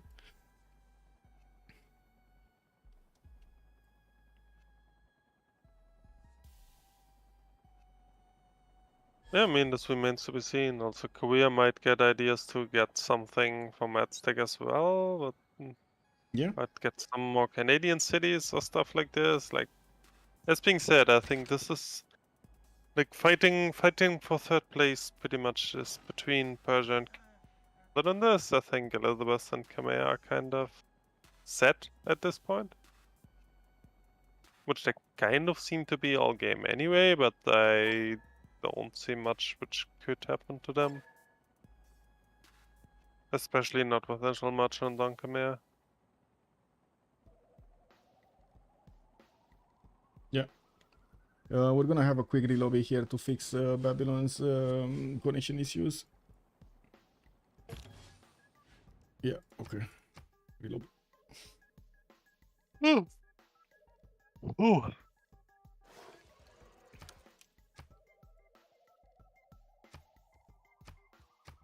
Turn 99.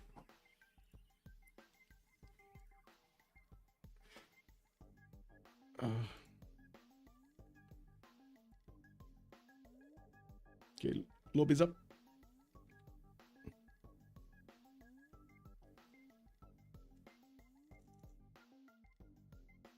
Ooh, I just realized, okay, this is obviously the proof that the bottom slots always lose, right?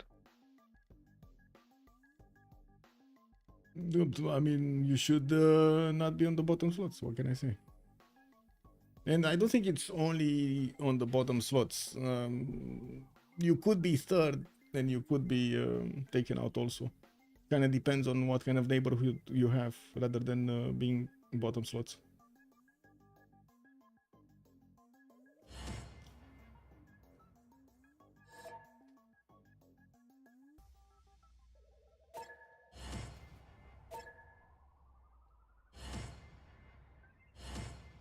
Tamar is no more. Canada is no more. Okay.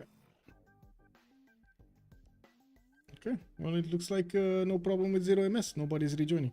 Okay. Let's go.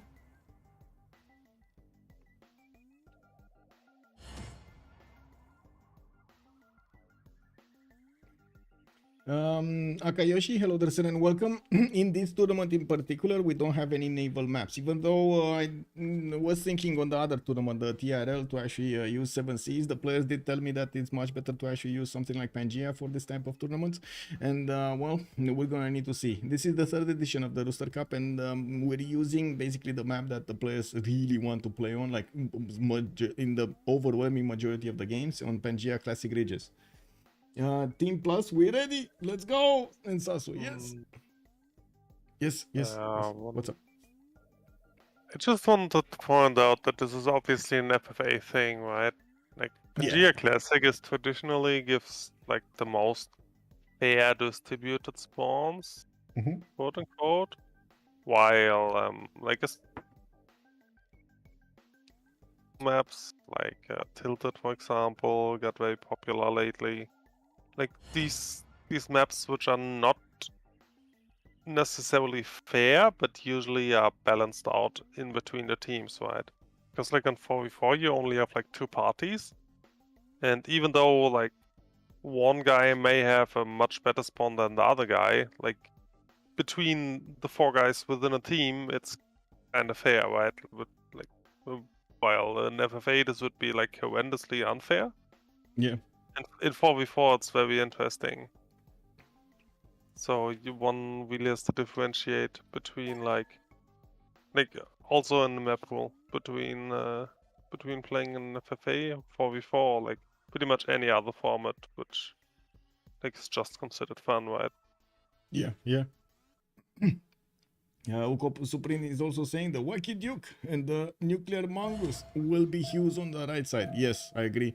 We do need to see how quickly they're gonna chew through that offense there, and we're loading into the map back in. Lord Bowser, also good evening, sir, and welcome. If Khmer and Persia kill off Aztec and Babylon, like it is looking right now, there would be 4 players left, so England could just let Korea dive. I think by the time he might actually get to space, actually, and Korea will get third, will get 4th anyway. Now begins your greatest quest. With the amount of cities that both Khmer and Nedershah are gonna get, I think they're gonna have way more points than Korea. Which is just letting the game load here, not clicking buttons. So Korea right now is 700 science, 193, what is it, 910 points. Already Nedershah has 891, and he only took a single city from Babylon. Yes, there are 3 more cities to take from Tamar for Korea, but those are not really big cities. Not that many points on them. We do have also Khmer, that I didn't actually get to see how many points he has, but I'm pretty sure it's a lot. It's like 1,000 or something.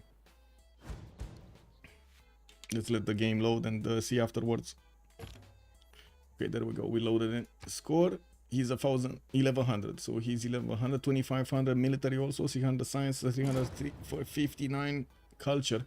We do have him also with enough juicy gold per turn, 256. Not to mention he's managing to pillage the majority of the territory of Aztec here.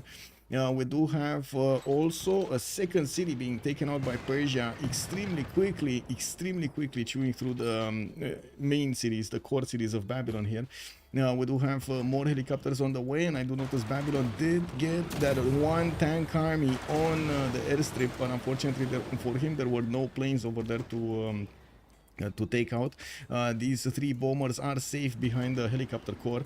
While I do see Hildegard of Bingen is appearing on the front line, the bombers are starting to attack Mashka Shapir.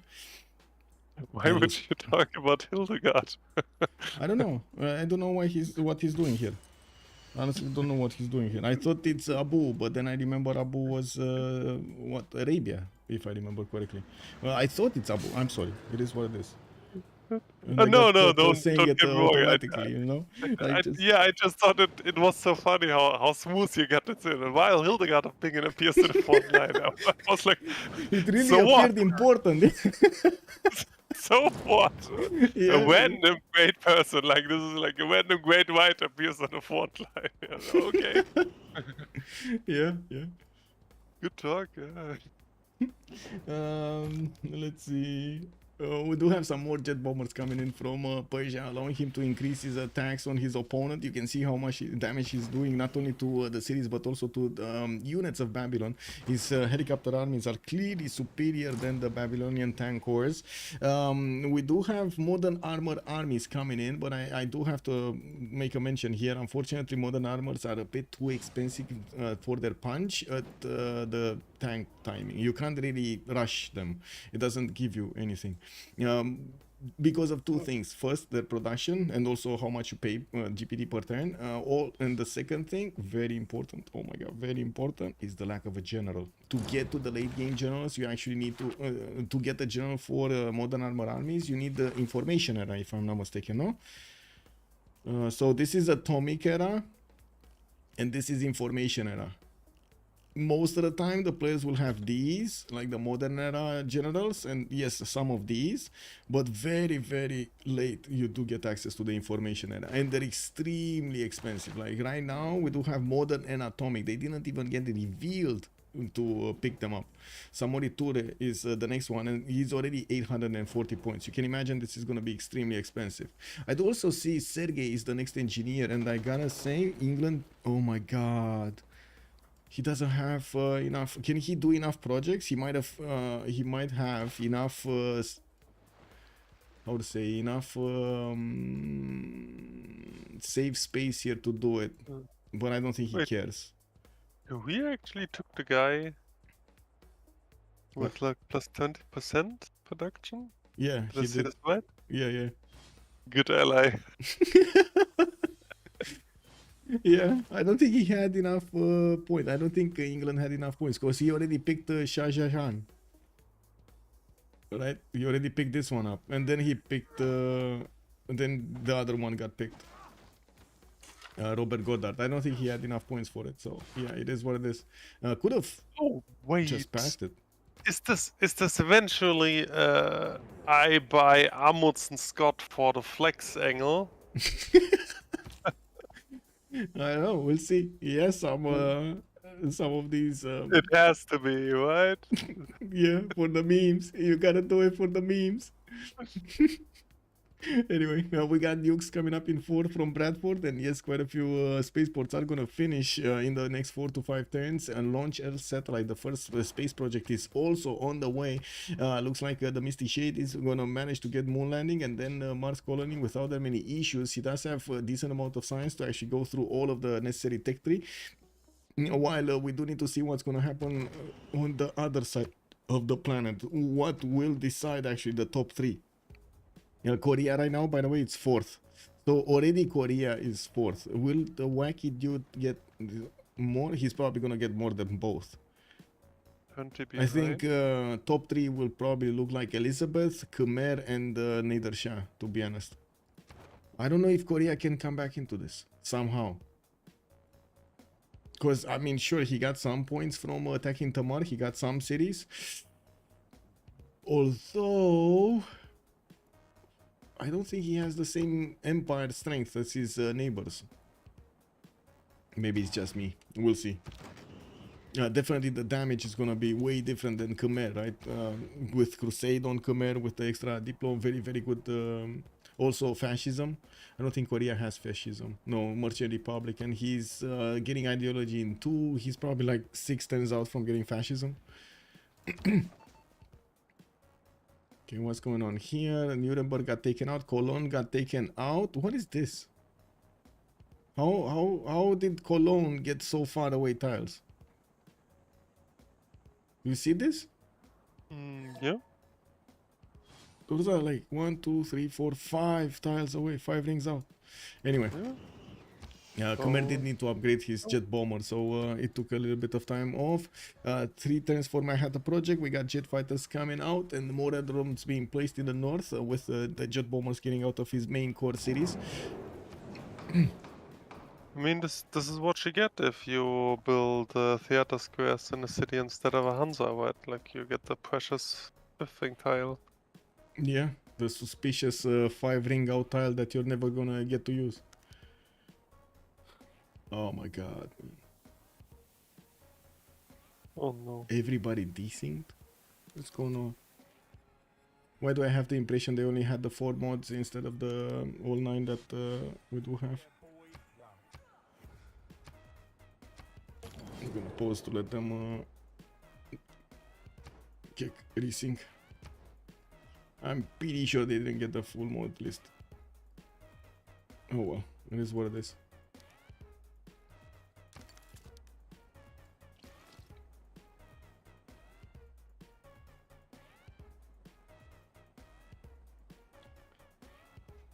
Yep.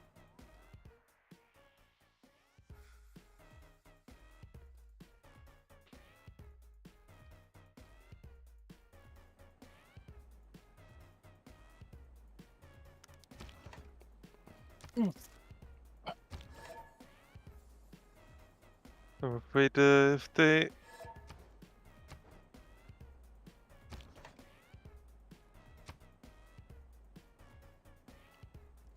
I'm afraid if they do more lobbies, I have to go to bed.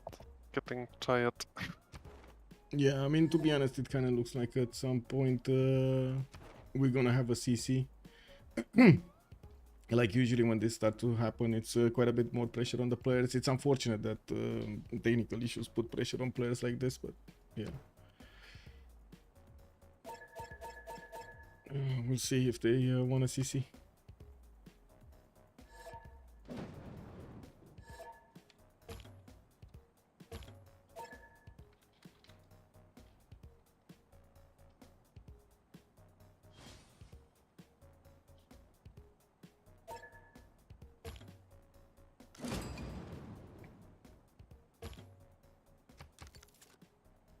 Let's see if anybody minuses. I think Nedershaw will minus this. I think he really wants above Korea. So we got 1 minus. Oh, 1 plus, sorry. Yeah, another plus. What? CC fourth. Oh, I mean, can't really help you there.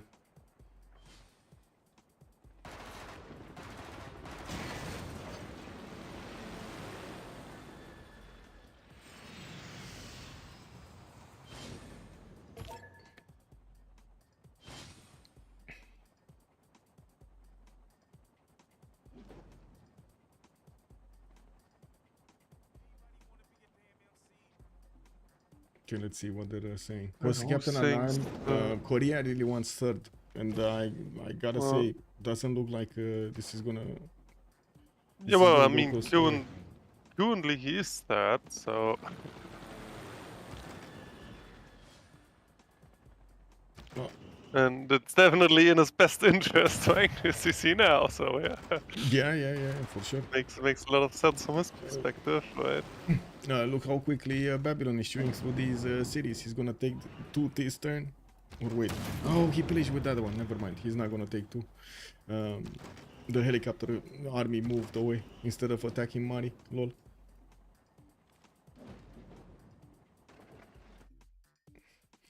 Korea can take remaining cities of Canada to be third.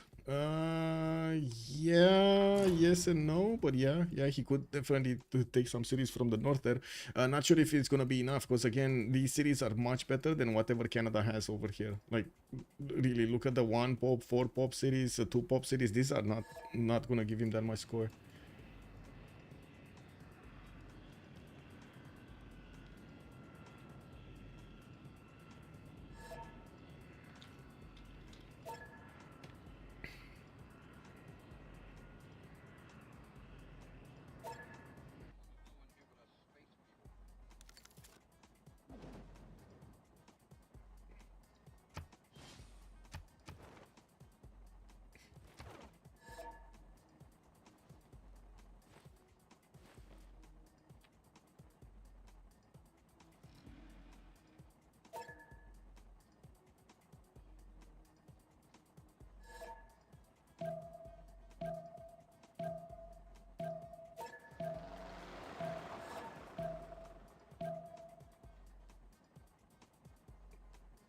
I don't really want to put more like pauses and stuff like that. Let's do it in the real lobby so we sync the moves, sync the time,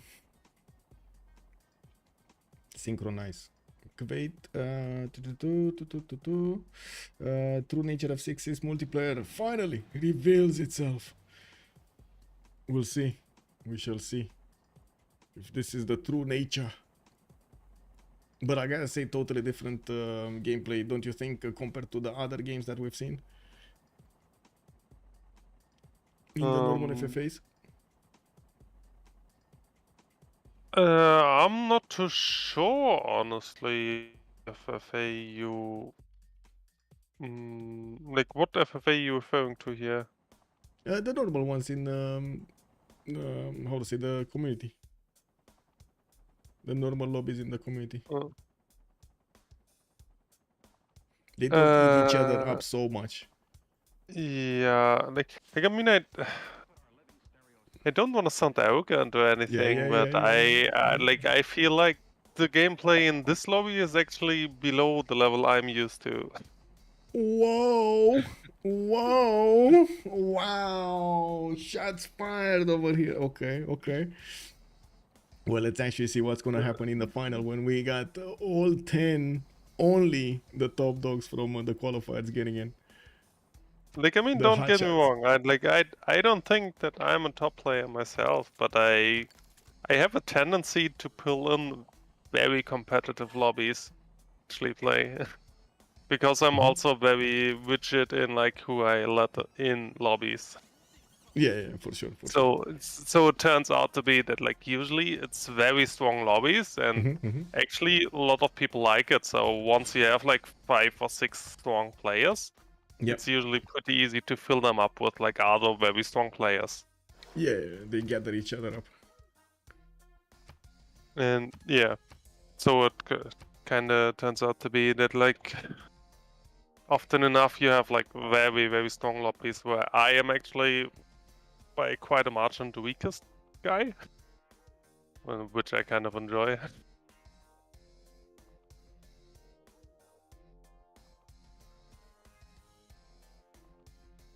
But yeah, like I mean, once again, this is obviously from first only my personal opinion, and also from like a high standard I'm speaking about here, right?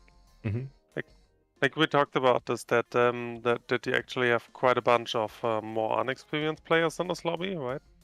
So Yes. so yeah, Yeah, so I did it's think very quite a bit natural that how to get these going, and I was in between two options: either spread out the veteran players or the ones that actually had priority experience and also scores with the other players, or stack the lobbies, right? All of the experienced ones in lobbies and all of the other ones. I thought it's much better overall if I just spread them out rather than take the second option. It felt extremely unfair to me to put all 10 very good players in a single lobby, or to have 2 very strong lobbies and 1 not as strong. Well, I mean, I don't know. Regarding this, League of Legends does it with a play-in phase. So like the less experienced guys, so quote unquote the wildcard regions, kind of have their own tournament playing in, and then the best of these take in part of the qualifier of the big guys, and then it actually gets a final. Well, that would mean another qualifier just for them. That would get them access to this qualifier, so they could get next. Maybe. Well, but kind we don't of, have yeah. that Like in some, it would probably be the same amount of games. It's just like a bit more sorted out, I guess. But yeah, like I mean, obviously that's just the wild throw in here, right? I mean, to be honest, when you have the players, like when there are enough players willing and able to play, you might actually have that option, right? That's everything is possible. Please vote to Irel or not Babylon in PM here.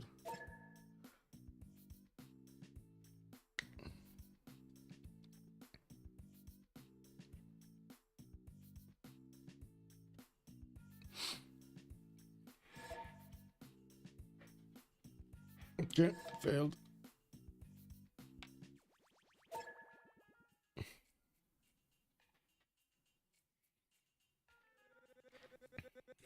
I do also want to point out, usually, even if you don't have that much to do, it's much better to, or you don't have that many chances of climbing high and you know you're going to be attacked and so on. It's much better for the whole game if you actually defend and not IRL out, or try to defend, try to do human moves, not PC, not AI moves, which are really atrocious, really bad. It helps out the other players in the lobby, so they're not as willing to actually let this go, let the IRL pass. In quite a few FFA lobbies, in other lobbies, there would be quick on the buttons to IRL somebody out if they do see they have a chance of tearing apart his empire. From the first stirrings of life beneath water to the great beasts of the Stone Age. Okay, hopefully Yeah, this is also like you have come far. at least Now traditionally begins your why greatest I quest. like, once again, this is just my personal opinion, but Mhm. this is to a degree why I don't really like too mixed up in skill lobbies, because like eventually if people get really good on like executing late game Yeah. is low key decided on like who spawns next to the weakest player rather than like actually playing good. Because like if you assume everyone can execute, then it just gets decided to quote unquote who gets the most free food. Well, you say that, but then we look at this game. Just simple look at this game. We had Montezuma managing to get the lower, how to say, the neighbor, which you just pointed out, it was a little bit underexperienced versus the other ones. But then Khmer did take over Aztec, so you know it's fish eating fish basically. Well, yeah, and this is because it's kind of evenly distributed here, right? Like if we say like, okay, the weaker players seem to be distributed evenly across the map, so it's not really that unfair. But if like one guy spawns next to 4 weak guys and then the other good guys are all bunched up next to each other, it's almost a given that the first guy will win. Yeah. Like this happens countless times. But once again, this is just my personal take on it.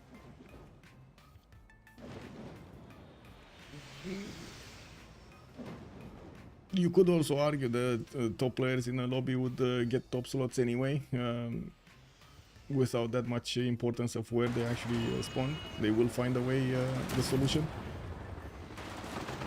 Well, yeah, but if you just have 10 top dogs in the lobby, I mean, that's how the it's finals actually are gonna look, interesting. right? Yeah. That's how the finals are gonna look. But these are only qualifiers. We got 2 more games like this to go through before we're actually gonna get the finals. We did have Tamar totally taken out, and I do see England is going to finish off Calgary and Charlottetown, not actually giving it to Korea. That means Korea is not going to jump in points anymore. It's only 50 points-ish from the Wacky Dude, and of course Nader just took over the capital city of Babylon here, and Mashkwa Shapir, I'm pretty sure with his jet bombers, is also going to take out the other cities very quickly. So we're going to see him jump in points significantly next turn. We will probably see him on the top 3 slots here. Now, Korea did manage to put on quite a few planes, and he's also building more fighters, getting his helicopter armies coming around, while the Khmer is chewing through the former German cities here. He already got to Dortmund. Look how quick he is. Look how quickly this is going, and also dealing damage against the main cities of Aztec here, the core cities of Aztec. Looking at the text, we do have the green veteran barely getting to radio. He's gonna get fascism though, so he's gonna shave off another 5 points from his opponent, equaling out that bonus. While he's only on 700 points of production, I do want to mention Javerman 1100, Seondok 1200, and then boom, Elizabeth 1600 points. We got Manhattan Project coming up in 2 turns from Bradford. A moon landing also next turn. With more spaceports coming around here, let's actually take a look at the text screen. Lasers. So Javerman going GDRs, and we do have lasers from Elizabeth I. I think the question is who's gonna have. Wait, is Khmer actually going for an offense here? I don't think so. I don't think he's gonna send a GDR. Like just buy one and send it to the west. I think he's just gonna finish with Aztec and that's it. Do you have another opinion? No, he's, as being said, he has no reason at all to ever go against England, right? Or Korea in this regard. Like, if Yeah. at all, Korea needed to go against him to get Moscow. Yeah, let's see what he's saying. Korea. He's talking to Korea here. What is going on? I don't need to F with you to sit in my second place. Okay.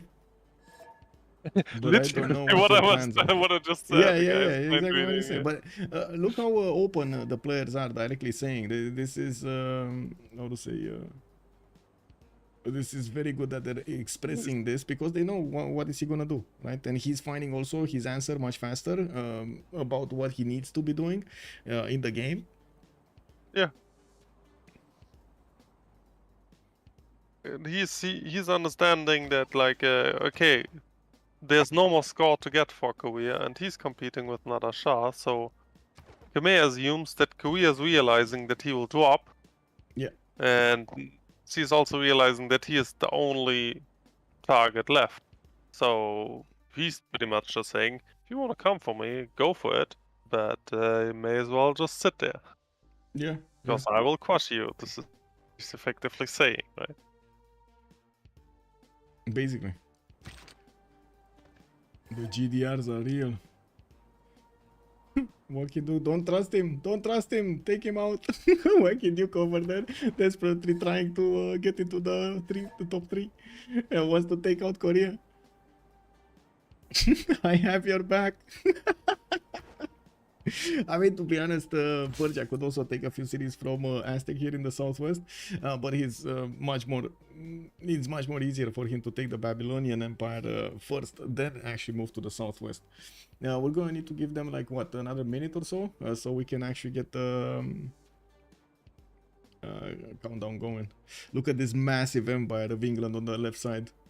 Massive. All of this western coast and including quite a few inner cities are English. We do have spaceports finishing up in waves, of course. Moon landing finishing up also next turn. That's gonna be the second project. He needs Mars colony. He can't start it up immediately because he already has nanotechnology. It's just a matter of getting to the top last part of the tree here. And let me actually take a look at the tree. We got quite a few of them.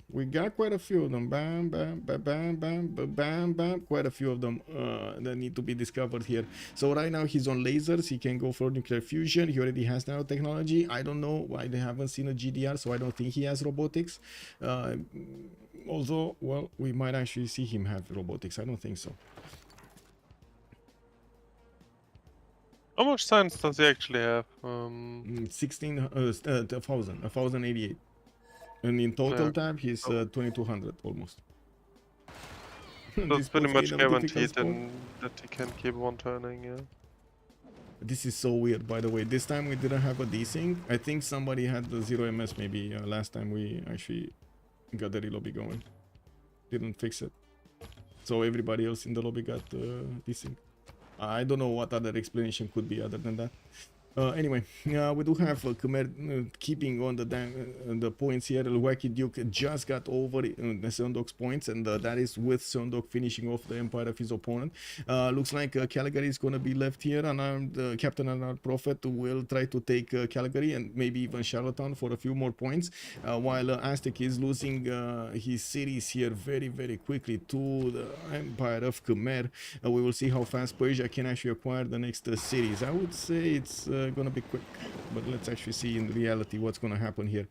He should have quite a few jet bombers available to keep on attacking, and yeah, I do see one that has 2 half moves, these 3, another 3 half moves, so he should be able to take at least 2 cities here, if not even 3 cities. We just need to wait for him to actually get his attacks going.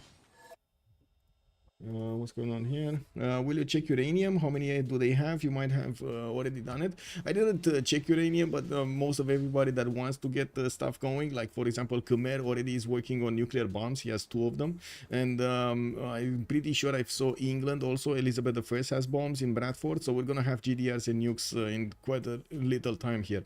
Mars colony is finishing up in 3/10. There are a lot of spaceports already down and finished for Elizabeth. By the time the nukes actually get in, to be honest, you might even win the game. Now it will take it won't take that much longer to actually get to smart materials, get the outward expedition going. The big question with 1,000 signs and how this looks like is how fast he can get to the unrevealed ones. This one, oh wait, this is gonna be so quick.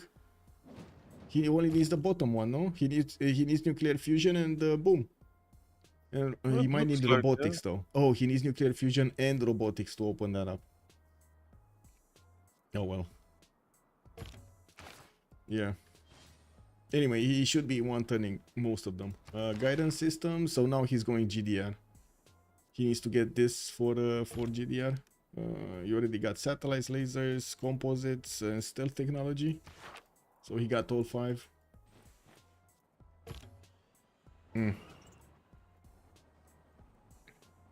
Anyway, let's see. Khmer. Going into core cities of Aztec. Still didn't take one. I'm sorry. So sorry. Yeah, another city has been taken here. Persia also did manage to take Antananarivo very quickly in the north. I didn't see actually that one being popping off. He did attack Malgium, and it's just one more move until that city is gonna fall. And Karkar is getting hit here by the airplanes of Persia. GDRs. Yes, next time we're gonna have 2 nukes coming around from Angkor Mahendra Parvata. GDR technology also opened up here for Jayavarman VII. While we're gonna need to see if he's gonna have enough gold to buy one. I don't think so. He did pillage a lot, so he might have actually. Ooh, he does have 2,700 gold. And he still has some mines to pillage? No, not really. He doesn't have units in the opposing territory. Well, I mean, he could pillage with the bombers if you want. Destroy tiles with the bombers. Kick.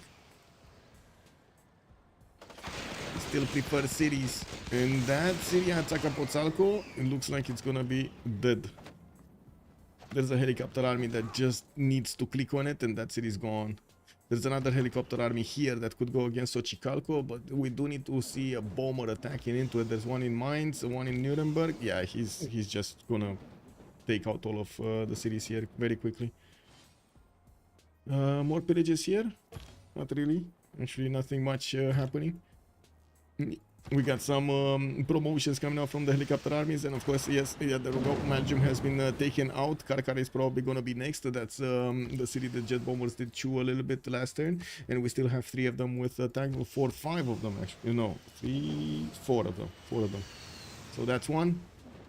Let's see the next ones. He should be focus firing, and I know moved one to Malgium. He has 2 more.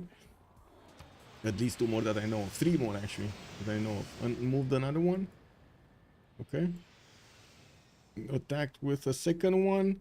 Let's see the third one. And the third attack. Okay. He needs a 4th attack if he actually... There we go. That's the 4th attack. So now 2 helicopters need to attack into that city, and boom, it's down. Oh wait, there's another bomber here. He could just take it this turn. Does he have a jet fight? How to say, a unit fast enough and with movement? Yeah, he does. Karkar has been taken down. 2, 4, 5 cities remaining for Babylon. It's just a matter of time until this falls. Kuwait also, strange that in PPG they didn't remove random in last text to make science victory more stable and predictable. Yeah. Oh, nuclear bomb in Xochicalco. First nuke got dropped by Jayavarman VII. I do have to mention Kuwait. A lot of the times the players actually like their RNG, because, and Justice could actually also give you his own opinion about this. I'm very curious about it myself. If you play the same thing over and over again, and yes, even if you do have like random maps and sometimes it's just not enough, I would say, things happening that may give you a lot of joy during the game. When you have like free trader from a hut, or when you get something like a builder or something like that at the beginning, you're like, woo, Woo! The same thing can be said about Tech 3. Players do like this a little bit of a challenge at the end of the game to actually have what they need and also try to predict how much time it takes and so on and so forth. This is actually quite a I would say quite something that I've seen the players do enjoy. Now it might come to that point in which the players will stop enjoying it because kind of everybody knows how to do it, and that's usually the point when changes need to happen.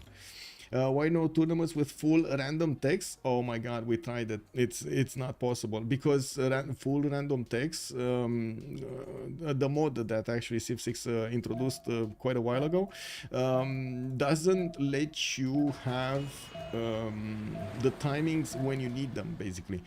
So you might have access to iron, but you don't have access to iron working, right? You might have access to crossbows, but you never get access to field cannons, or you get them much quicker or something like that. It's extremely unpredictable, and especially talking about multiple civilizations that have different strengths. Some of them are cav based, some of them are melee based, some of them do want to how to say sim up with faith and so on and so forth. It's just too many variables to take random text into account, like play on random text. Justice, what do you feel about having? Generally speaking, just a question of the degree of RNG, or RNGs, like people like to say, right? Yeah, like some, like I think the best comparison is like if you want a completely fair game, we would just end up playing like mirrored snowflake maps with like no bonus civs. Yeah, then it would be completely fair, right? But no one would play this because it would be hilariously boring. So like that's why we're on not the playing other StarCraft hand, 2. We would be playing StarCraft 2. All of us, we would be playing StarCraft 2 if that was the gameplay that we liked. yeah. On the other hand, if you would be like fully embrace the RNGness, we would only see like disaster 4 gameplay spawning on wonders. Like BBG wouldn't BBS, or like whatever the mod is called now, wouldn't exist, right? Like you can spawn on a wonder, you can work 10 tile yields from turn 1, no one cares, right? This is also ludicrously boring because the game is 100% decided by spawn. So you have to find the sweet spot in between, way of some randomness, which spices up the game while still being considerably fair. Yeah. And like this is in a nutshell what BBG is kind of trying to do, right? And to be honest, they made the game a lot closer to what you were explaining there than it was back when we started. Like remember general stacking. Yes, of course. I mean, even these days we find out broken stuff, right? Like and like the Llaneros. Oh my god, the Llaneros. Under strength unit. You can't touch it. I'm pretty much just trying to I think the approach of Mr. Quade here is a bit too black and white, right? Like you propose no RNG or everything, but the truth is usually the in between, the gray zone, is the sweet spot. Yeah. Okay, I don't want to hold Babylon longer than necessary, but yeah. His cities got ripped apart over here by Persia very quick, and I'm actually quite curious what Persia is gonna go for. He's going to get his own nukes in 4 turns, and looks like Aztec over here might give some of his cities. We're gonna need to see Montezuma here. Yeah. So first top 3 slots are right now Nader Shah, Jayavarman the 7th, and Elizabeth. And I think the question is how much Korea wants to fight his neighbors, because it doesn't seem like he can get points from anything else other than fighting Khmer. And that's kind of looking impossible, isn't it? Like Khmer with a lot of GDRs, his own jet bombers, helicopters, and so on, fighters, and so on. But look how close it actually is. It's 24 he points. did very well. He did amazing, right? And he's baiting for like, can you let that city rebel? So there's one more Canadian city, and then maybe one more which will rebel. So it's actually really close. So I don't think we'll do anything I'm actually curious if the nuclear bombs of Khmer might actually clear this up, because if he drops a few of them from a nuclear silo over here, this is gonna be extremely problematic for Korea. Because we're gonna have GDR starting to walk in very quickly and start to take down his cities. But for what reason would he ever do this? Like he got second secured. For fun, I don't know. True. They wanted to CC and they didn't want to CC, I don't know. Korea was the one, well, I guess sorry, neither Shah was the one. Oh, there we go, Elizabeth just got the last project, the last tech, no? Of full expedition, he needs that for Lagrange. And taking a look at the projects, he just finished the third one, he needs the fourth one. Did he put it in? Yes, Wait, 2 turns. So close, what I was talking about. Right now, Persia is actually, what, 100? No, 180 above. Yeah, it's not close. It's not close at all. And these cities with like actually a lot of score last turn, yeah. Man, I told you, these the population of the cities just give you so much. They increase the empire score, no? So much. No, that's why settling wide in a lot of FFAs, or especially the ones that are being played on lakes or rich highlands and so on, are gonna help you out so much late game. Yes, amenities definitely a problem and so on, but if you do manage to get them proper, you have so much score, and it's not like you're gonna have strong cities. It's just like score. Also, random statistically nuke naval openers really badly because they are the most effed if they don't get their districts first to housing. Okay. Otherwise, it would be interesting. Or playing Russia, Kenzie Lol is saying. Hello there, sir. Good evening. Interesting. Can random be modified to be more logical and not F like now? What are you talking about random? Why do you keep talking about random here? Variance is good. Rules should change every game, so would have to use different approaches. We will see the CCC soon, in a few weeks, like what, 3 weeks or something like that, 4 weeks. So you're gonna see quite a few different games. We're gonna have a weekend, 3 days of full games over here from multiple clans every hour, starting at every hour of the day. It's gonna be insane. It's gonna be so much Civ6. Like 1v1s, 2v2s, 4v4s. We got some fun modes, Ironmans, so many disciplines in the same tournament. That reminds me, I need to start working on some graphics on that one.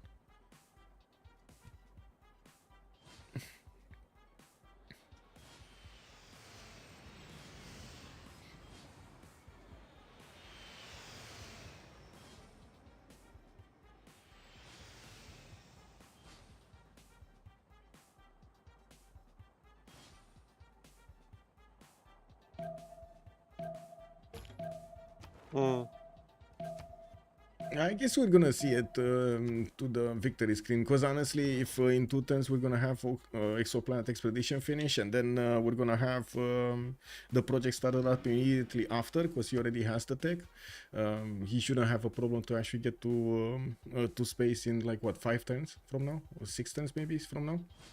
There are so many spaceports and so much production.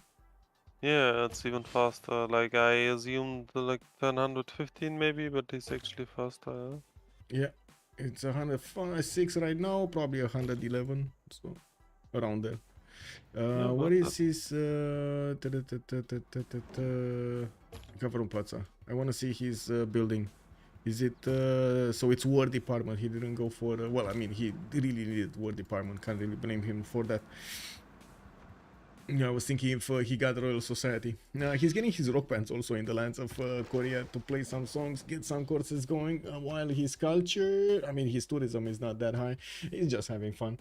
8+ spaceports, yes, so many spaceports. And the finish, not actually in the build, it's just finished. There are not many tiles left untouched. Yeah, I guess so.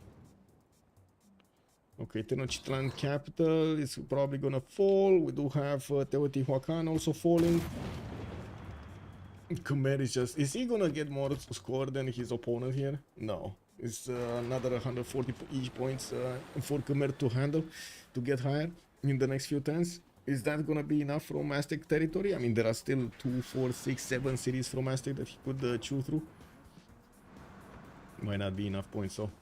Babylon has been taken out entirely from the game here. We do have Korea getting his own GDRs, and finally fascism.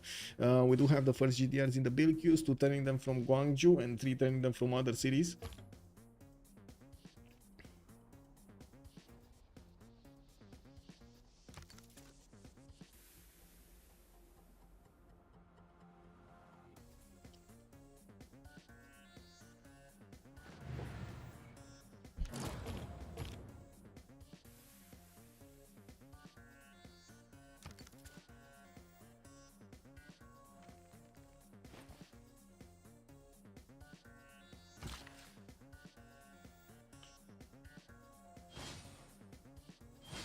Okay, next turn. The project finishes and he can start off on the other projects. He is getting builders from everywhere. Still has quite a few chops and will probably want to get those going for the projects. We'll see how quickly he can actually get to space. Should be very fast. Ooh, You will get some chops left. Wow. yeah, he does. Look at that. Look at that, man. He actually does have quite a few chops. Here, especially in Sunderland. Did he? No, he didn't move. Here in Hull, but this one doesn't actually have. Does it have a spaceport? I don't think it does have a spaceport. No, it's just getting more builders. Whatever.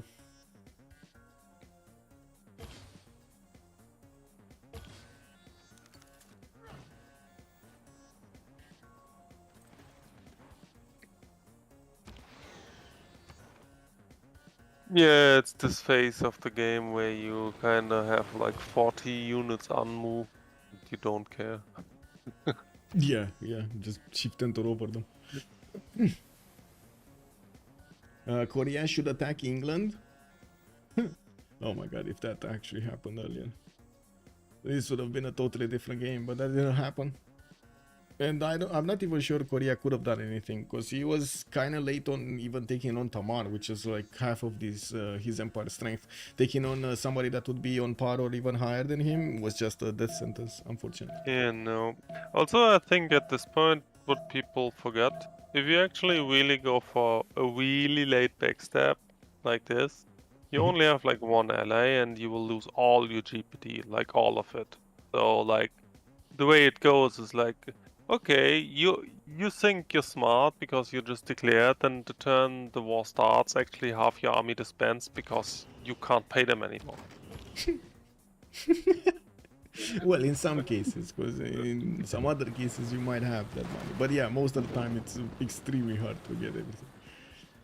I do see Aztec just recover Teotihuacan, but just not for long. He's gonna lose his units there. I'm pretty sure the GDR will just keep on taking more cities here. And taking a look at the projects, let's actually see how quickly he can get and how many projects. He just got to chop one in Sheffield. He's one turning in Liverpool. Newcastle should one turn it also. Did he just chop one? No, he chopped one in Sheffield. Okay. North, this one does have a spaceport, so he can get the chops here also, and does have the chops. It's just a matter of getting the projects in.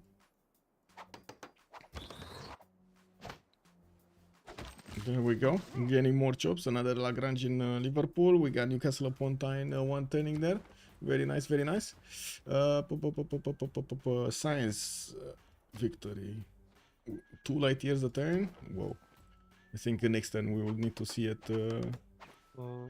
Yeah, And another like one. if he can probably light do 109. This laser looks so unsatisfying. Yep. I like how chat is speculating for For how other guy much? says For how 4 long? and I say 2. It might be. It might be. I don't know if 2 is gonna be the choice though. You need to get 15 light years a turn to have 2 turns, no? Because you need to get over 25. Oh, well, you need 12.5. So 13 basically. And he's only on 4 right now. Next turn he's gonna get 5, 6. Oh yeah, well, like when I say 2, I refer to like wall over between 9 and 10. So effectively 3, I I guess. see, I Yeah. see. Yeah. That might be, because yeah, he's gonna be like at least 10 next turn, 10 light years next turn. So yeah, I don't know if you want to call that 2 or 3, but yeah, like We'll see. my prediction right now is that like end of turn or like all of 1 turn 110 should be the victory screen. We will see the victory screen. Yes. Yeah, because we definitely won, right? We did all the work. Yeah. Yeah. Operation IV in Angkor Thom in 3 turns to finish. It's probably gonna be too late. Space Victory is gonna finish anyway. We do have Persia also sending some troops for the northeast to finish off Aztec faster. And yeah, well, you can't really blame Aztec over here for staying as long as possible. 3 cities strong: Iztapalapa, Chalco, and Malinanco. While I do see in the score screen, Wacky Duke is 220 points above Captain Arnold Prophet. Oof, that's a lot of points above him. Yeah, he's even taking at 6 cities now. I think Korea just accepted the unthankful 4th. Yeah. But I mean, to be fair, as being said, I think Korea started this conquest way too late. Could have definitely done better this game, in my opinion. But Yeah, what's this? Wacky Duke, Canal Prophet. Yeah, the war has been declared, by the way. It looks like Korea is attacking Khmer in the last seconds of this war. Khmer is not gonna like it. Didn't he have still a nuke in his arsenal? I think he still had a nuke. Khmer? No. He actually launched both of them? Whoa. Okay. When? I only saw one fall. And I still only see one fall. As in the nuclear damage, right? The radiation. I've never seen a second radiation cloud somewhere. Aztec talked about that he sniped the first one, so probably one got defended. Maybe.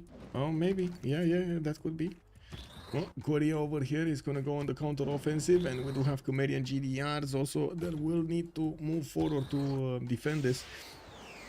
Some jet fighters also coming in for the help from Khmer, while he's 2 turns out from Operation Ivy. I think he actually doesn't care, to be honest. I think Khmer at this point is like, wow, bro, are you attacking me right now? Like, just let me shift enter. 9 light years a turn, by the way, before the projects finish here. We got 1, 2, 3, 4 projects coming in. 5 projects that are gonna finish next turn.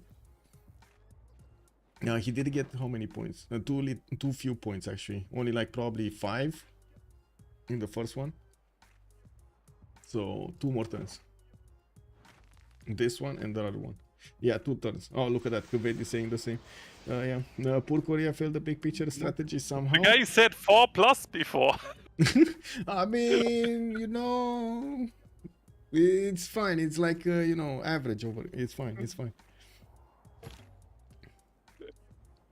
It's like polling in politics, You just need to have enough polls of low end and high end to get a balance in between. Yeah, just all the numbers between 0 and 100, right? Yeah. One has to hit. War department in Mashhad here. Wow, he didn't have war department. Well, I guess the culture wasn't that much. Now he does have some.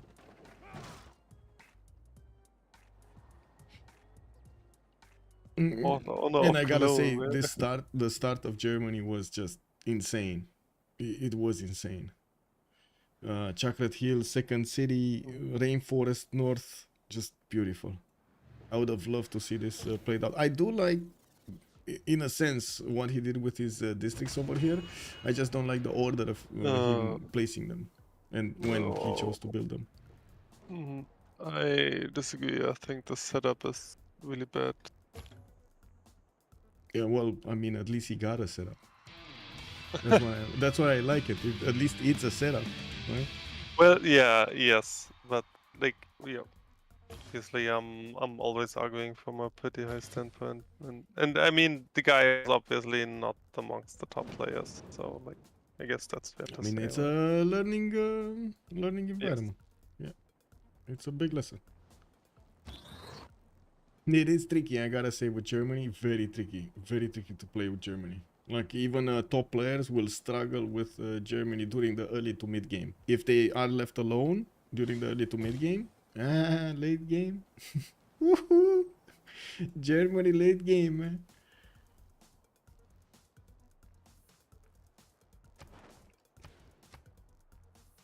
Oh, 10 light years a turn. More projects being plugged in here. Let's see, did he manage to chop some more? No. I think he has. No, he just moved that so he doesn't have the chop from there. That's basically it with the chops here.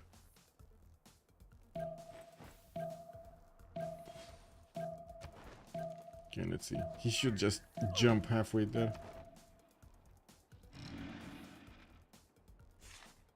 You get points for finishing off another player. Yeah.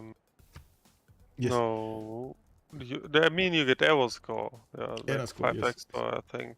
But I think he is referring to points in terms of game score. You don't get extras, but you do get the score from the cities, like the population, the districts, and so on. So wherever, if you break down the scores over here in the details, you're gonna see you have the empire score. That's basically the and the wonders. Right, these two are gonna be increased with what you conquer. With the wonder points are gonna be increased with what wonders you conquer, and empire score with what cities and how much population they have remaining after you conquer them. That's why it was much more efficient for Persia to take all of these cities than it was for Korea to take the Tamarian cities. Tamarian cities were like 7 pop, and then Babylon cities were like 10, 15 pop, and so on. These helped out so much to increase the points of Khmer.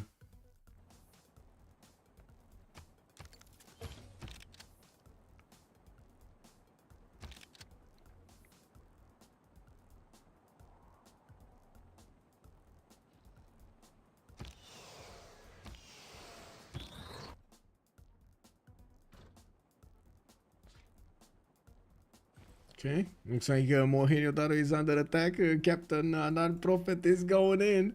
Berlin has been taken. Cologne has been taken. We got 1, 2, 3, 4, 5, 6, 7 GDRs. Woo! Actually, also quite a lot of jet fighters. So Oh my god, he's trying. He's trying. He still has like 250 points difference between him and his opponent, but can he actually get it? Because next turn we should have the victory screen. No? Yeah, next turn is the victory screen. 14 light years a turn. Aachen has just, oh my god, is he gonna manage to overtake a Wacky Duke? 3 cities taken, 4 cities taken. Is it gonna be enough? Oh my god, if he does this. I honestly think he needs 5 to overtake. He needs 5 to overtake? I think he needs more. At least, yeah. Okay, 5. There we go, 5. We got 5.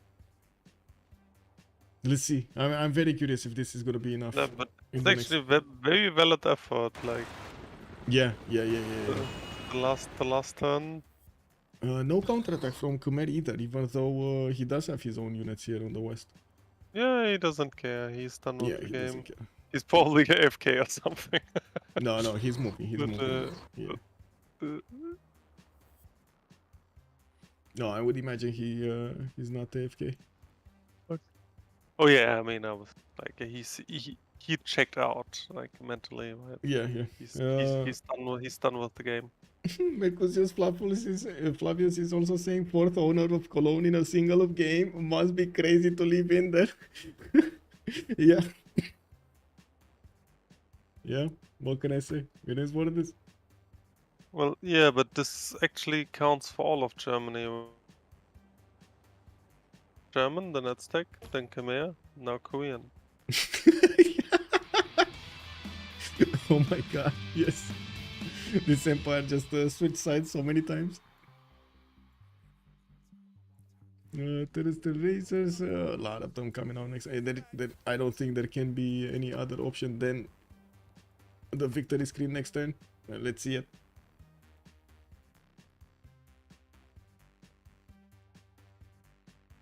And yeah, actually, the most insane twist would indeed what Quaid says. Like, actually, Chimera loses out and drops the 4th in last turn, you know. Yeah. I don't think it's enough, but would be kind of insane, yeah. Oh, It would be. Okay, let's see it.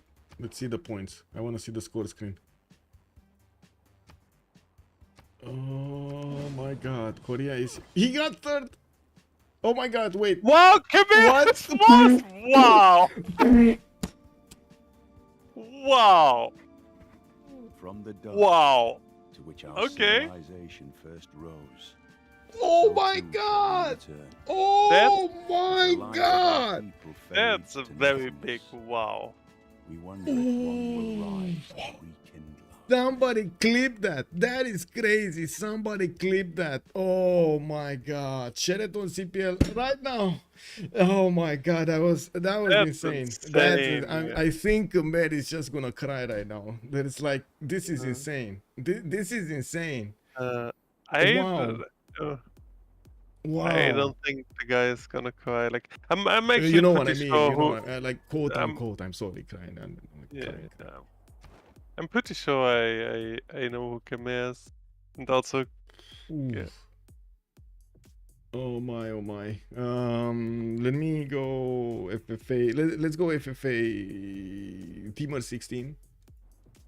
Team of 16 for post game. Okay.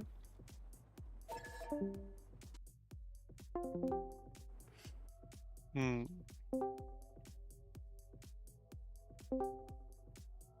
Them, Wow. GG well played, man. GG well played. Yeah, I am the winner. What was everybody? I don't know who everybody was. Ben it- was Khmer. Give me a second. Ben was so, Khmer. like, can I make a prediction? Yeah. Go. Okay, like, I mean, Herson obviously also revealed himself already, but this Yeah. would have been my guess. I say Maelstrom is in Korea. It's Ben on Khmer. There's no And- Maelstrom. Huh? There's no Maelstrom. But There's there's no Legenden, Maelstrom? Mr. Toes. Yes, of course, I was referring to Arjun. Legend. I don't know why I say Maelstrom. Legenden. Legenden was Agent Longswan. That it was Canada, I believe. No, I think that was Canada. I thought the smile was giving away so much. Wait, which one was Toes? Captain Anar Prophet was Toes. Okay, which were they playing? That's a good question. I'm gonna need to take a look back. Who was he actually playing? Yeah, I Captain didn't. was Oh, Captain? Korea. Yeah, that's Korea, yeah. Korea. I made him. Korea. Okay, there we go. Shmogi was Chief Electron Links. Crypto Taku Scarlet Feathers. Who are you playing, Crypto? It's Arabia, right? Arabia. Yeah, Arabia. Yeah, I kind of predicted you'd be Arabia. Sounds like the sort of Civ you'd play. Arjun Paladin was Sultan Wicked. into a realm war tech.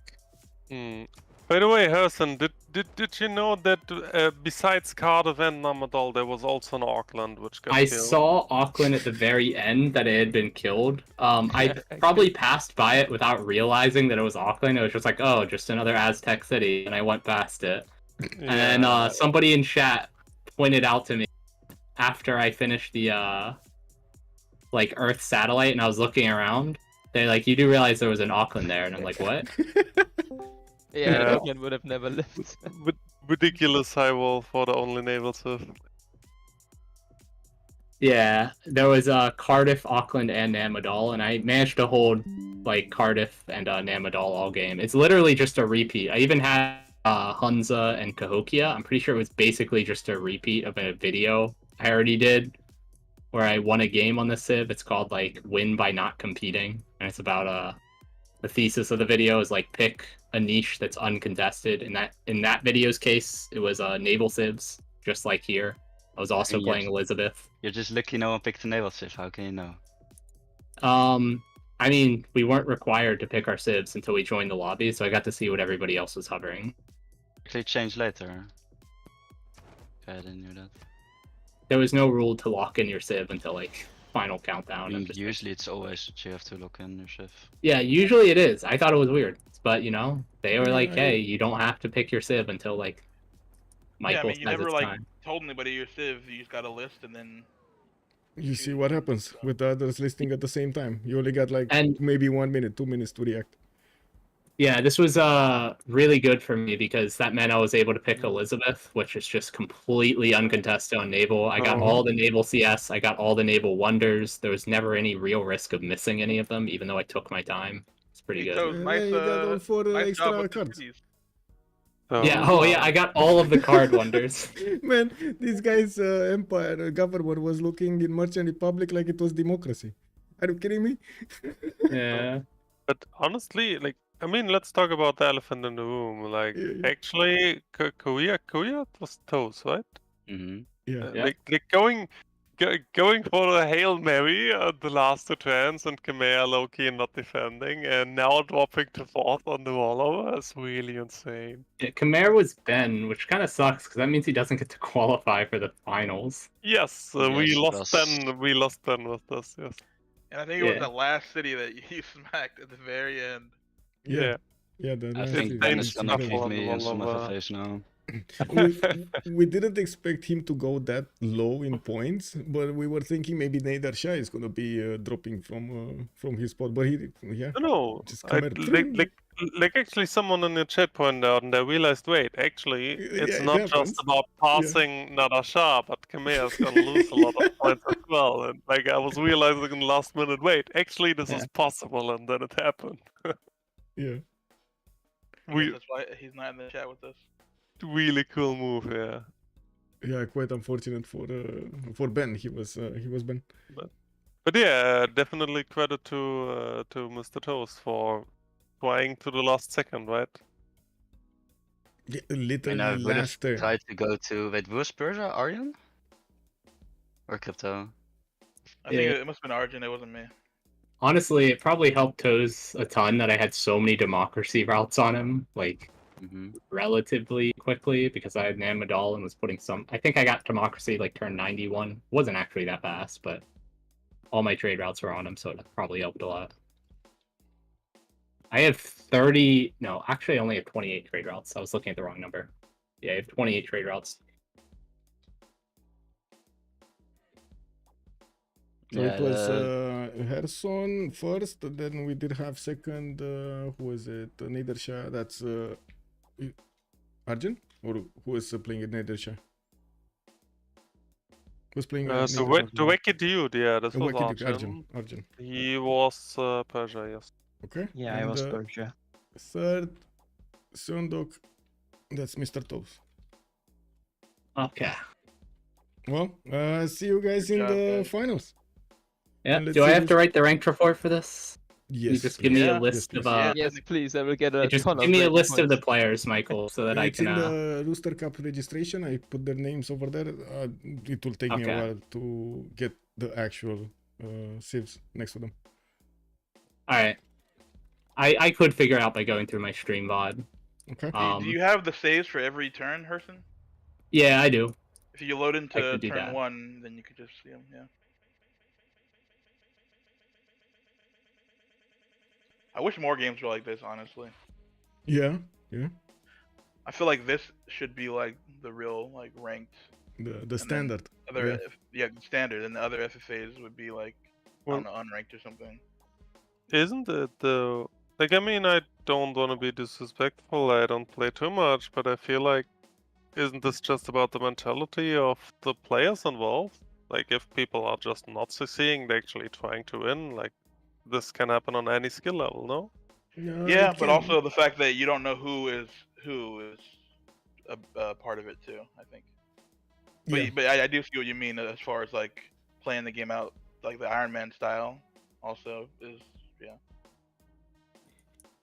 Yeah, I don't know. Like, personally, I feel like it's really just like what people in the games are willing to do and what not, right? Like, rather than like farming 3 games, like, this is obviously just my personal opinion, but I feel like I'd rather have like one meaningful game than like farming 3 games in a day.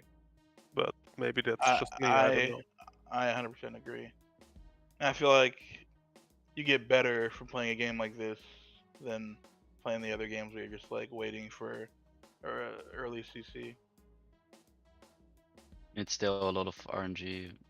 If I don't know, there were like half good players, half not so good players in this game. So it's like RNG if you spawn next to them and can clean them. Yeah, Tight kind of, or I think it was tight on Georgia. He kind of griefed me. Yeah, I was tight on Georgia. yeah, definitely. We was also pointing out that that in this mixed skill lobby, it's kind of lucky that like quote unquote weaker players spawned like evenly distributed. Yeah, I feel like it was kind of distributed like that. I don't know. Every lobby is gonna have mixed unless you're playing top 10. Well, that's why we're getting the qualifiers for the finals. In the finals, we're gonna have all of the winners of the previous ones, the top 3. Exactly. That, but I don't think it was fair if we would have had only top players in one lobby and one lobby with half and half and another lobby with the less experienced ones. It just, I don't think it would be good for the qualifying, like as a qualifying procedure. Yeah, there's not really anything you can do, but I mean, obviously FFA is a lot of RNG, and especially when it's mixed skill, then it's even more RNG. So, but there's nothing you can do about that. Yeah, well, it's like my claim is not really just like that there's any problem with it. I'm just saying it's just about the mentality of the involved player, right? You can decide for yourself if you put meaning to a game or if you're like just CC turn 81 and move on. Like that's about anyone involved, not necessarily about the rule set. Yep. Well, GG, well played. Yeah, Thank you so maybe much, Justin, for joining us. Did you guys see that when I went live on Twitch at the start of the match, I titled my stream Rooster Cup Qualifier and then in parentheses winner POV? I actually saw that. Like I resisted on clicking on it because I really didn't want to know what you're playing, but I actually hovered over your title and was smiling. Yeah.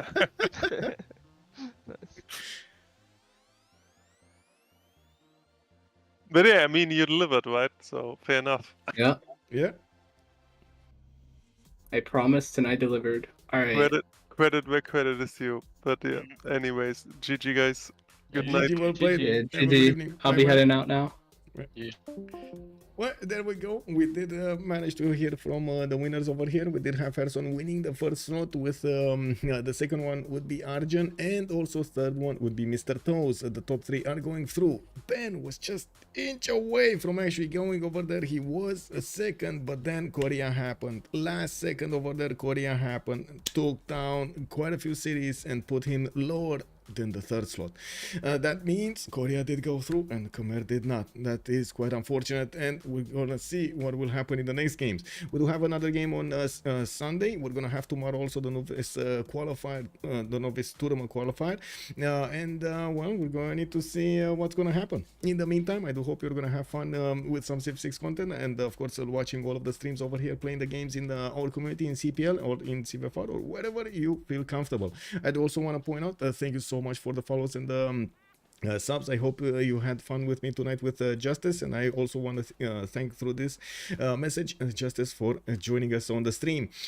Thank you so much. Thank you so much. I also want to say thank you so much for joining me on YouTube. I do hope you're going to leave a like and a subscribe over there, and we're going to see each other in the next ones. Bye.